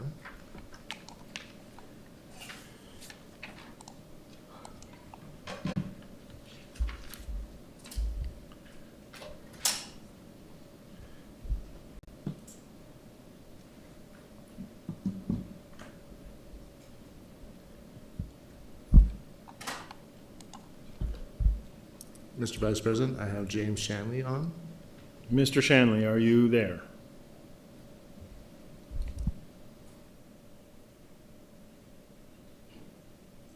Yes, I am. Ah, perfect. Mr. Shanley, will you raise your right hand, please? Appreciate it. Do you affirm under penalty of perjury that your testimony today will be true? I do. Thank you for that. Please proceed with your comment. You have 2 minutes, sir. Okay, my comment was on the project at 161 Chama. I'm not sure whether that would not be. I checked an O instead of an R. Okay. Well, I'm glad you affirmed that you would be truthful with that tonight. So I apologize. Way to come forward. That's perfect. No, we will move on to that then. If that's what your comment is for, then we'll wait until later tonight. So. Okay, thank you. Perfect, Mr. Shanley. Thank you. The applicant, do we have a 5-minute rebuttal from the applicant?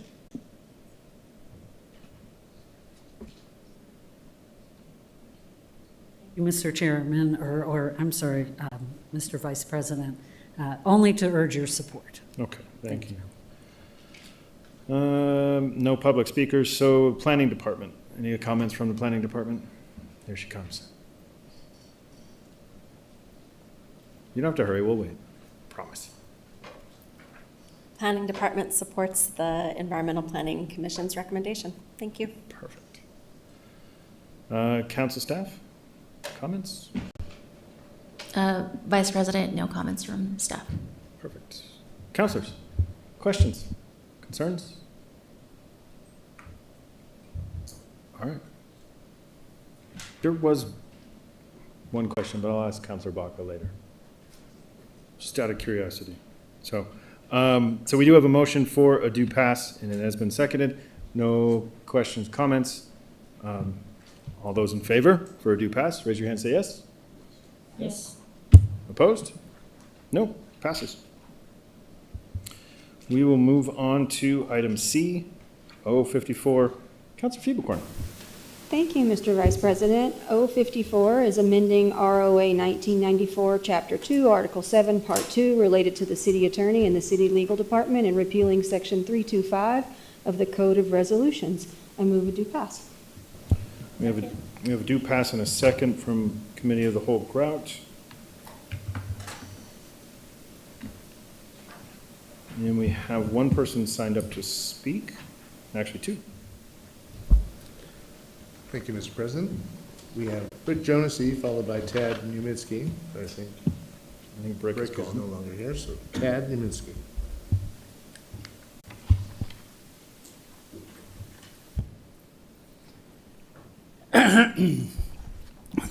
Thank you. My name is Ted Niemiecki. Well, authority and duty of the city attorney. 1971-72, being a young contractor and having issue with theft by employee. I walked to city attorney. They used to be here in this basement. And because somebody suggested to go to city attorney, I said, fine. That time, city attorney right away typed it and says, go to any judge. From judge, I went to the judge during the hearing. That was other person. So anyway, that was now where we are. I filed already lawsuit assignments all of you. Well, who's gonna defend that? They or outside? Perfect. Thank you, Mr. Nowinski. Thank you. Appreciate that. We have a motion on the floor for a due pass. Councilors, any questions, comments? Did you open? Oh, getting used to this. You want to open since there's no questions anyway? I can open and close. Perfect. Streamline. Thank you, Mr. Vice President. You know, we've had a lot of conversations around accountability tonight on a lot of things, and really all that this bill does is create some accountability with the city attorney and us, this body. We have numerous examples of accountability going towards the administration, which is very right and should happen, but we should also have some accountability if we ask for things like, you know, we want to be kept up to date on a case that involves this body, we should be kept up to date.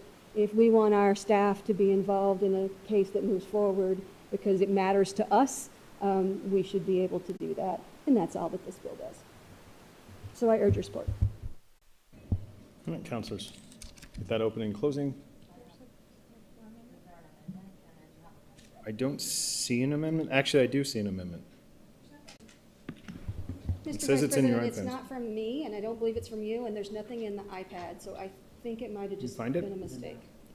What's that? It's an error? Mr. Vice President, it we was talked about a this. typo. Yes, no, that's correct. No, we talked about this. It's supposed to be for R54, not O58, so there's not an amendment. Councilor Passan. Mr. Vice President, I have concerns, and I was talking to Ms. Coulidon earlier today in regards to this bill. We just found out that we're having an EC come down for a new city attorney. Given the history of everything that just happened this last year, I have concerns because some of what I see in this ordinance, I think it makes sense. I think that it's okay. I think some of it doesn't necessarily, to me, seem like we need to legislate it. And so my concern is that we are sitting here are we reacting to something that happened, or are we legislating something that we actually need to legislate? One question that was asked of me was, but we could be correcting something in the new city attorney from not doing something wrong. And is that what we need to do if we've never really seemingly had a problem before? Or I don't think that this is on the right track for us to not be looking as a reaction to something that happened. I made a commitment in the investigation that happened saying that, hey, if we find out that what we suspected was incorrect, that I would accept that. It still is something that was a surprise to me, but I accept it. And I'm worried that some of the things in here are creating a larger problem that we're going to have some massive unintended consequences for coming up. I would love to hear from the administration on their concerns. I know that I have had my conversations with them. I've contacted our staff. I've tried to do some of my research. I just don't want us to end up doing something that will be it's always harder to undo it than it is to do it. And I think that we should see what this new city attorney is going to be like if we ever appoint that person, or whoever we end up appointing. And there should be things that we do that are not just reactionary and emotional, which I am concerned that some of this is. Madam CEO. Thank you, Mr. Vice President. I have shared I've had a few counselors ask me questions related to this, and I've shared some of the issues that I think that the current, as a written language raise. I did ask Mr. Rowland for his review so that I made sure I wasn't reacting emotionally, and I think he can speak to some of the very specific issues that are related to potential direct conflict with the charter as it's written today, but also in some of the other issues that it raises in terms of meeting structure and requirements. I just want to make sure I say on the record publicly that I have spoken with both Council Services Director and other counselors about sitting down and working together around what are the standard operating procedures, what is the general expectations of the city attorney in terms of communication, reporting structures, and others, that we can do that work, I think, together, and then think about revisions to this ordinance that reflect in ways that are not in conflict with the charter, but also aren't prescriptive in a way that potentially binds future councils through ordinance. Typically, future departmental matters like this would be by resolution, but I don't want to get into the specific legal interpretation. If I can ask Mr. Rowland to speak to those issues that we've raised. And again, would just ask that if we work together on some amendments, I think that the city attorney ordinance would be more reflective of kind of how we can move forward together. If I may ask Mr. Rowland to speak to those items. Mr. Rowland. Thank you, Vice President and Vice President and Council. In reviewing this, some of the issues that kind of popped out of me is, especially as Deputy City Attorney that manages individuals or manages attorneys and departments or divisions within city legal, is kind of this decentralization of power that potentially could be the aftermath or the unintended consequence of removing some language and putting additional language in. One of them being, I think in 2-7-2-1, there's the removal of executive and administrative head of the legal department and just leaves as the head of the legal department. Not exactly sure what that would entail, but when read with some of the other changes in the ordinance, what it potentially suggests and could be argued down the road and could create conflict and confusion is, does that mean that the city attorney then is not the final legal interpreter when it comes to specific legislation or legal issues that might come up, specifically if it, in this case, a lot of the language is around, of course, city council, the city attorney being the city council's attorney. One of the examples is there's language in here that specifically directs, I guess maybe direct is not the right term, but provides for that the city attorney or that council, individual councils, council services, or what's determined to be the general counsel of council services can, at the discretion, just seek legal advice from anybody within the legal department. From a managerial perspective, that could be a nightmare, but just from a legal perspective, one of the way that the charter is drafted is the city attorney is the top legal interpreter of laws for the city of for the city of Albuquerque. I apologize. This essentially removes the city attorney from that process, rightly or wrongly, but it does remove the city attorney from that process. So if, let's say, one city councilor is going to one attorney, and then another city councilor is going to another attorney, and then another attorney is talking with Julia or Victor or Isaac, they can all potentially get different versions of legal advice. And I know, as has been told to me sitting here in the couple of times I've been here at council, there can be frustration. You get 10 attorneys in a room, you can get 10 different advice on any one particular subject, and that's just the nature of the law. But it can create a lot of confusion and conflict in the legal department when that happens. And I see it often from just representing the administration issues or representing city council on land use issues that are appealed without a singular person kind of reviewing and making those legal decisions. It can be really disruptive to the process, and that's not how any legal firm would ever operate or could operate. And so that's the primary level of concern from this, is the unintended consequence being a decentralized legal department with potentially multiple individuals. And, you know, we've got 30 plus attorneys sitting in city legal. Any one of those potentially at any counselor's discretion could be decided, okay, you're going to answer my legal question today. That removing the city attorney from that capability could be very disruptive.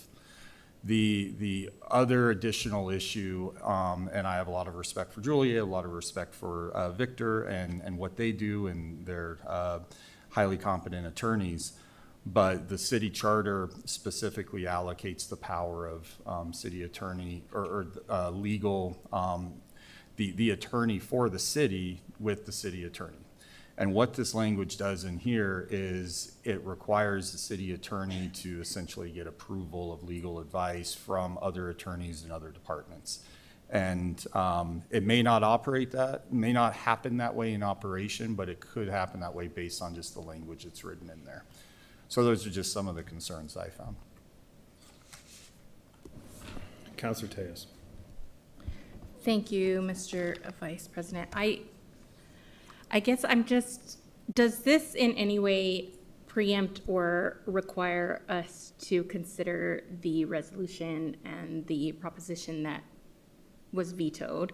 And I think my bigger concern here is, like, I think we're trying to operationalize good faith in the process, which is really critical to do, but I don't know, I agree with Councilor Bassan. I don't know if this necessarily does what we're trying to accomplish here, right? And I wasn't here last year, so I'm really removed from sort of the personal and, kind of the Taylor Swift bad blood things that went on. And so I really am truly looking at this from a governance and a control perspective and how we best achieve that. And quite frankly, I think before we can do an ordinance like this, we need to have a full charter review. And we need to have a full, our charter needs to be modernized in a lot of ways. We haven't had a charter review since 2015, I believe. So now is a really good time to do that. And, you know, I think because of that, we need to hold off on you know, an ordinance like this, because we have to combine sort of the technical compliance with the public trust in this type of scenario. And you know, just because a process is legal or legally adequate, it could still be ethically hollow. And I want to make sure if we're going to do this, we're doing it right. So thank you. Councilors, any other questions, comments?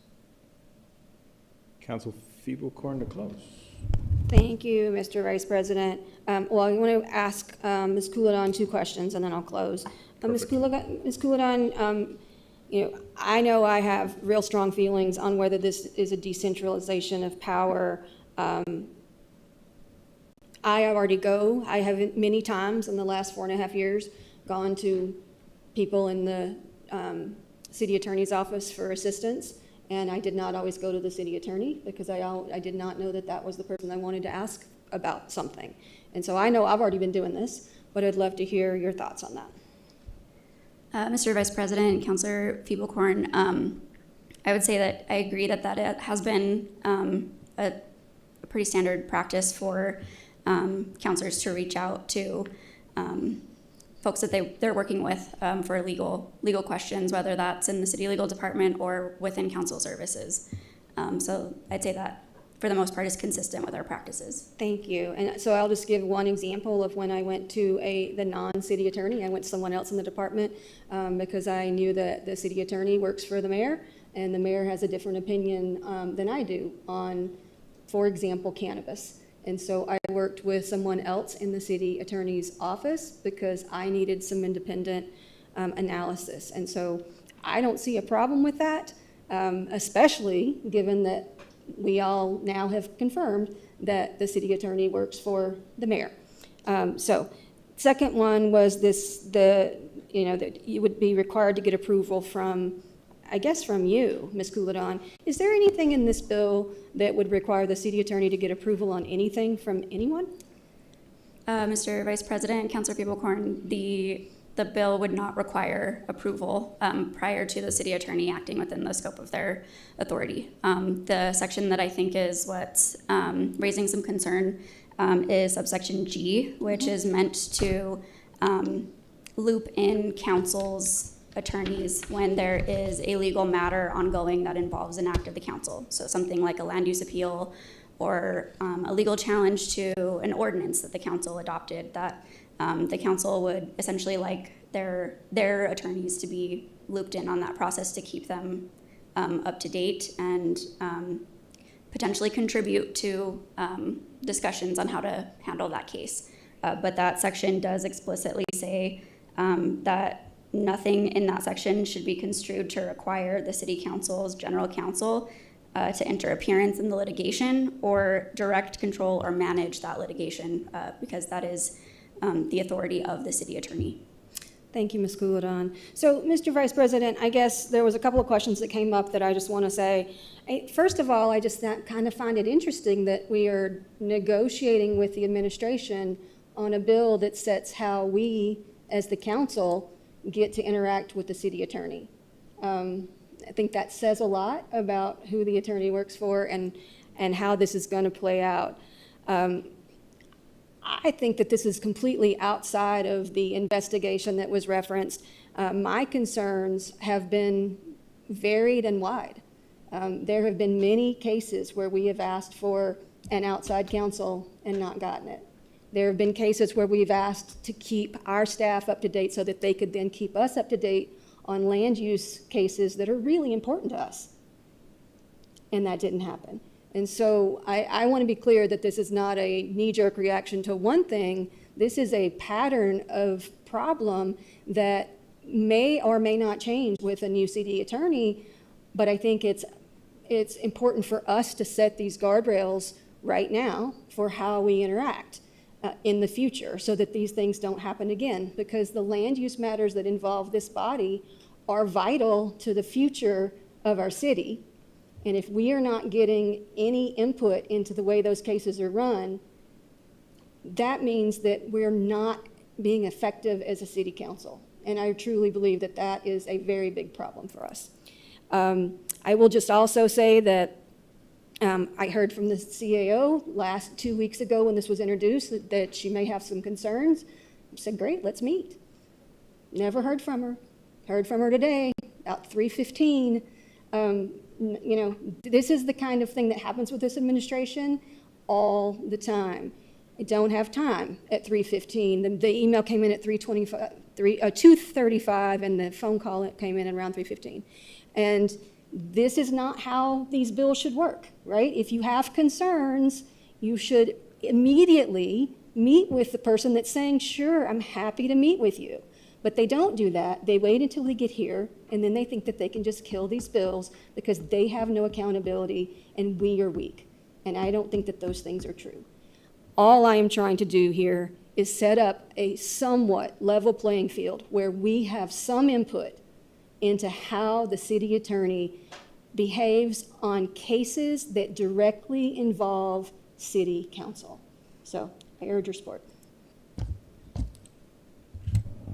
Thanks you, Councilor Fiebelkorn. The motion is for a due pass. All those in favor, raise your hand and say yes. Why does there have to be a roll call? She's back on, I wasn't informed. Okay, just want to make sure I wasn't missing something, so apologize. All those in favor, raise your hand and say yes. Yes. Oppose? No. It passes on a 7-2. 6-2, my math is bad.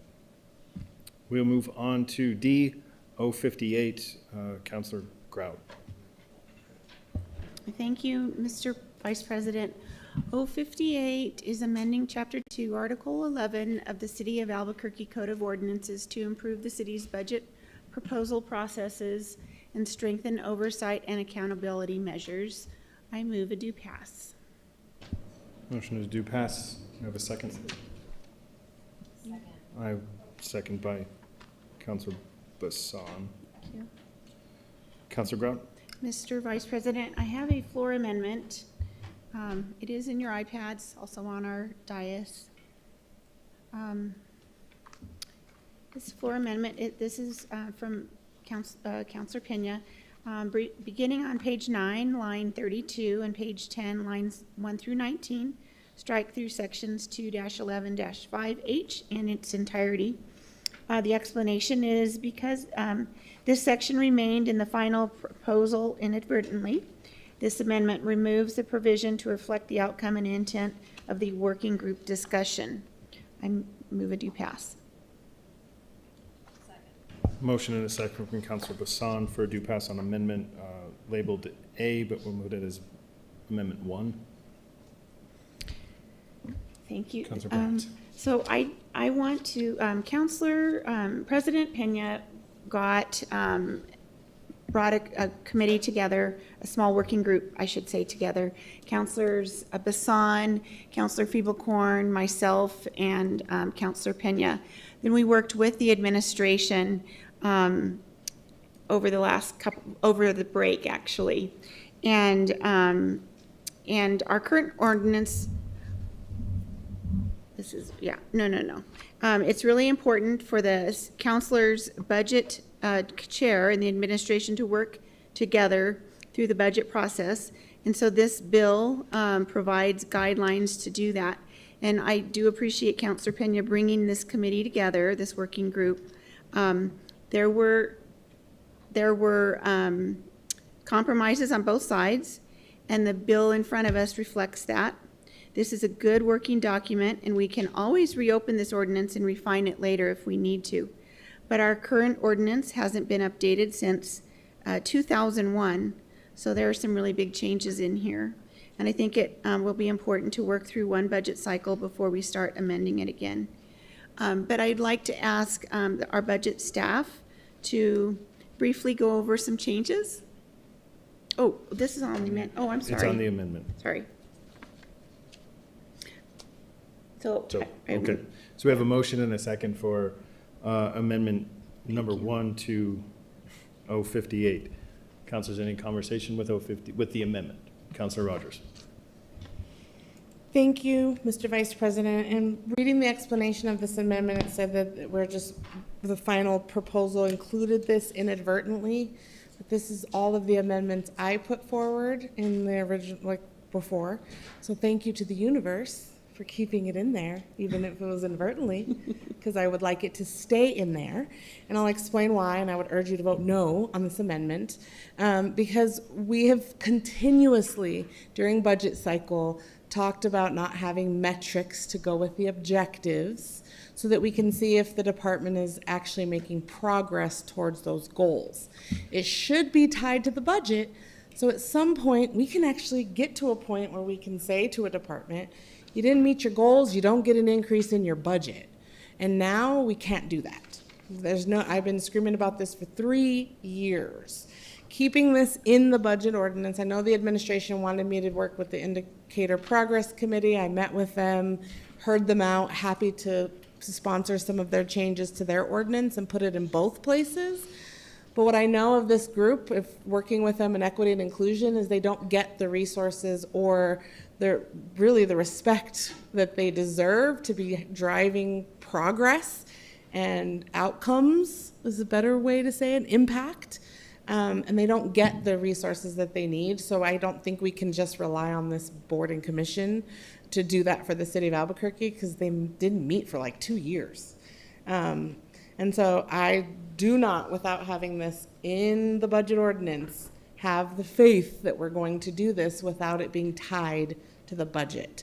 So I would please urge my colleagues to vote no on this amendment, to keep that in, because we worked really hard to make sure after 3 years of yelling about it that we can actually have some action. And so I would ask for you to not support this amendment. Thank you. Thank you, Councilor Rogers. Any other comments from the council? Administration, would you like to weigh in on this? Mr. Vice President, I think the intent of the working group was to work together on and come up with consensus in terms of how that we make the budget bill better. I think I could refer to the CFO in relation to this specific portion in terms of whether it's not against counselors' goals around thinking through how we get objectives and do that in a way that is measurable, not just statements. So I want to speak to the process that I think our budget director and others as to why this was considered, we didn't have consensus on this. Mr. Vice President, not that I want to punt it to anybody else, but I wasn't involved in these meetings. So if I may, I would ask Josh Anderson or our budget officer, Kevin Noel, who were in those meetings with city councilors.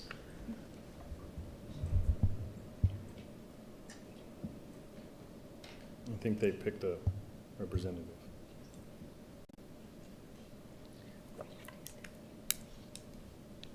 Mr. Vice President and Councilor Rogers, I mean, for us, for the budget office, we don't really have an opinion on this. The only thing I can say is that as far as measurements, we already include the budget by goals section in the budget book. I mean, so that already ties the budget to the goals.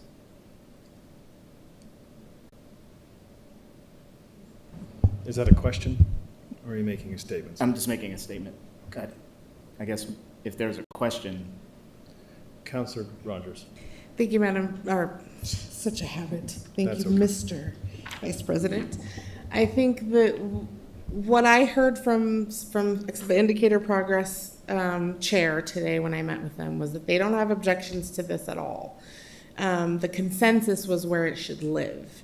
And I think that my question is, yes, we have objectives, but there's not a metric that tells me if the department met that objective.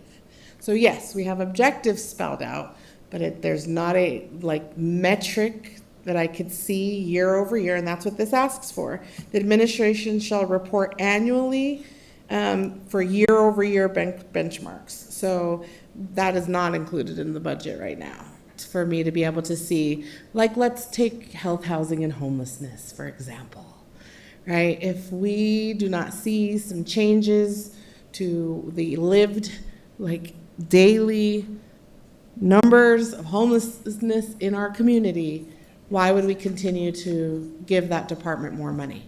And so without actual indicators that give me a metric to point to progress, why do we continue to give these departments extra money to manage? That's what this is getting to. That's what I'm trying to get to here. So I appreciate the statement, but I would like to ask Councilor Fiebelkorn, you were in these meetings. Was there conversation specifically about these getting removed during those meetings? Thank you, Mr. Vice President. I went to all of the meetings, and there were quite a few, and they were long, so I might have forgotten something. But I do not recall having the conversation that we would remove this part. And I did review the bill before it was introduced to make sure that it fit with my notes, and I went through, and it did, the version without this amendment matched my personal notes from those 3 or 4 multi-hour meetings. Thank you so much.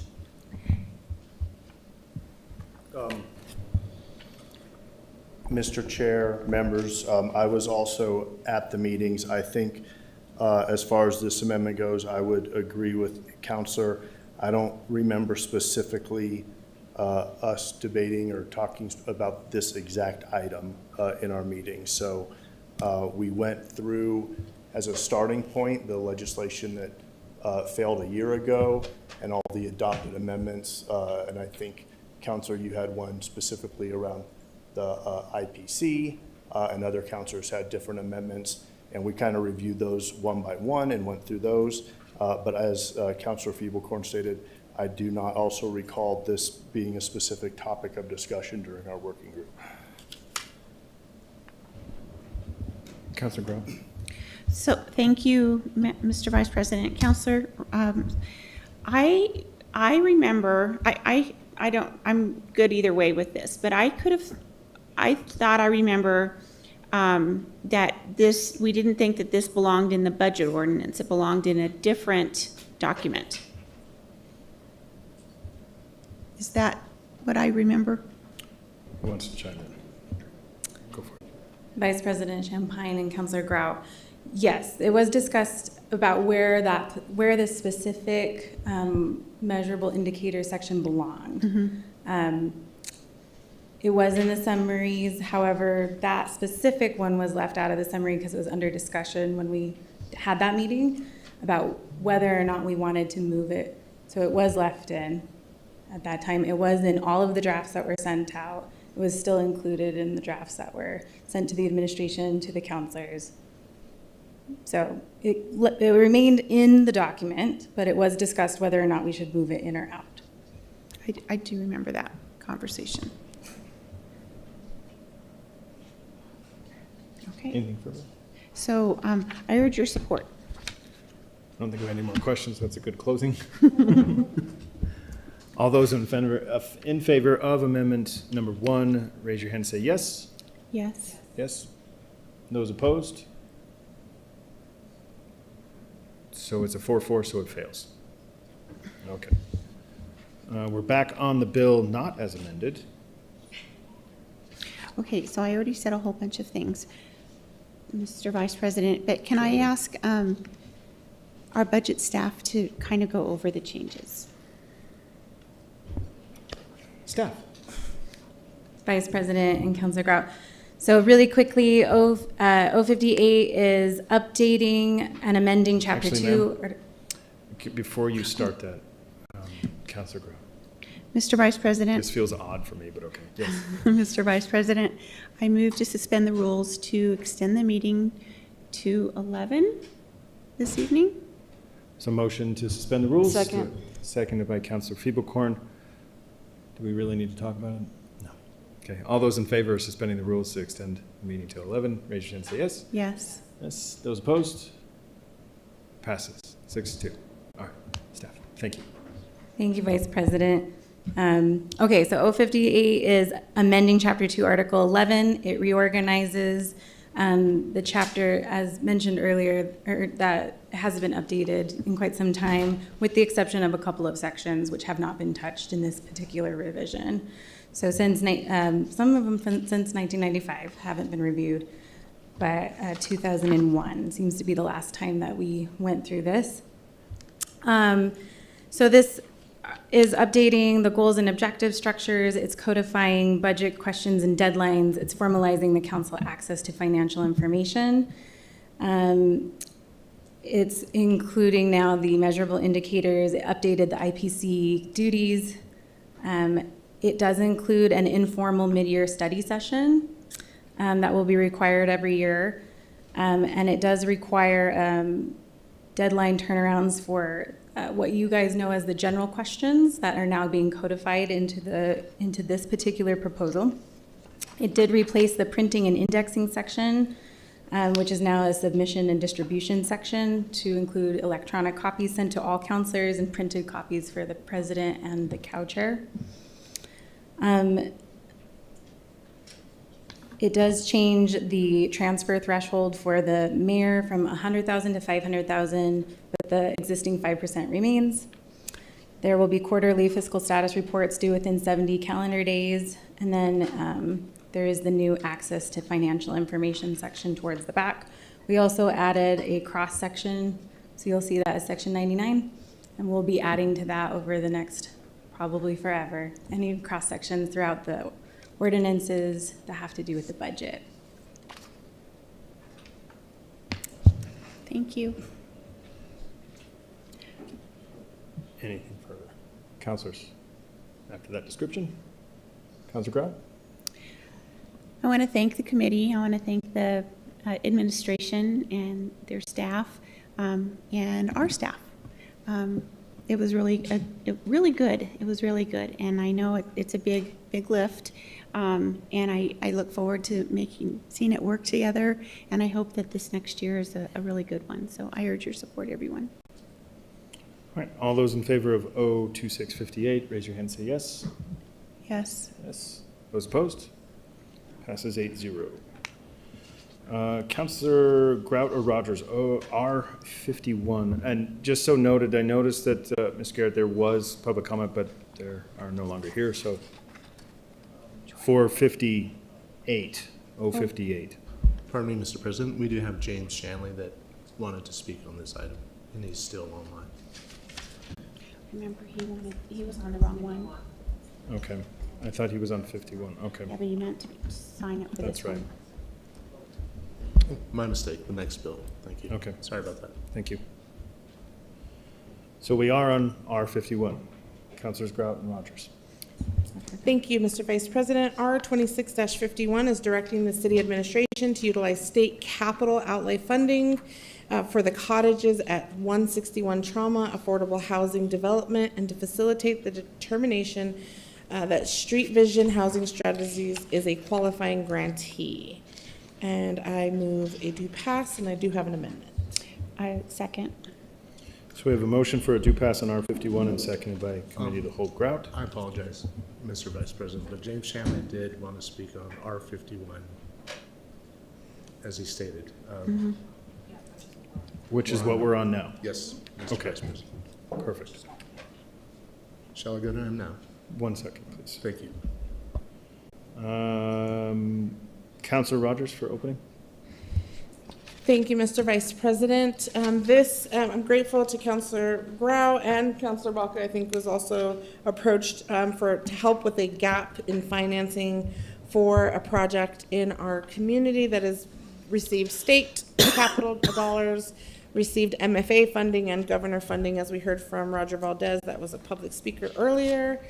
And I do want to move my amendment A, number 1 in our packets. This will require a title change, so we will defer after we do this amendment, and as per our rules when we change our titles. And so this is beginning on page 1, line 3, amend as follows.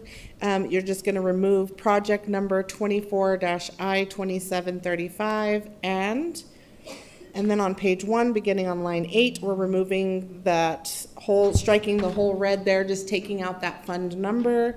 And then on page 1, line 21, same thing, we're just removing the project number 24I-2735 and then on page 2, line 9, same thing, removing the project number, and then section 1, removing any reference to that project number.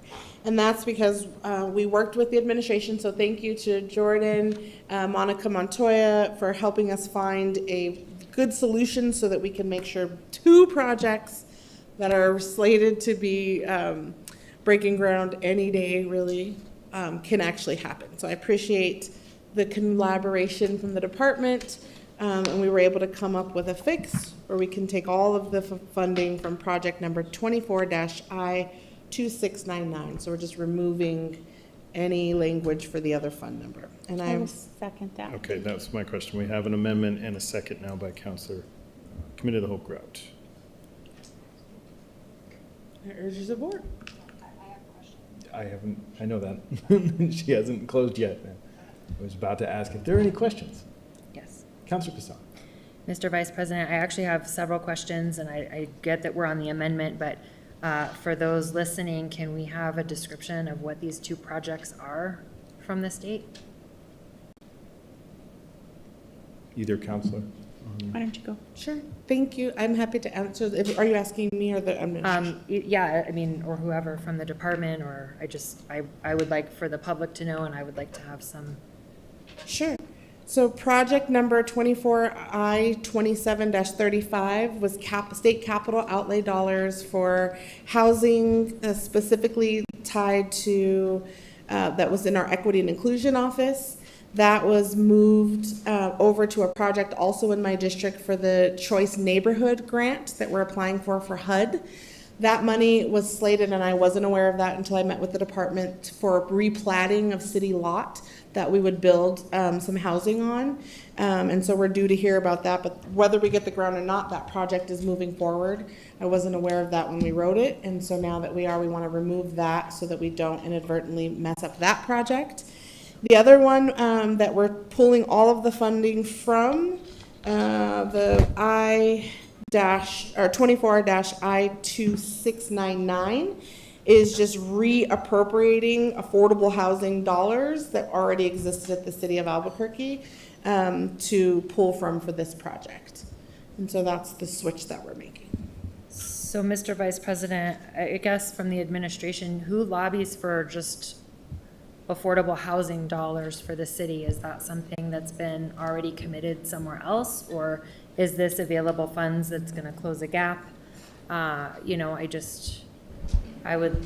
think I have heartburn over the idea of us starting to reappropriate, and I guess I'll get into that in a little bit, but I would like to know, when it's affordable housing dollars, is that allocated to something already?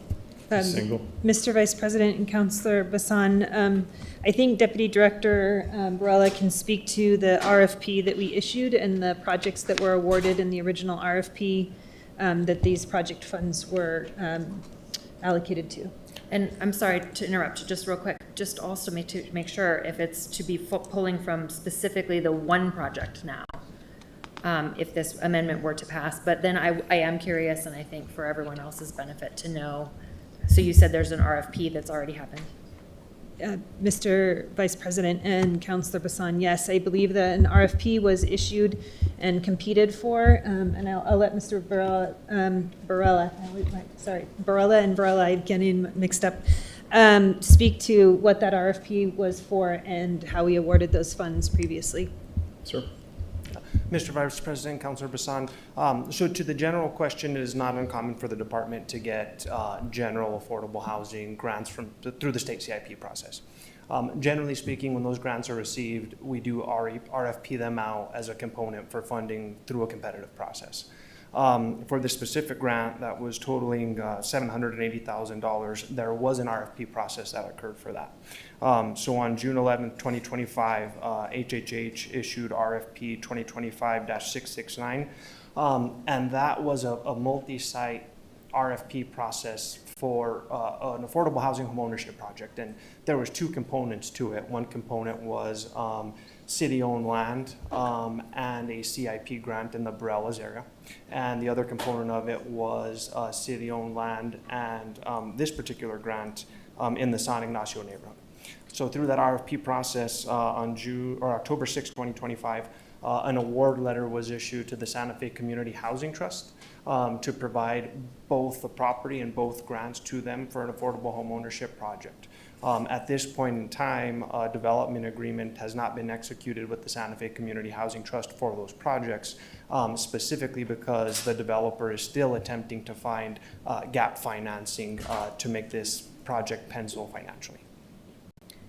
So, Mr. Vice President, I guess, so if we pass this, then that goes away, correct? And, I mean, okay, but before, because I'm just going to do my questions now because they are, I mean, it's going to be affected by this. Thank you. So was this, with the state capital program, was it something that counselors lobbied for, or is this something that was on the ever-loving book of priorities that the mayor sends up and that the admin sends up? Or, so where did this money, who went out to retrieve this money? Madam CEO. Mr. Vice President and Councilor Bassan, generally with affordable housing dollars, we lobby across all of us to have as much affordable housing dollars going towards the city of Albuquerque and the projects that we know that we have. In these two specific project numbers, I believe these were general capital outlay appropriations that came through the legislative process in the distribution of affordable housing funds. I don't think we could say it's our proportionate amount. I think it's just ensuring that dollars are coming to the city of Albuquerque. And we typically issue those funds through RFP to allow for the highest ranked possible affordable housing projects to be awarded those dollars based upon the RFP criteria that we set each time. And at this one, I believe it was related to affordable housing, and home ownership was the priority set by this RFP. And Mr. Vice President, I guess another question I have is, if there was already an RFP and all of that had already happened, then why were these two project numbers picked to now move into this project? Thank you, Mr. Vice President. I appreciate the question. We relied on the department to help us come up with a solution when we found out that the funds that we had originally allocated were already spoken for. And because this particular one for this development agreement has not been executed in over a year, the department felt confident that we could still move forward on projects that are ready now and replace this funding in this RFP. We've already asked the legislators to reallocate or reauthorize is the correct term, some other funding that would replace this for that RFP. And we feel confident, and the department feels confident that we'll be able to reallocate or reauthorize through the state capital another fund stream that will make this one whole. So we relied on the department to help us find a solution to get two projects moving that are ready to go now while we wait for a project that's not been coming to fruition. And I'm of the opinion that we should fund the things we can do now and then figure out a plan for the other ones that are waiting. And, okay, and so Mr. Vice President, I think that so is that, no disrespect, No, Counselor, is the department good with this? Is the administration good with this? I guess. And then I have another question I'm trying not to go tangential, but is this something that the department is fine with and that the admin agrees with? Mr. Vice President, Councilor Bassan, so we do have two grant agreements, both of which were issued in 2025, totaling about $446,000. As the language in those agreements are currently written, one is for a subdivision and one is for motel renovation, which we do not have a motel renovation project. And so the intent of the department is to request reauthorization for both of those grants. Should they be reauthorized, there is the ability to make the Santa Fe Community Housing Trust whole. The variable in that is that it is dependent on reauthorization and going through the legislative process to remove or edit some of the language to make it fit the specific project. Okay, and I think my last question is, I mean, I was always under the impression that if we're going to move any kind of capital dollars that are obtained from Santa Fe, that it needs to be reauthorized from Santa Fe. This is like a whole new, I was gonna say something completely inappropriate. This is a whole new mind game that I'm not aware of, because I've always been told that we should reauthorize and have the legislators. So I would hate for us to do something that the legislators are going to say, no, I gave funding for that project and now we're gonna change it up. So I don't know if Director Padilla, you have something with your history and all of that could help clarify? Yeah, Mr. Vice President and Councilor Bassan, I asked the question, like, where does this money come from? Is it from individual legislators, and then that would be important if you're going to change the intent of the legislator. If this was just, from what my understanding is, this was just a pot of money that council and the administration went up and said we would just like housing dollars, so it was pretty broad. So in that sense, it makes sense that they would go to RFP to figure out what was happening. We can verify that, since this has to be deferred anyway, and verify that that money is in fact just a pot of money that legislators were giving. If the scope is broad enough, then we don't need to go back to Santa Fe, because the scope will allow the money to be used for this particular project. That is why they said that the scope for these other two pots of money, they'll have to go back to Santa Fe to redo the scope in a reauthorization, so that the scope is broad enough to allow them to use it for the other project. Educational. Thank you. I don't know if Madam CAO had something else to say or not, but thank you. Director, Vice President, Councilor, just for clarity, on the two pots of money we'd have to have reauthorized, there were some changes done at the state level in regards to the authorizations. They do allow only one time for reauthorization of that funding, and therefore we do have to make sure that we have the support of the state to be able to reappropriate the funding to make that full. And so that's a consideration. It's not a guarantee. Right, so I do understand the pressing. We have a project that's viable. The scope is broad enough to be able to put the money there. It is also not guaranteed the reauthorization would happen, and therefore we have to submit that, because the two scopes of which we would redirect funding to make it whole again could get caught or could get flagged. There's no guarantee, but we would make that attempt to be able to make it full and then reappropriate that money to fill it. Secondly, we wanted to be clear that the two projects that were funded do sit in respective district areas, right? So I believe in Councilor Baca's area as well as Councilor Pena's. And so that is where the funding would sit for this particular project. That would, it still needs to be made full and whole, but this appropriation is pending that. That's why there's no development agreement. Mr. Vice President, now can yes, I, because he was responding, may I yes, circle back? Thank you. So these projects are not pulling from something that's already existing in District 6 or District 9? Mr. Vice President, Councilor Bassan, not currently existing, awarded, but not fully funded for full development yet. The projects aren't complete yet. I mean, are we going to go down that road? Are we going to start doing that to each other? Madam CA. Okay, thank you. Councilor Rogers. Yeah, thank you, Madam President. I think it's, or Mr. Vice President. I think it's important to note, though, just important to know that the part we're trying to reauthorize is for the motel conversions, not the whole pot. And there's not a current project holding, correct, Mr. Barella, for motel conversions for this money. Mr. Vice President, Councilor Rogers, that's correct. We do not have a motel conversion. So we're not trying to take money already slated for any projects in any other districts. That is not my intention, and I definitely asked that question to make sure before we did this. This is all we're doing is reauthorizing the word motel conversions to say we want to use that pot for this funding. We've already reached out to the legislators as well. I'm doing my due diligence as well and talking to them.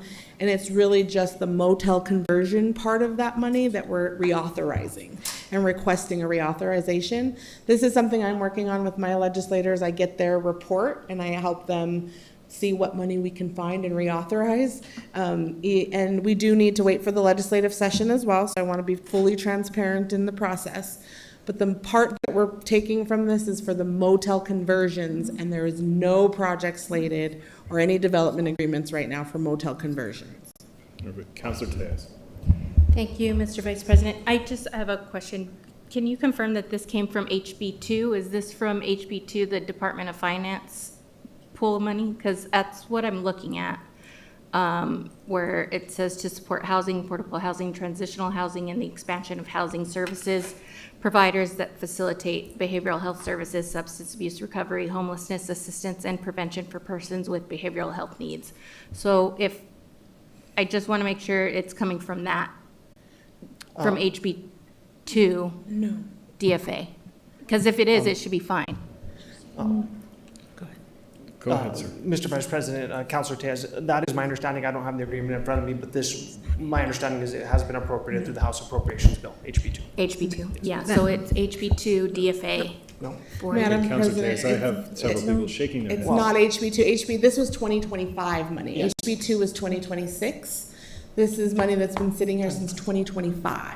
Madam, Madam I'm sorry, CEO. if I may Yes. correct the record, these project numbers are 24 dash, which means they are from fiscal year 24, which is not the HB2 bill that you just read, 'cause different legislative sessions. So I just want to be super clear. I just want to make sure we're really accurate, because again, Please. just want to make sure we have the facts. So regular session of 2024? Yes, and just want to be clear, the funding that these projects are funded are not the motel conversion. The funding that we are pulling in these projects is the RFP that we issued, in which we awarded the project in San Ignacio and Barelas.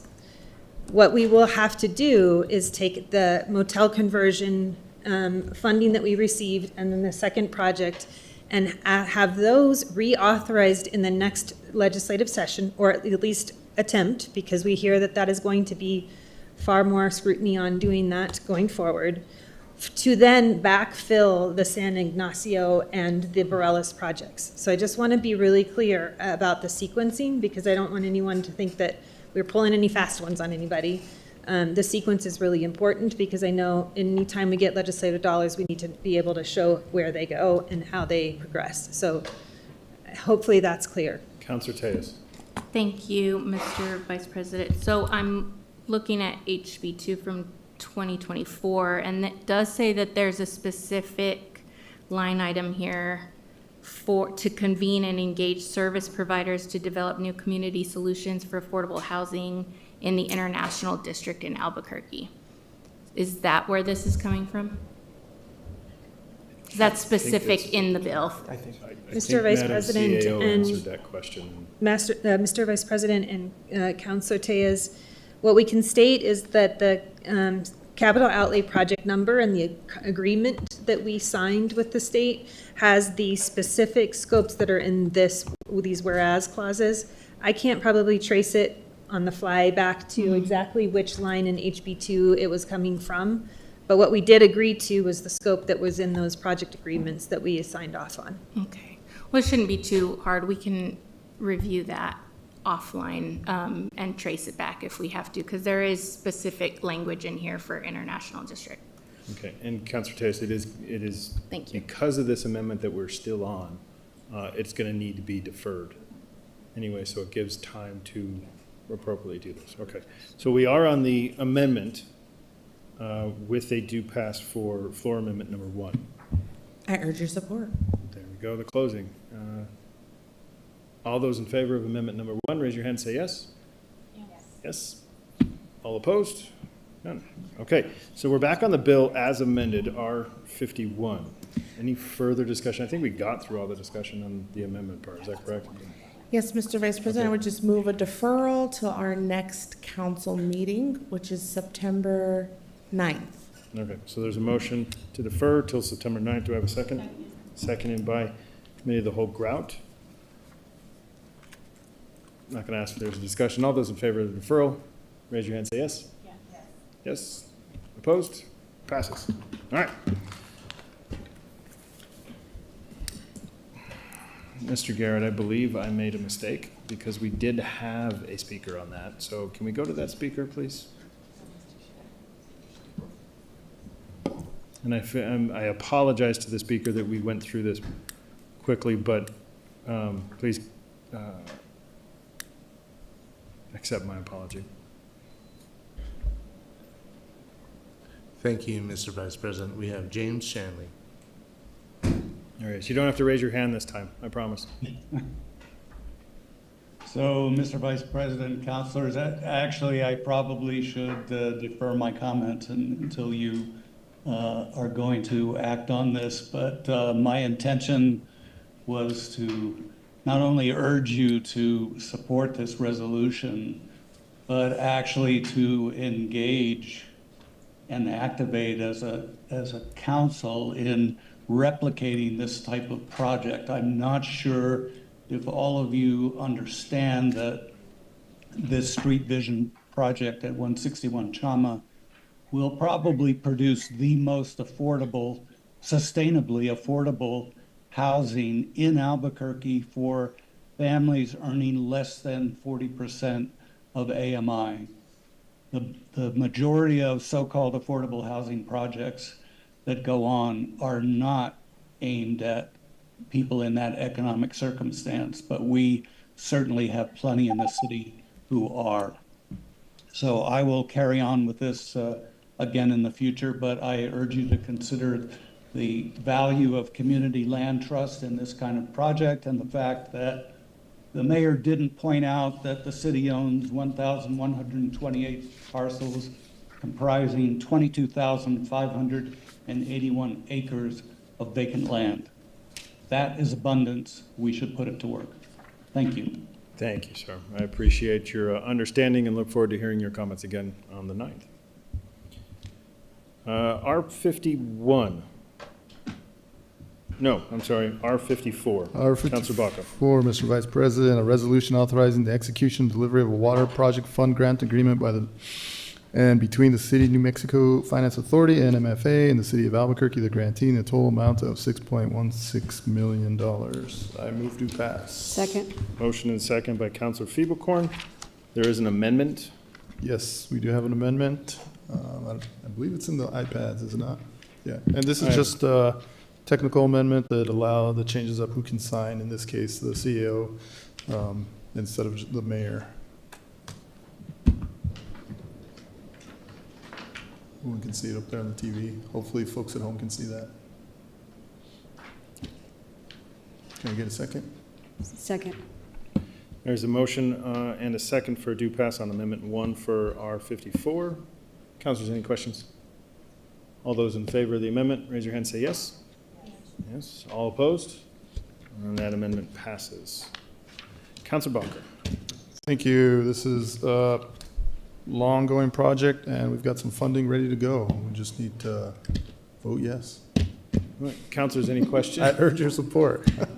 An opening and a closing. Councilors, any questions on R54?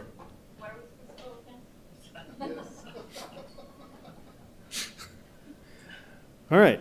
Being no questions or comments on R54, the motion is a due pass as amended on R54. Those in favor, raise your hand, say yes.